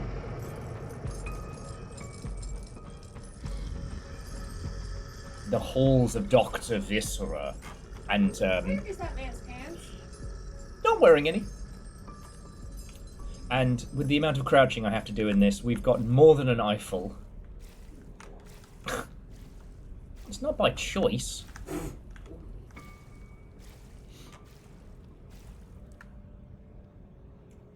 But yeah, Doctor Viscera and Nurse Murderface have been quite the challenge.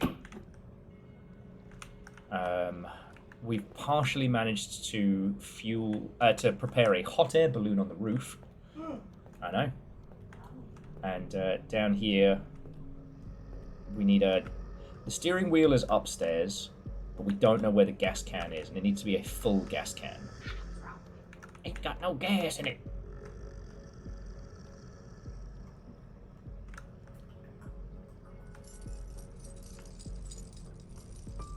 But I don't know if there is, like, additional mysteries to this place. But yeah, welcome back.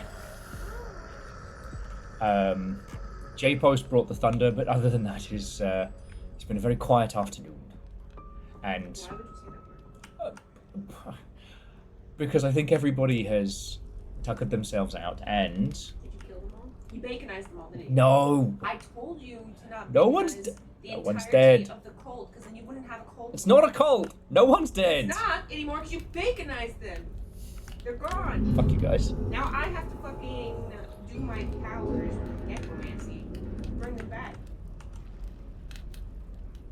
Again. You know what it's called if you bring somebody back with swearing? What is it? Necromancy. Fuck off.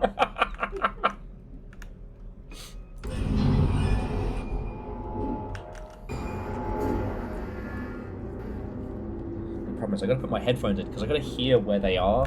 Captain on the bridge. Oh! Keep it in the family. Keeping the family and a tier 3. Damn. And a streak. You ruined my life for 19 months.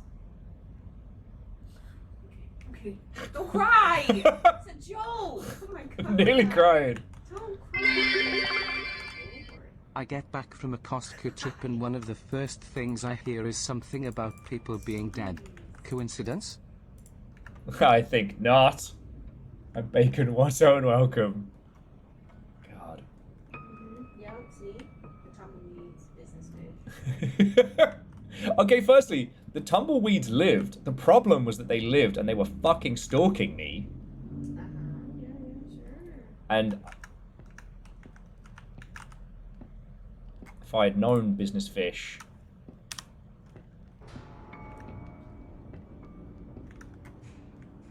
Exactly, just like the penguins. Did you baconize those too? no, I raised them as my own. You raised them? Raised? That's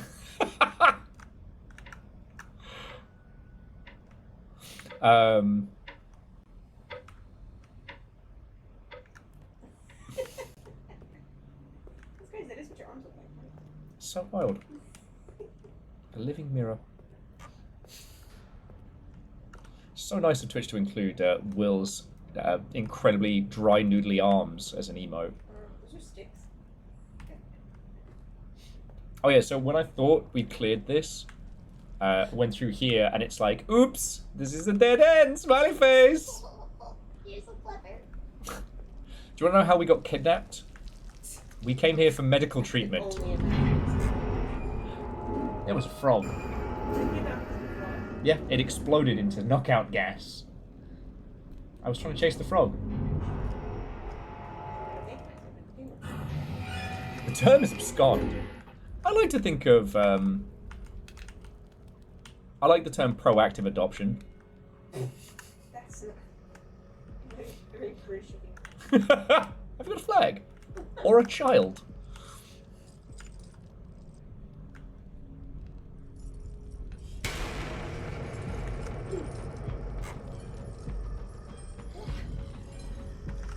Oh, he's right fucking behind me.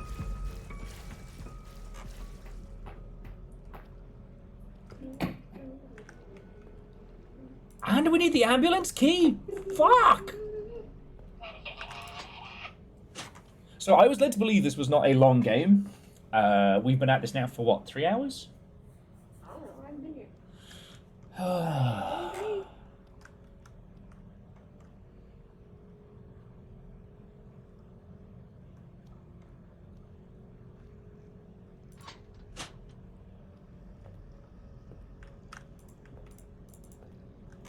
Okay.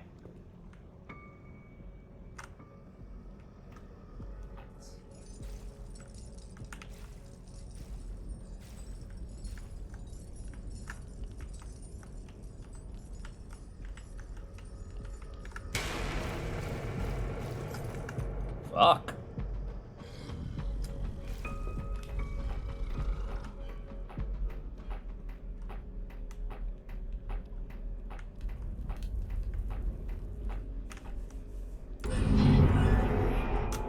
Okay.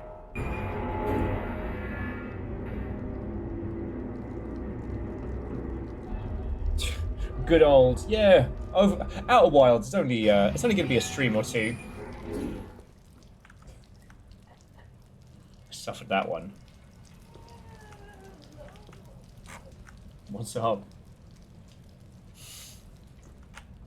Cackles maniacally into a long drawn out no. What is it? Nothing.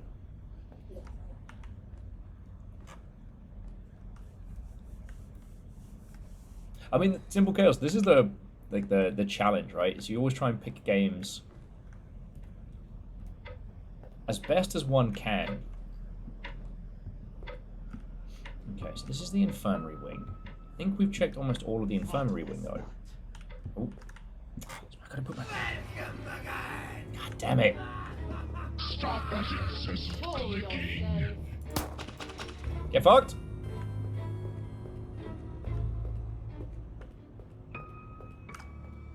That's the gardens.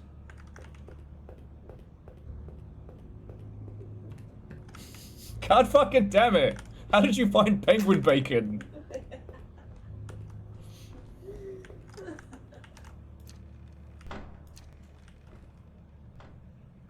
Oh, thank you. I'm sure penguin bacon appreciates it greatly. Not sure how I feel about the concept of the bookshelf. Alright, we need to go get the children's book and bring it up here. Okay. I'm not sure how I feel about that as a concept, because it kind of sounds like this idea of, like, I don't know, Spam, if it was made out of bacon. If it was made out of penguin.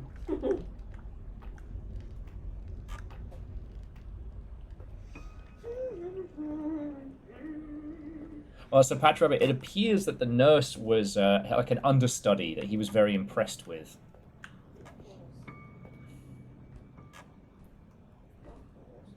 He's a lecherous old shit. The question will be, how does the teddy bear fit into all of this?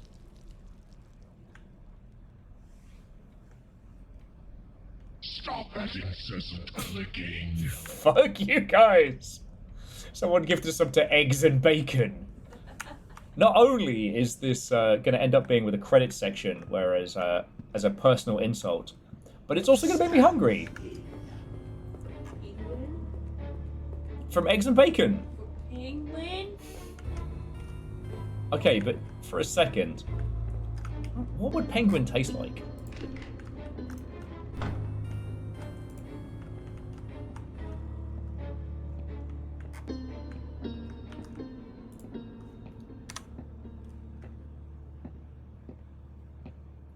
Okay, so the teddy belongs to the lad. Alright. So the good news is we now have the propane tank. And somehow we need to find the...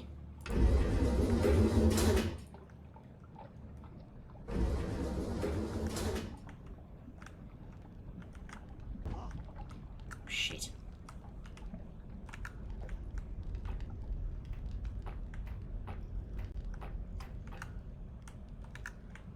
Somehow we need to find the key to the fucking ambulance. Don't eat me, don't eat me, don't eat me, don't eat me, don't eat me. Ah! Fuck, he ate me! Fuck. Problem is, we've lost the gun now.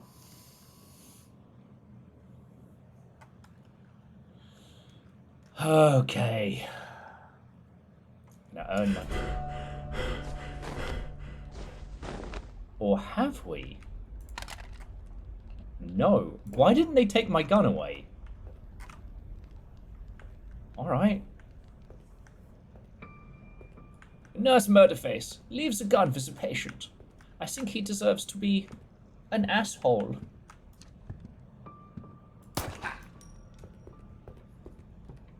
Yeah.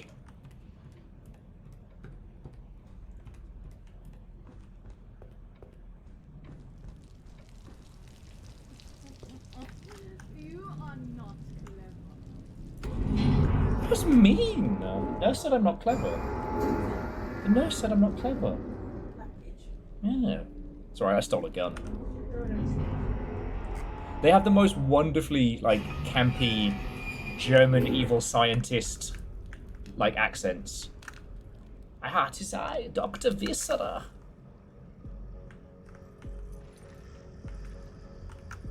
Oh no, there's the sandbag. Fuck.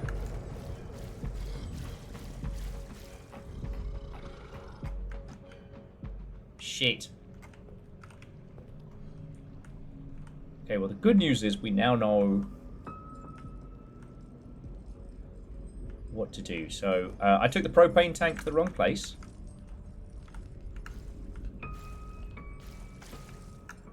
But, because I was supposed to go up, not down. Good at maths. Lance, Watto, and welcome.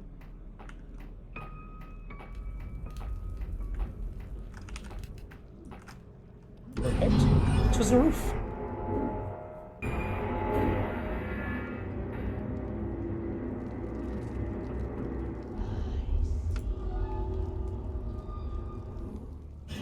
Also, Aeon, not to be too dark on the conversation. I've had gator, I've had alligator jerky, and it's weird because it's not quite red meat, not quite seafood, but somewhere between. I know. I imagine that penguin's kind of like somewhere between chicken and seafood. I imagine. I have a good imagination.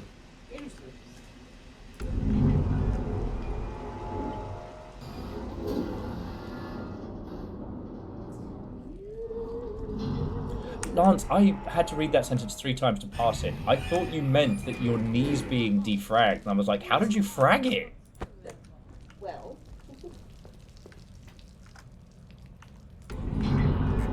Okay. So we got to give the teddy bear to the boy and get the sandbags off his back.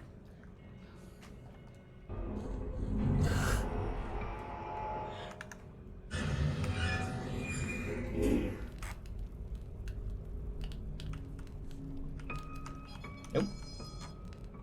Da-na-na-na-na-na-na-na.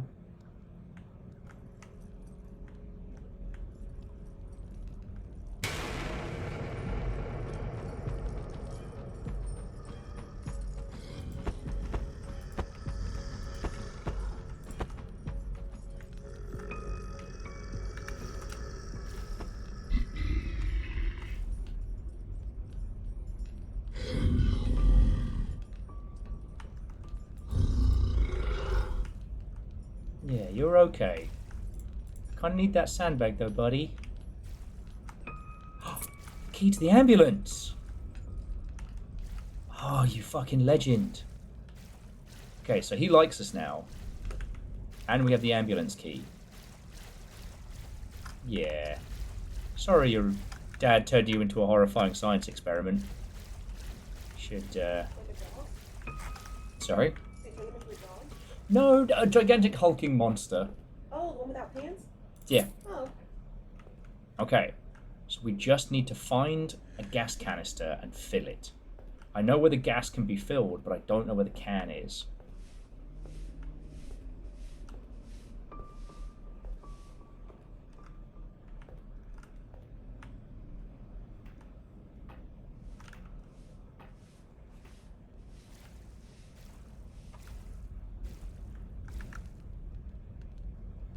Yeah, you just hang out there.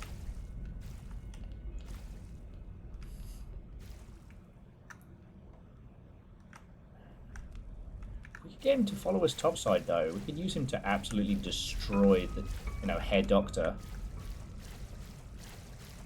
Even they don't dare come down here.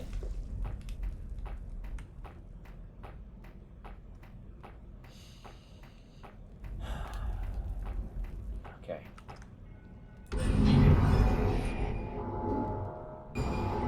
Check the rooftop.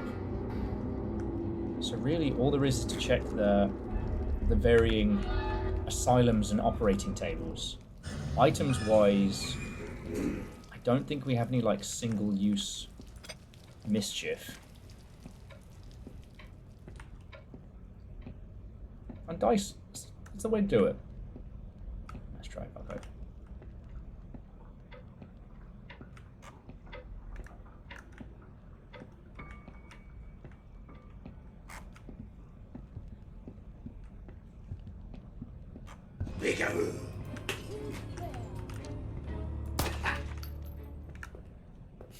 Get fucked, mate.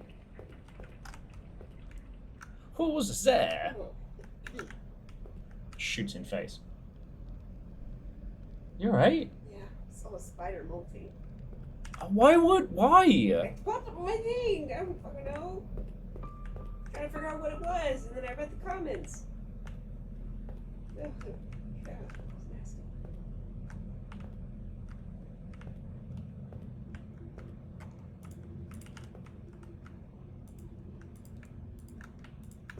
Okay, so the dumb waiter is broken. I wonder.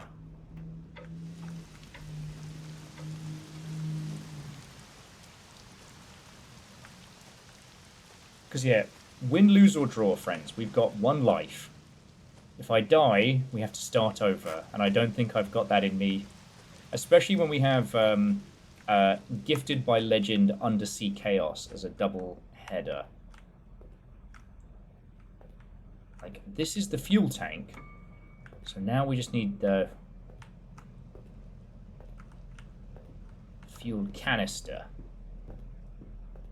so to speak.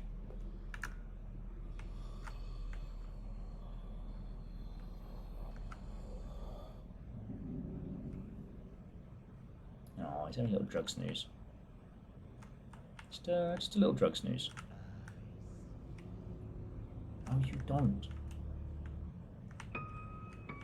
Do not turn this into a house of lies. Okay. So this was the original kid he experimented on, which may or may not have been his son.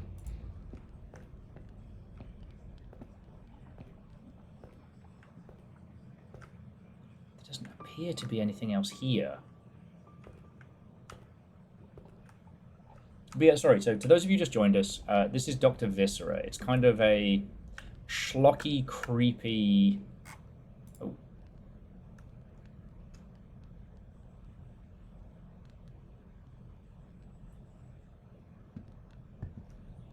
Damn.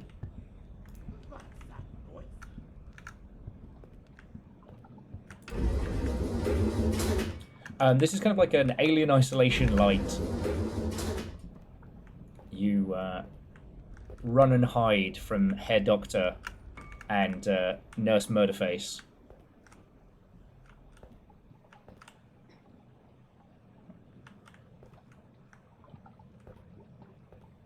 As they stalk you mercilessly around this place. At least initially, our goal was to escape. There are 3 options: the front door, the ambulance down below,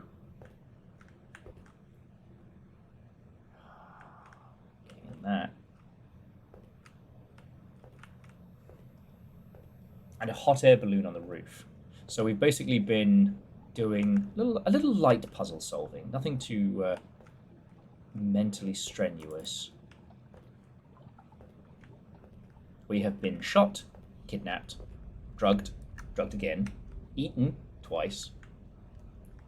For each run, you basically get 5 days, 5 tries.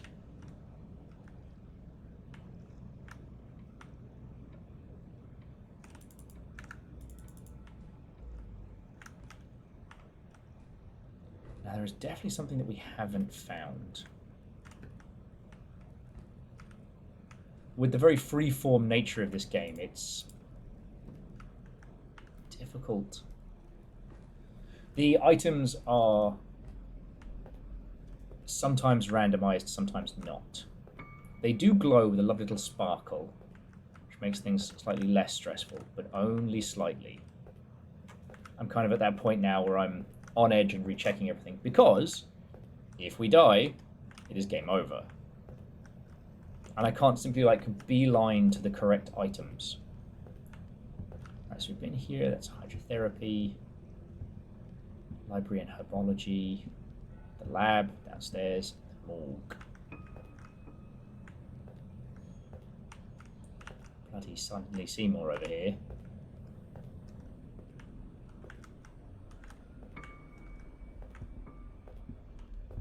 Also, yes, the plant's name is not Seymour. Plant's name is Audrey 2. I guess the Pokemon part of my brain has just filed that plant under Seymour, Seymour, Seymour, Seymour, Seymour. You know?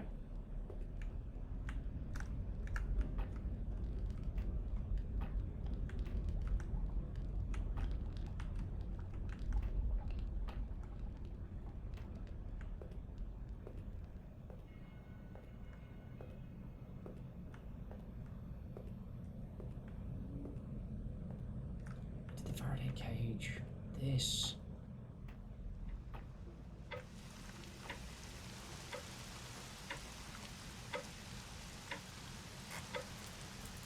It's like, what could I be missing?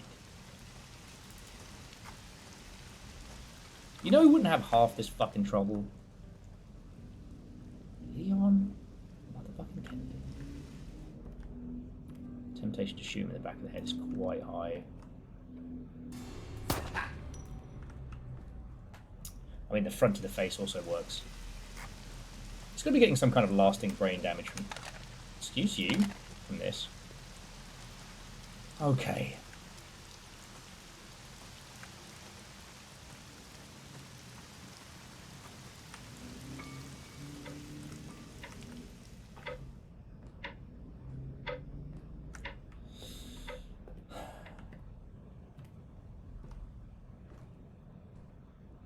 Hey, Leon! Leon!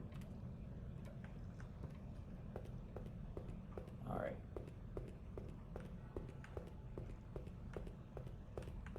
Oh, and he does leave fucking bear traps and shit around the whole place.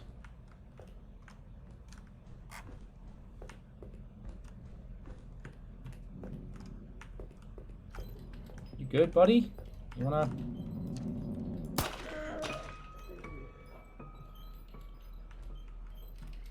Oh, his name was Wheelchair Larry. Shit. Now I got him mixed up with Screamy Dave. I kind of feel a little bit guilty, I won't lie.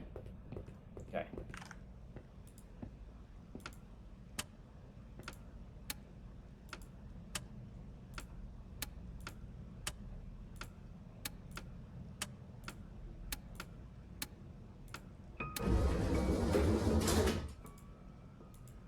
Oh my fucking life, I need bolt cutters.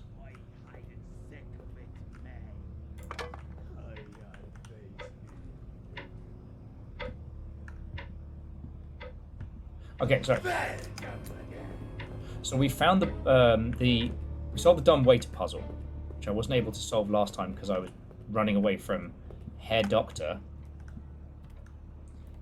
Now we get the bolt cutters, cut the chain. That'll drop it down to, I guess, the basement area. What was that? Nothing of importance. You are getting very sleepy. Aha! Aha, nothing! Oh! Fuck! And that, dear friends, is game over.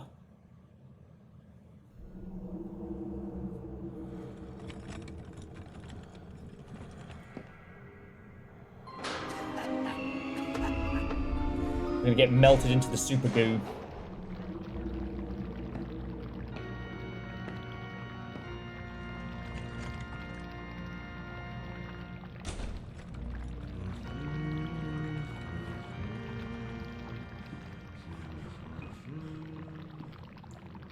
No, don't melt me in the goo!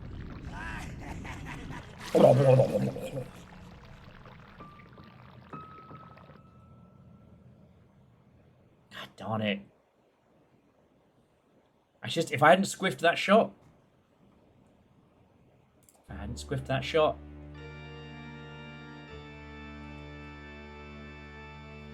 Okay, bear with me just a second, friends. Okay.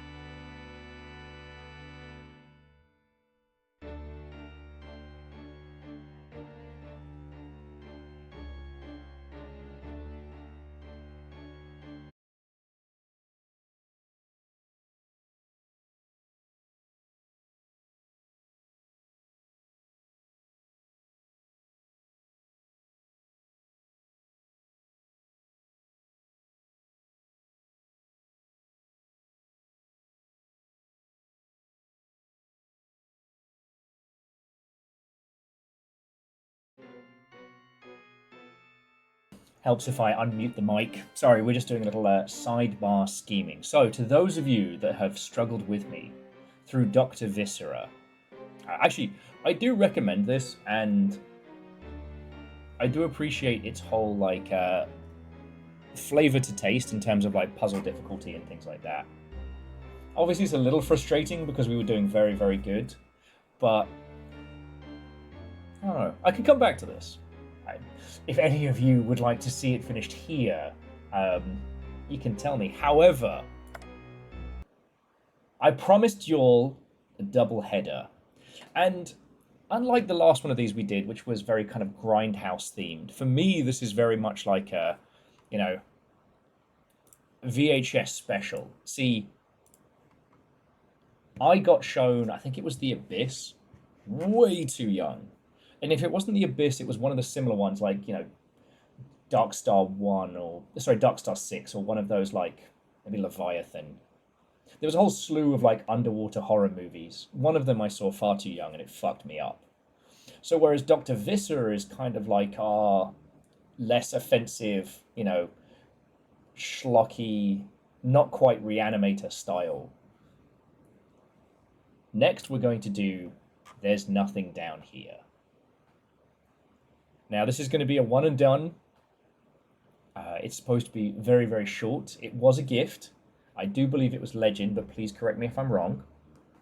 I would actually like it if in your library it said gifted by, but I don't know. Maybe I'm the only person who needs that. Oh no! Woe is I! I'm gifted so many excellent games on Steam, I lose track of these wonderful things. Does no one understand the plight of the white man on Twitch? Come down to White Man Explains Movies at You, the premier video store, where we guarantee at least one white man will explain to you the plot of Die Hard. Come to our Mansplain Corner. Huh.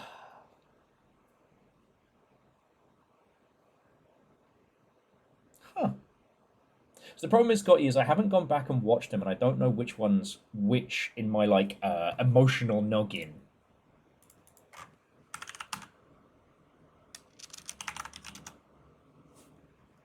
Okay, and unlike Doctor Viscera, we are about to be the #1 There's Nothing Down There stream on Twitch.television.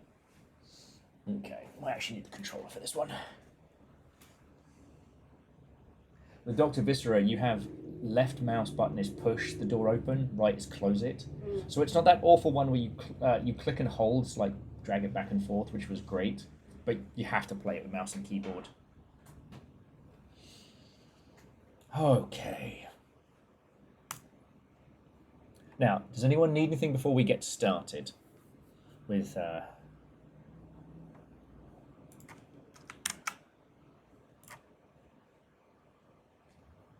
game by Tim Tranquil? And before you ask, yes, that is Tim Tranquil of Tranquil All the Way fame. Sorry, I'm sure he's a lovely bloke.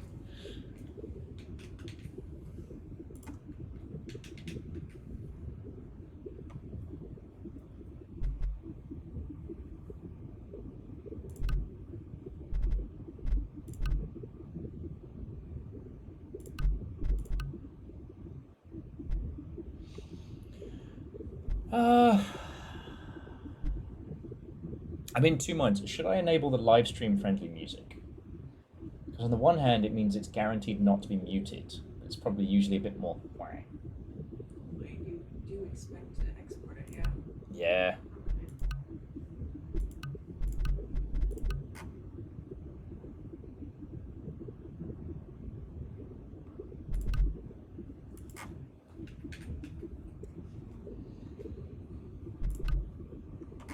Okay.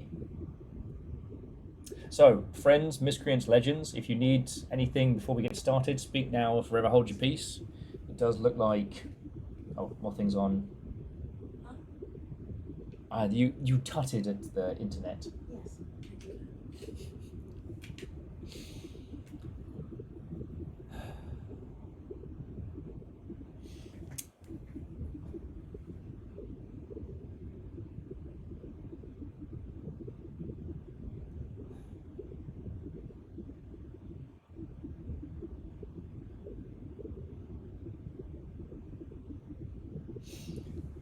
Okay. Well, if no one needs anything, I don't know if this is going to have... I don't know if this is going to have controllers as necessity or if I'll have to just unplug it in a second. But yeah, without further ado, let me bring to you the second part of today's VHS double feature. There's nothing down there.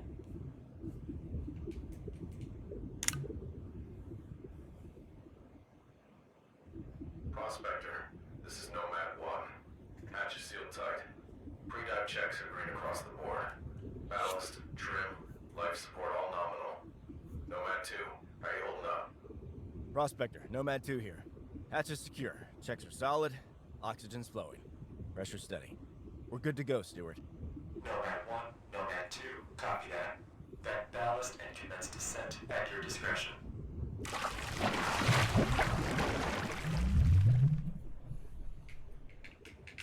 Okay.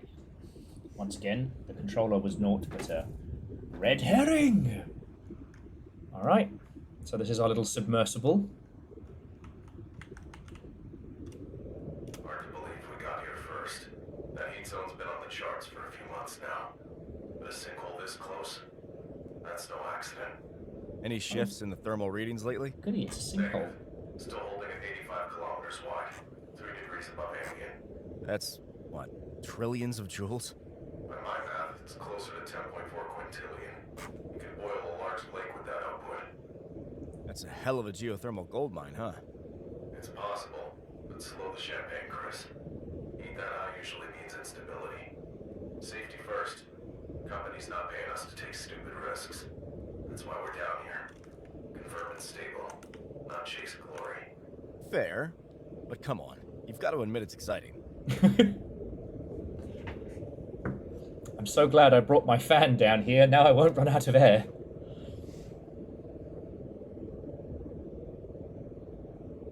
You know what, Scotty? I've been meaning to do a rewatch of Close Encounters because I definitely got shown that way too young, and I did not appreciate. Oh, fuck.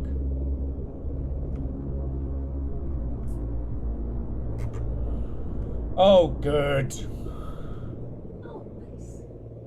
You wanna come join me on this one? I can get the splitter. You can come with. Are you scared? Am I scared? Yes. It's a fucking undersea sinkhole. Good. It made the blow sound. Sit with it. Prospector, run target coordinates. Starting our descent now.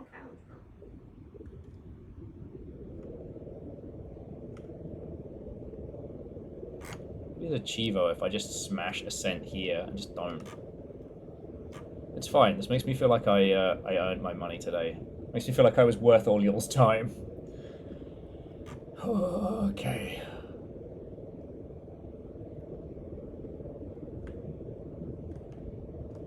Stop that incessant Oh, fuck clicking. off. Civil Chaos gifted us up to PP time. Why do you think I took bathroom breaks today? Oh. Visibility's dropping fast. I'm engaging my floodlight. Primary illumination's on me. Flip yours on too, Chris, just in case. How deep are we taking these? Not far. Early scans picked up a lateral cave branching off this shaft. Couldn't map it fully. Too much interference. That's our target.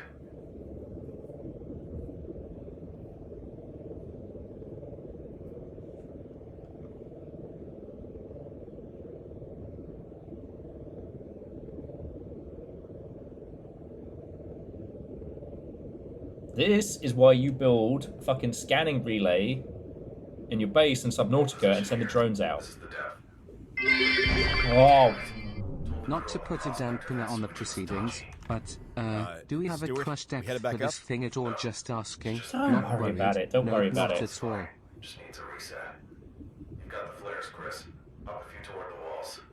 Let's locate that cave. Oh, just like AVP, we can shoot a flare. No, not there. Our depth's right, though. Swing around. Try a few more headings. I don't like this. And Scotty, thank you.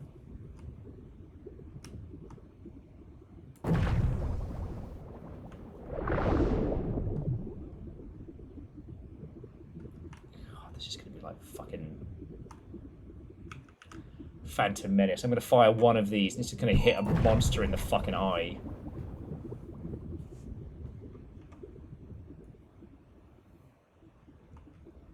What do you want to do? What do you want to be when you grow up, little Timmy? I want to dive in a tiny submersible into a nightmarish place on Earth where there is no hope of rescue or survival.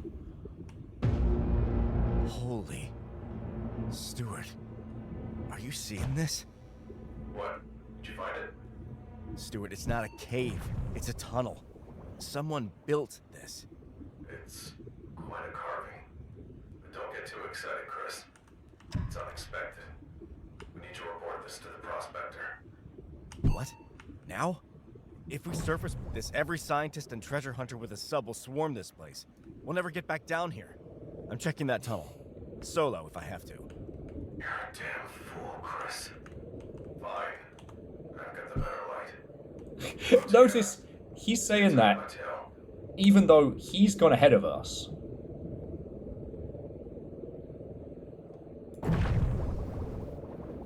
Those are some fucking steps.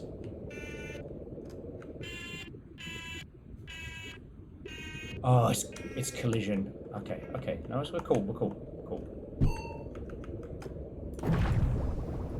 For those of you who weren't there, holy shit, this is massive. When we did Subnautica back in the day, I actually navigated the oh. Incessant clicking. Cave sharks do not need an invite here.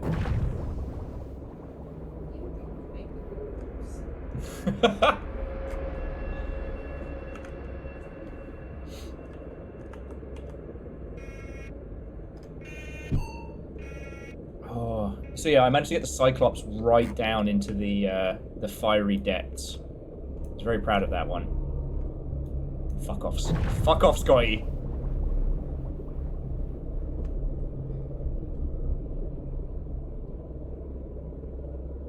I didn't actually look up anything aside from the fact that it's like a short game and we drive a little submarine around.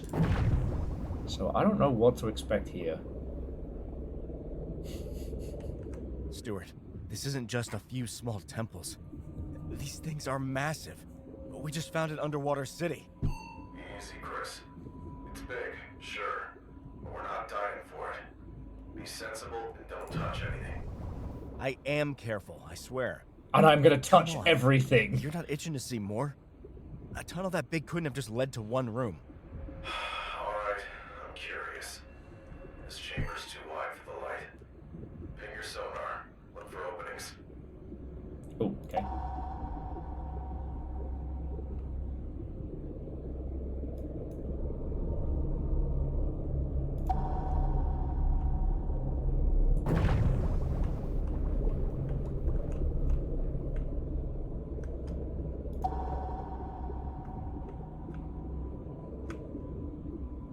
I don't like this.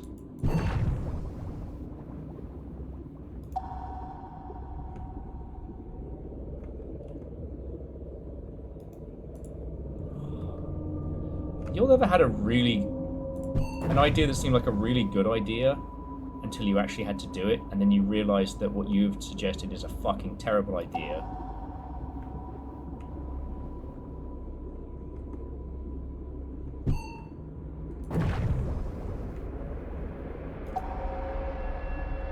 Looks like the ceiling caved in here a while ago. That's likely. From what little of the layout I can see, this appears to have originally been part of a much larger room. Even bigger than this? It'd have to be the size of a football field. How did something this big go undiscovered for so long? Keep looking around. See if you can find any openings.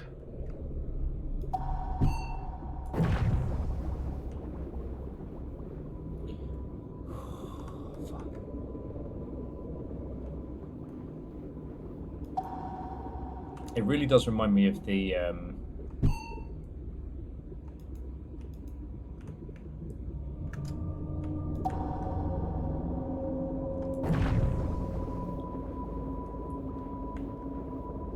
flare system from AVP.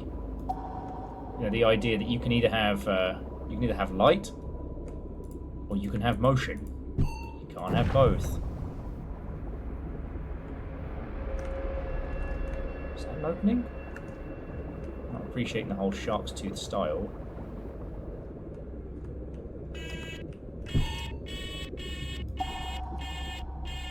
Oh, don't whinge, you're fine. Oh, okay, we almost weren't fine.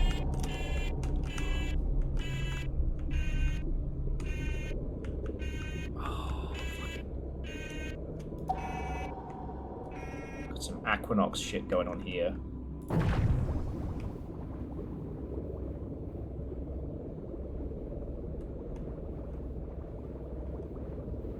This game is only $2 on Steam.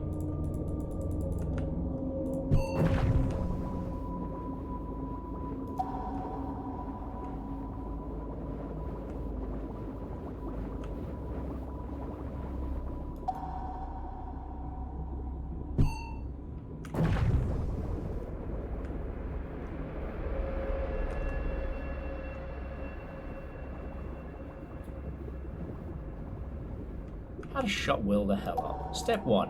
Fear.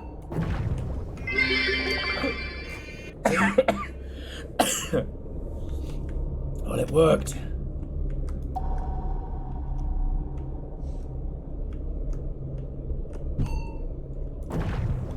Okay, so that's where we came in.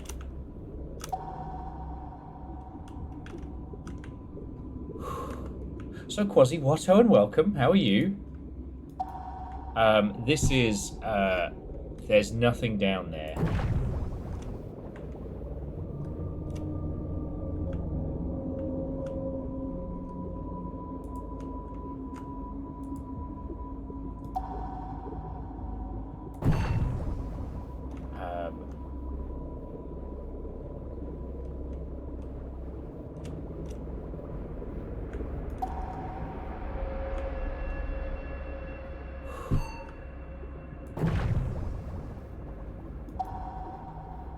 A short little underwater what what's the term? Fresh hot fucking nightmare.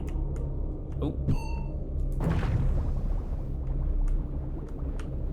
We were playing Doctor Viscera earlier, but the only tricky part with Doctor Viscera is that you only get you only get 5 attempts per run, and sadly I used up all of mine.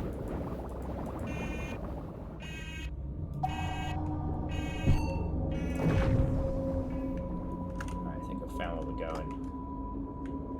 Got it. Small passage. Looks navigable. Hang on, I'm right behind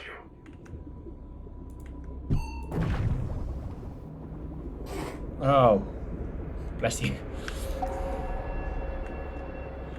Damn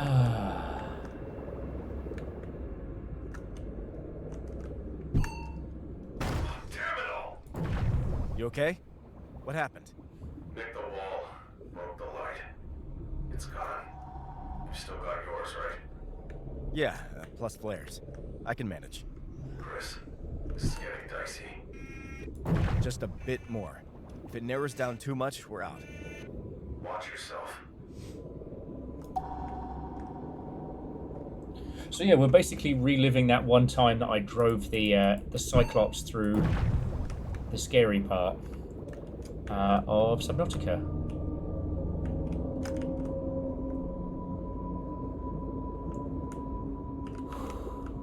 But yeah, so Quasi Watan, welcome. I hope you're holding up okay. Ooh.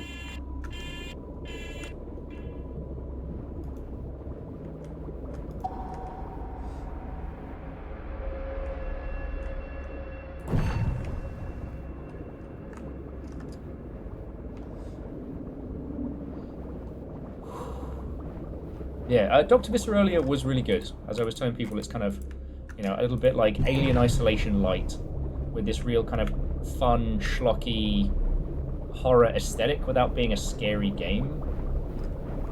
Or at least not scary by my standards. I don't know if I have like a high tolerance or low tolerance. Because this is freaking me the fuck out, but I'm pressing on.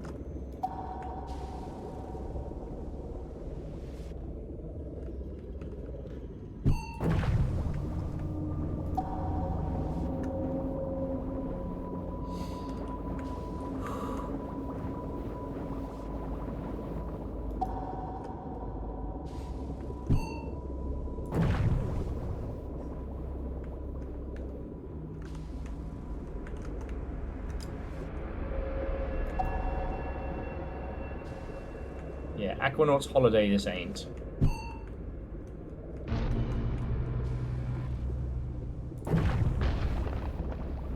What is noise?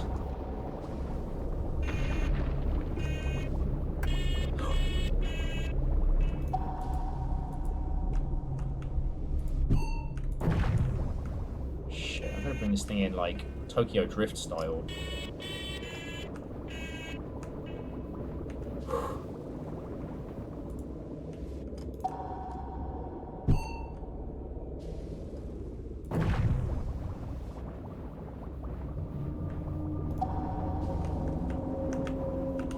You know what? For someone who didn't want to go into this guy sure is rushing ahead of me.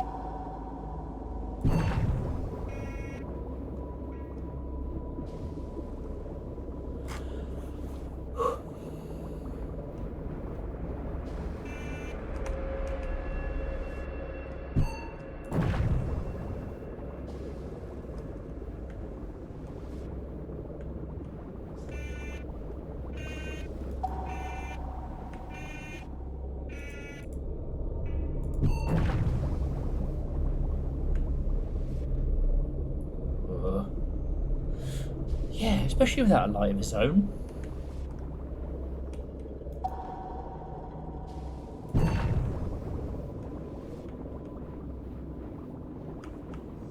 What the fuck?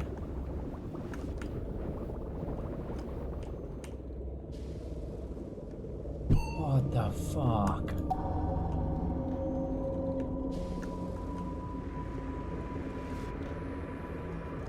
Oh, what? My God. Unreal. These aren't just some ancient ruins. This is alive. We couldn't build this now. This changes everything. I'm as shocked as you are. Never thought I'd see anything like this.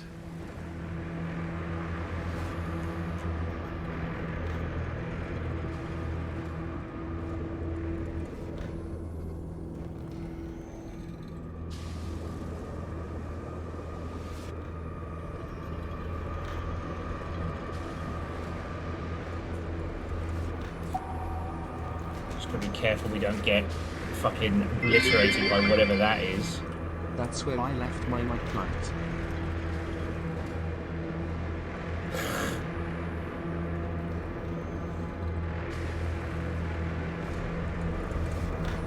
Yeah, there's no use the boost to get through on this. Temp spiking. This has to be the source of the warm patch. Could be a portion of it. The heat zone we measured is 85 kilometers wide. As much energy as these spires are giving off, there must be hundreds if not thousands of rooms just like this to manage that. Thousands? Jesus. Look, another tunnel ahead. Ooh. Trying to get hot cooked here.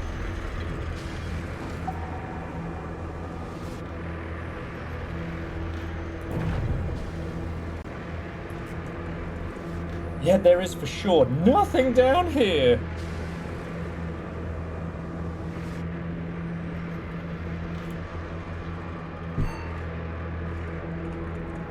And I promise I'm taking us as fast as we can as well.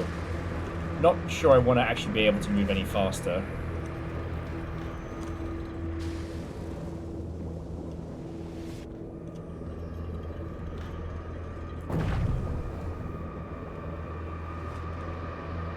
They're waiting for you, Gordon, in the Hell Chamber.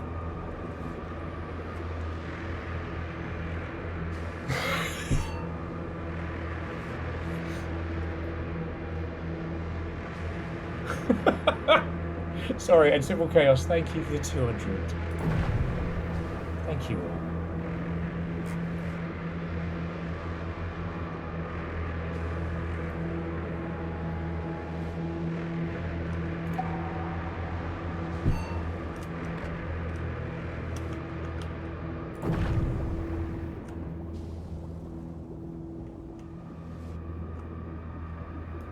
Damn, blocked off. That's enough. Time to report to the prospector. Yeah, this'll rewrite history. Wait.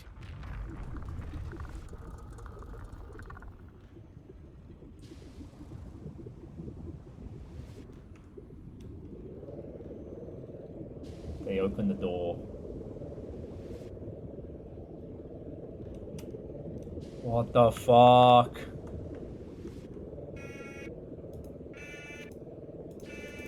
I've lost sonar. Just keeps going.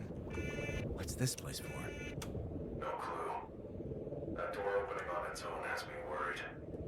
Something or someone knows we're here. Nothing else is happening. I think we're good. Let's just take one last look around. This room is enormous, though. I can't even see the end of it. Ping your sonar, Chris. See if you can spot anything further away. Wait, what is that?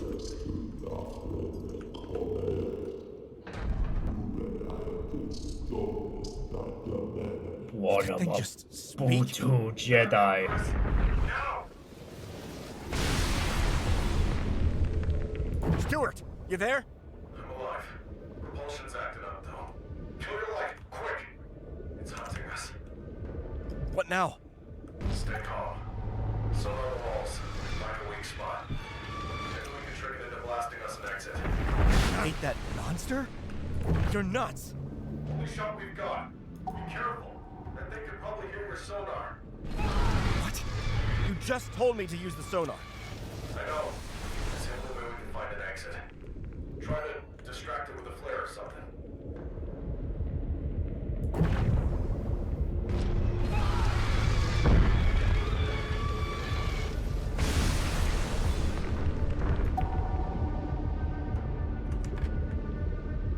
Fuck.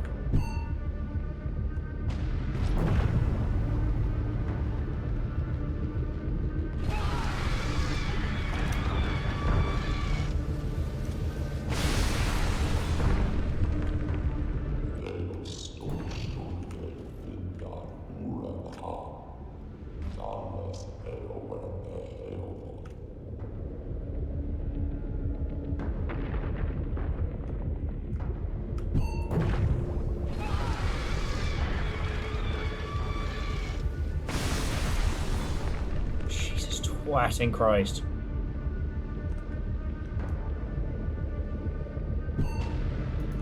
Of course.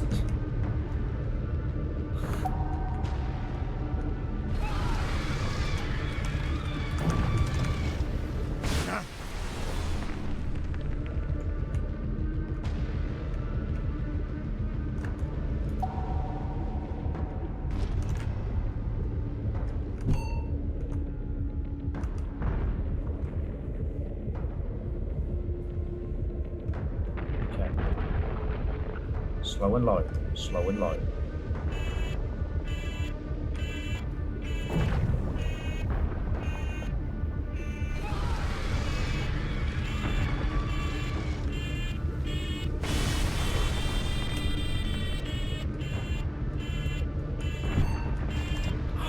God damn it.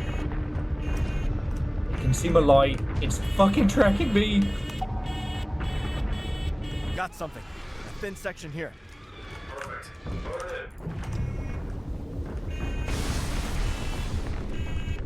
in. There it is. Okay, so we'll just stay nice and slow and low.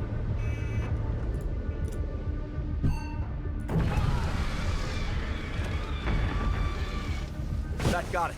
There's a hole now. Go! Get yourself safe! One of a Ubuntu Jedi.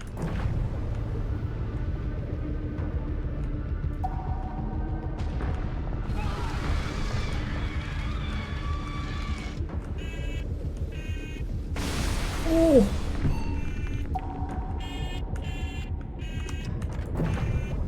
Okay, don't think you can follow me in here, right? Chris, my leg's still broken. Can't see where you went. It's dangerous. But I need you to shoot a flare at the entrance of the tunnel you're in so I can find you. Okay. Give me a second. I see it. If the flare goes out, send out another one. I'm completely blind here without it. I think Chris is gonna. Oh, fucking hell, Scotty. How do you have that?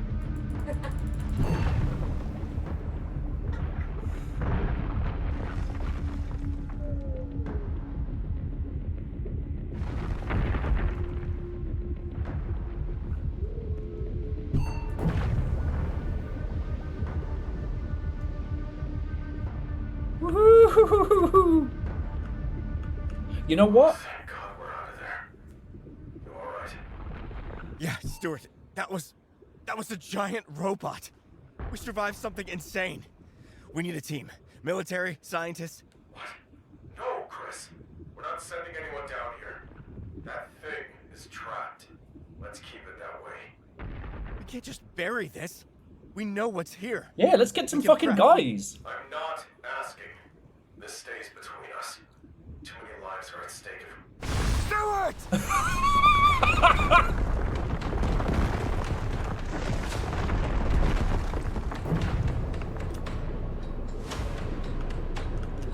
I don't think Stuart's gonna make it.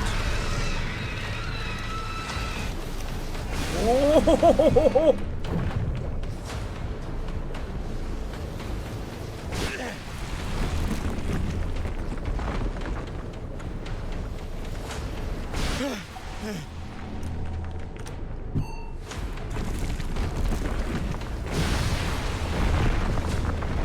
Oh, fucking hell. Oh, this is clenchy bum time.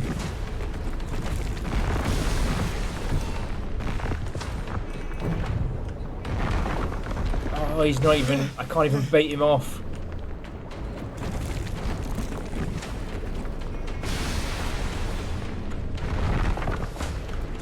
Oh, fuck.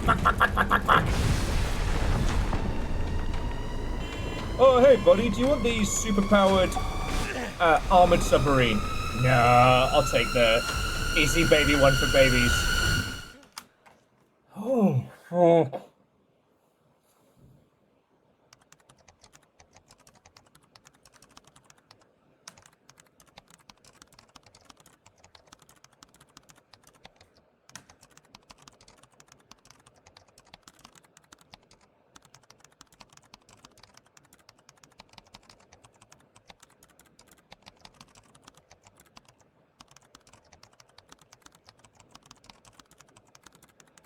Holy fuck, we experienced minor cave. We explored a minor cave off the sinkhole. Stuart's sub was lost to a rockfall during a collapse. I'm unsure exactly what position or depth, and no ties to the sinkholes was ever found. There's nothing down there.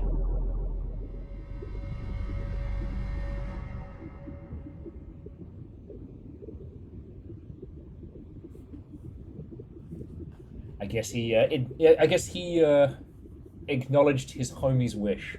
There's nothing down there. Fuck.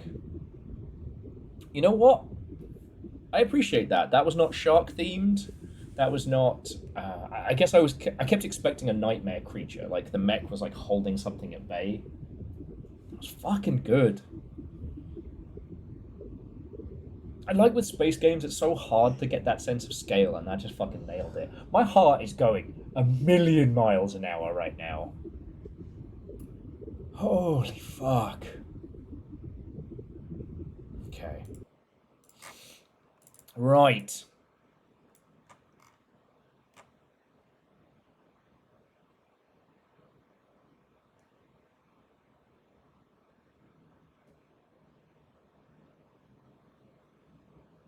Well, that's horrifying. There's an achievement called Friends Lurk Down Here. Oh, you said there's nothing down there. There's nothing down there. That was super short, but honestly, I thought that was really good. It's $2 on Steam if you want to gift that to somebody. You know, I don't know if it'll necessarily...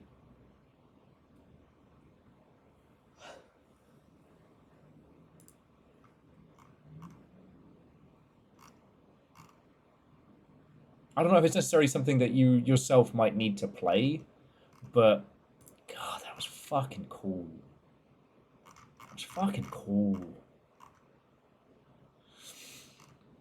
Again, even if my heart won't stop thumping in my chest.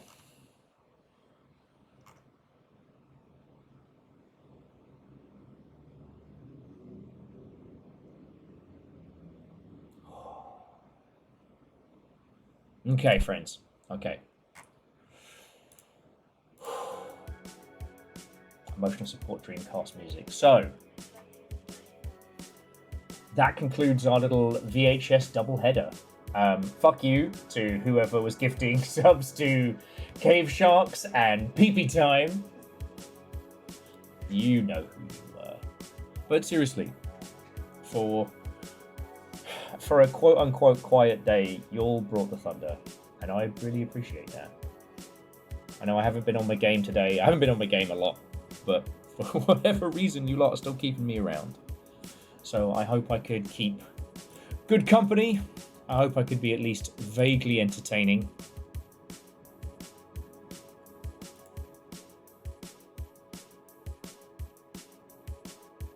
So yeah.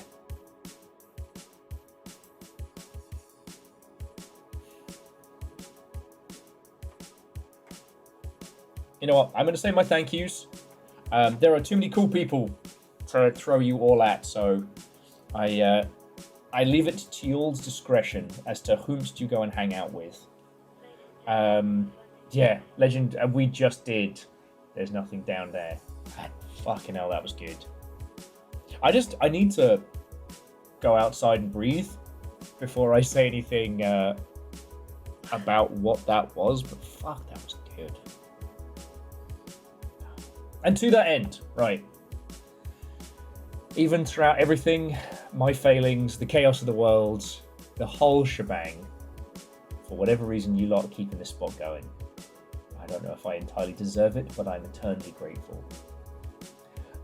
So to Wraith, Fred, Evil Doctor, Dr. Bees, Basement Garen, Little Fire, Penguin Bacon, Eggs and Bacon, Pee-Pee Time, and Cave Sharks. Whether you were chucking around comedy subs or 93 months or anything, thank you.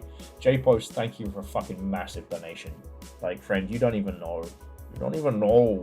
And on top of that, Eraman, Akari, Bacon, Simple Chaos, Puns, Quasi, and Stepagen, like, fucking thank you. Alright? And then Scotty, I don't know if I should say thank you for having to eyeball down those giant shark emotes, but To Cherry Honey, thank you for bringing in a raid. And to the whole mod team, Moose with banging puns, Caffeine, Nova, Tal, like, thank you. All of you, thank you. All right. Now, the only reason I'm not throwing you towards a raid is I don't want to have to play which of my friendos do I have to pick over the others. And there is no way for me to say without you immediately guessing who's who. So, whatever you do the rest of your weekend, have a fucking good one. I'm hoping things will be back to normal next week. And who knows? Maybe there'll be some surprises through the weekend. You never know. Keep an eye on Discord. Yeah, just fucking thank you. Just thank you. Okay? So yeah. I'll see your lovely selves. Want to see you, and to be continued.